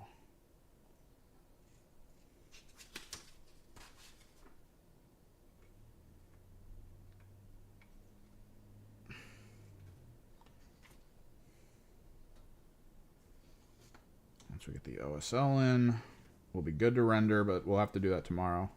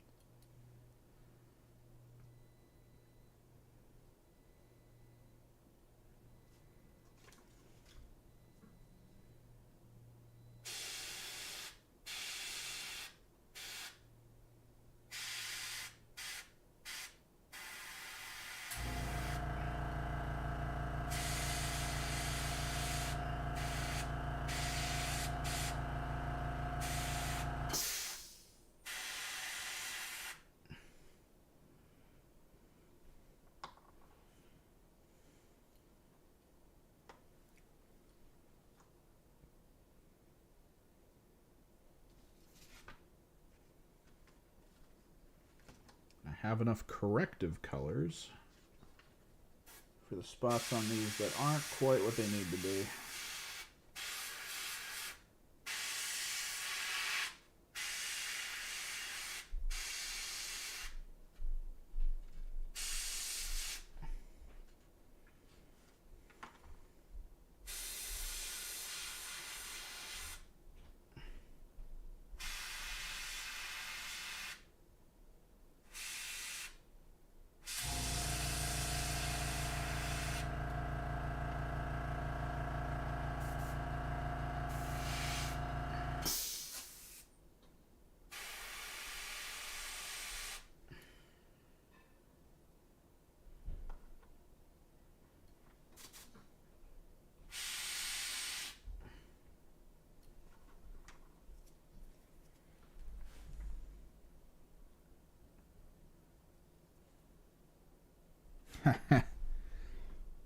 Thanks, 30R.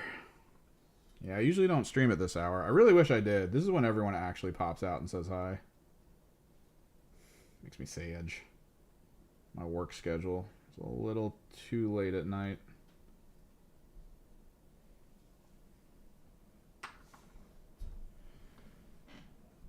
Yeah, let's try to get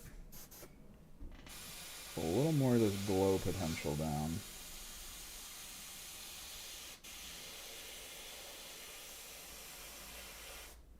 Okay.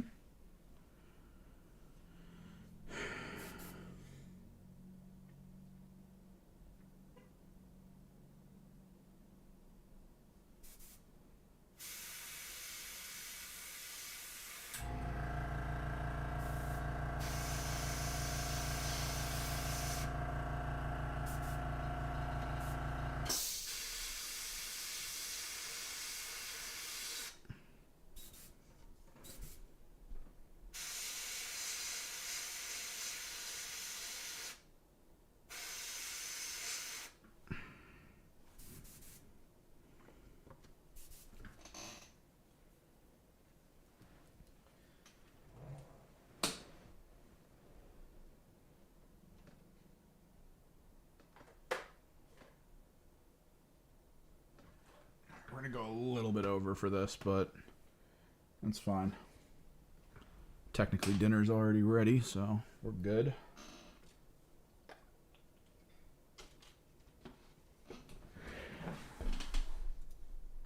More music.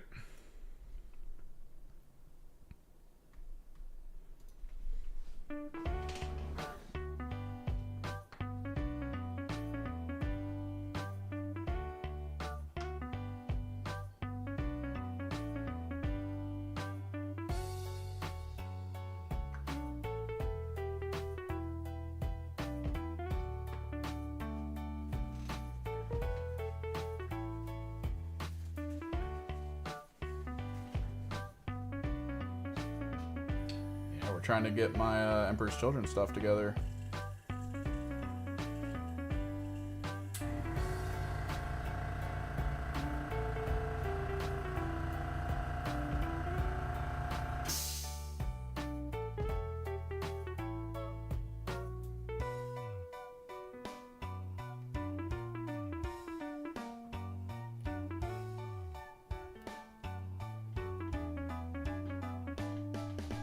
Start with the bright chartreuse.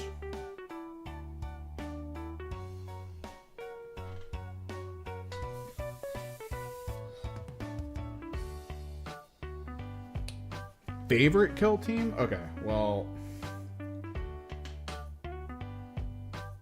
Warp Coven has always been my favorite, as I talk about in my the upcoming video, but because of how strong they were, I didn't really play them. Which, you know, made me a bit sad.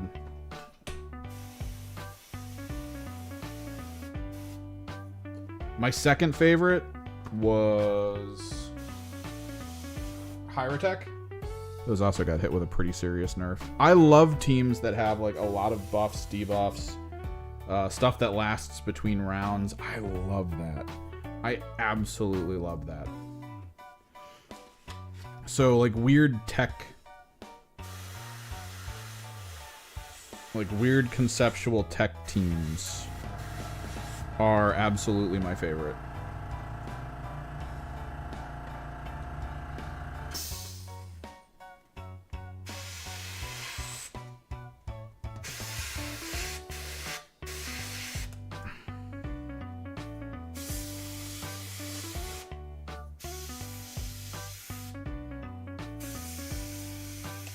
But the team I'm rocking as like a main right now is Mandrakes. They're not as techy as like Warp Coven and stuff, but the amount of absolutely crazy shenanigans they have access to, oh, it's so good.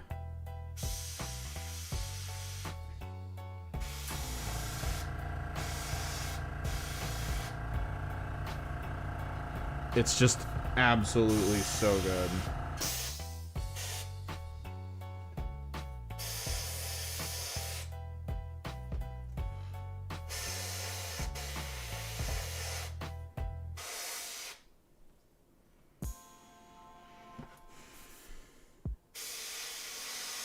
I love the teams that really come forward with their flavor as like, this is a team that is exclusively meant to break all the rules. Everything you know about Kill Team, everything you think you know, everything you're considering as like, oh, well, this is what I have to think about when I play. Throw that out the window. Because this team undoes all of it. Those are the teams I love. And Mandrakes are so heavily that team. Like, so heavily that team.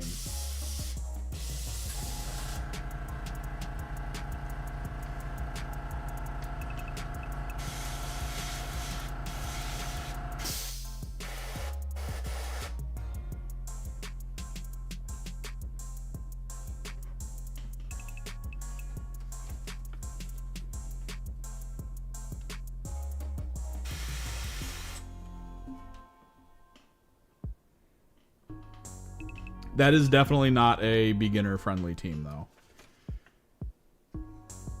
Not beginner-friendly. So it's such a multi-tiered, not beginner-friendly team that unless I'm playing someone who I think kind of knows what they're doing, I don't really necessarily want to play them anymore. I feel like there is a lot of counterplay to them, absolutely. But if you have no clue, like if you're fresh off the boat starting to play this game, this team will feel so oppressive to you. The ability to just teleport everywhere, like, it's the level of unfun for new players is too strong. Just absolutely too strong.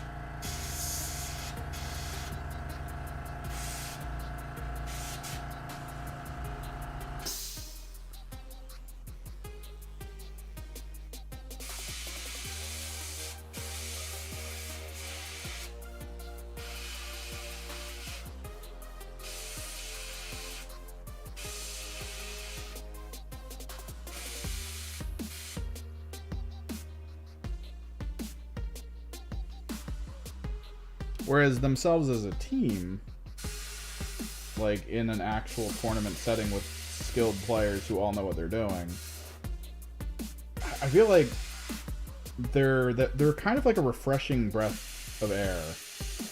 Because if you're constantly fighting teams that are like sort of break the rules, but not really, it might feel a little bit too samey for the average person. They might be just like really used to how certain things go, the flow of the game, the rhythm.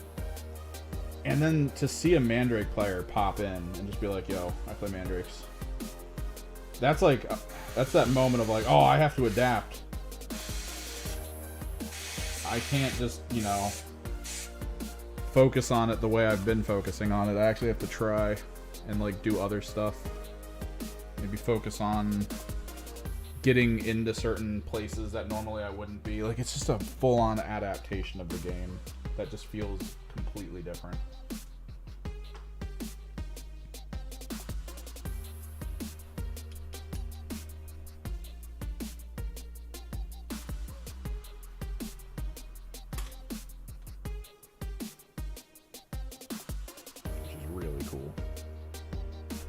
Outside of that, salvagers are nice. I do like salvagers.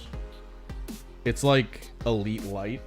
They have elite saves, but they do not have elite health or movement. They do not have elite APL, and then there's a bunch of them. They do have elite guns, though. Like, underestimate their firepower, you're gonna lose.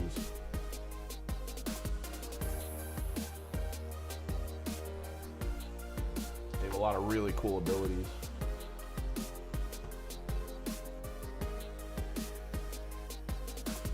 I want to try Wormblade again, though. Wormblade was always one of my favorite teams. I'm just... If they're going to go away competitively, I don't really want to focus too much on them. That's why I like Mandrakes, because Mandrakes are Season 3, so they'll be around for a while. Salvagers are Season 2, so they've got a good long time on them as well. Competitively, at least. In casual play, just play whatever. I kind of want to give Felgor a try, though. Felgor are very straightforward, but their greatest strength, when underestimated, will just absolutely shock players, since they do a ton of damage without actually needing to be in combat. They're heavily melee, but a ton of their characters just do mortals from not swinging, not attacking in like fights or anything.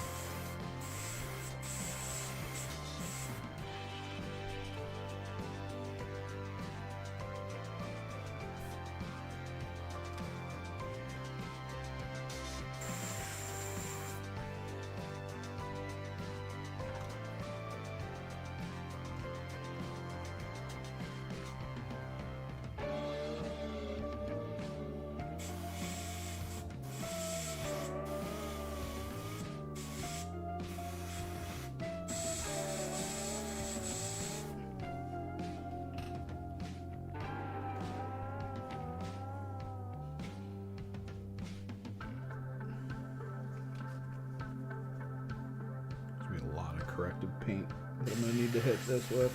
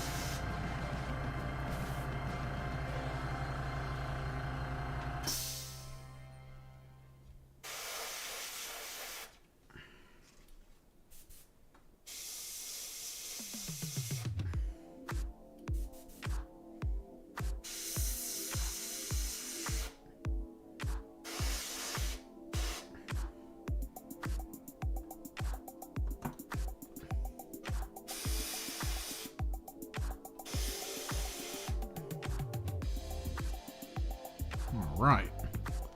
OSL glow basically set. Only a little bit of things need to be fixed in some spots.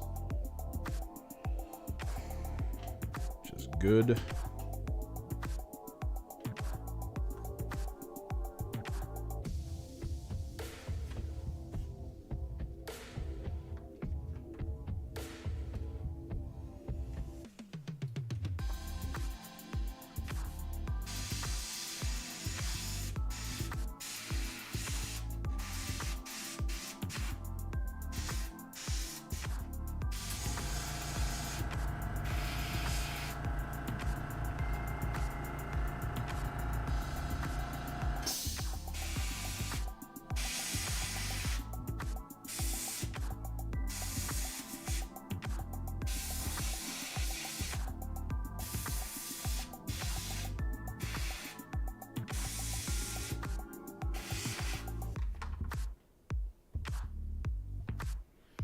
Doing this a second time, I would leave a lot more of this separate from itself.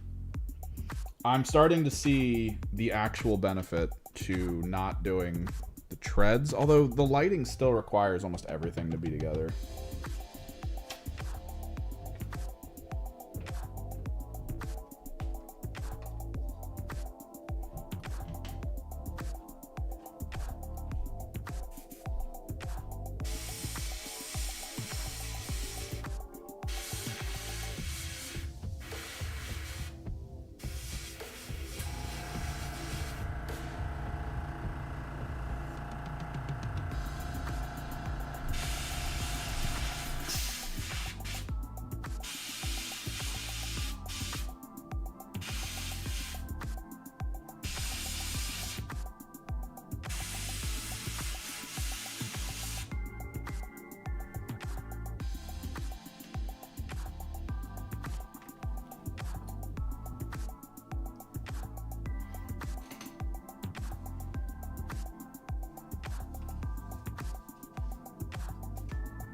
So like on the back here, most likely what's going to happen is this box area is going to be designed as like a gold area. So since there's going to be non-metallic metal, we're going to be glazing like the brown back onto it. We're going to try to leave a little bit of like that heat outgo, but the heat silhouette. But I think we're going to do really good work trying to get like dark brown across the pipes and bars to kind of make it look like crackly heat, if that makes sense.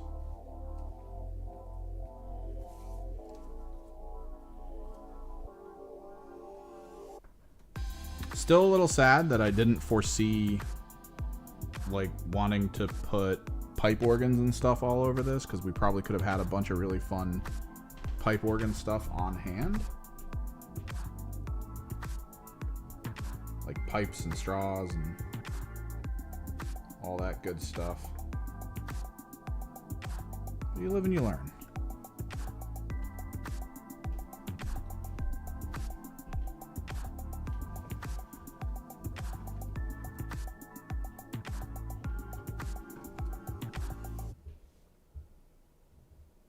Like I said, we're going to be doing non-metallic metal gold on the treads.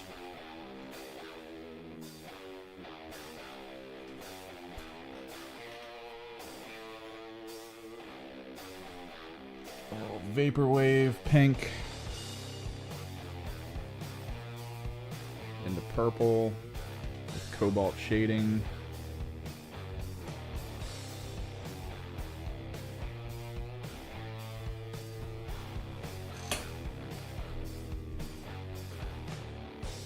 Looks good.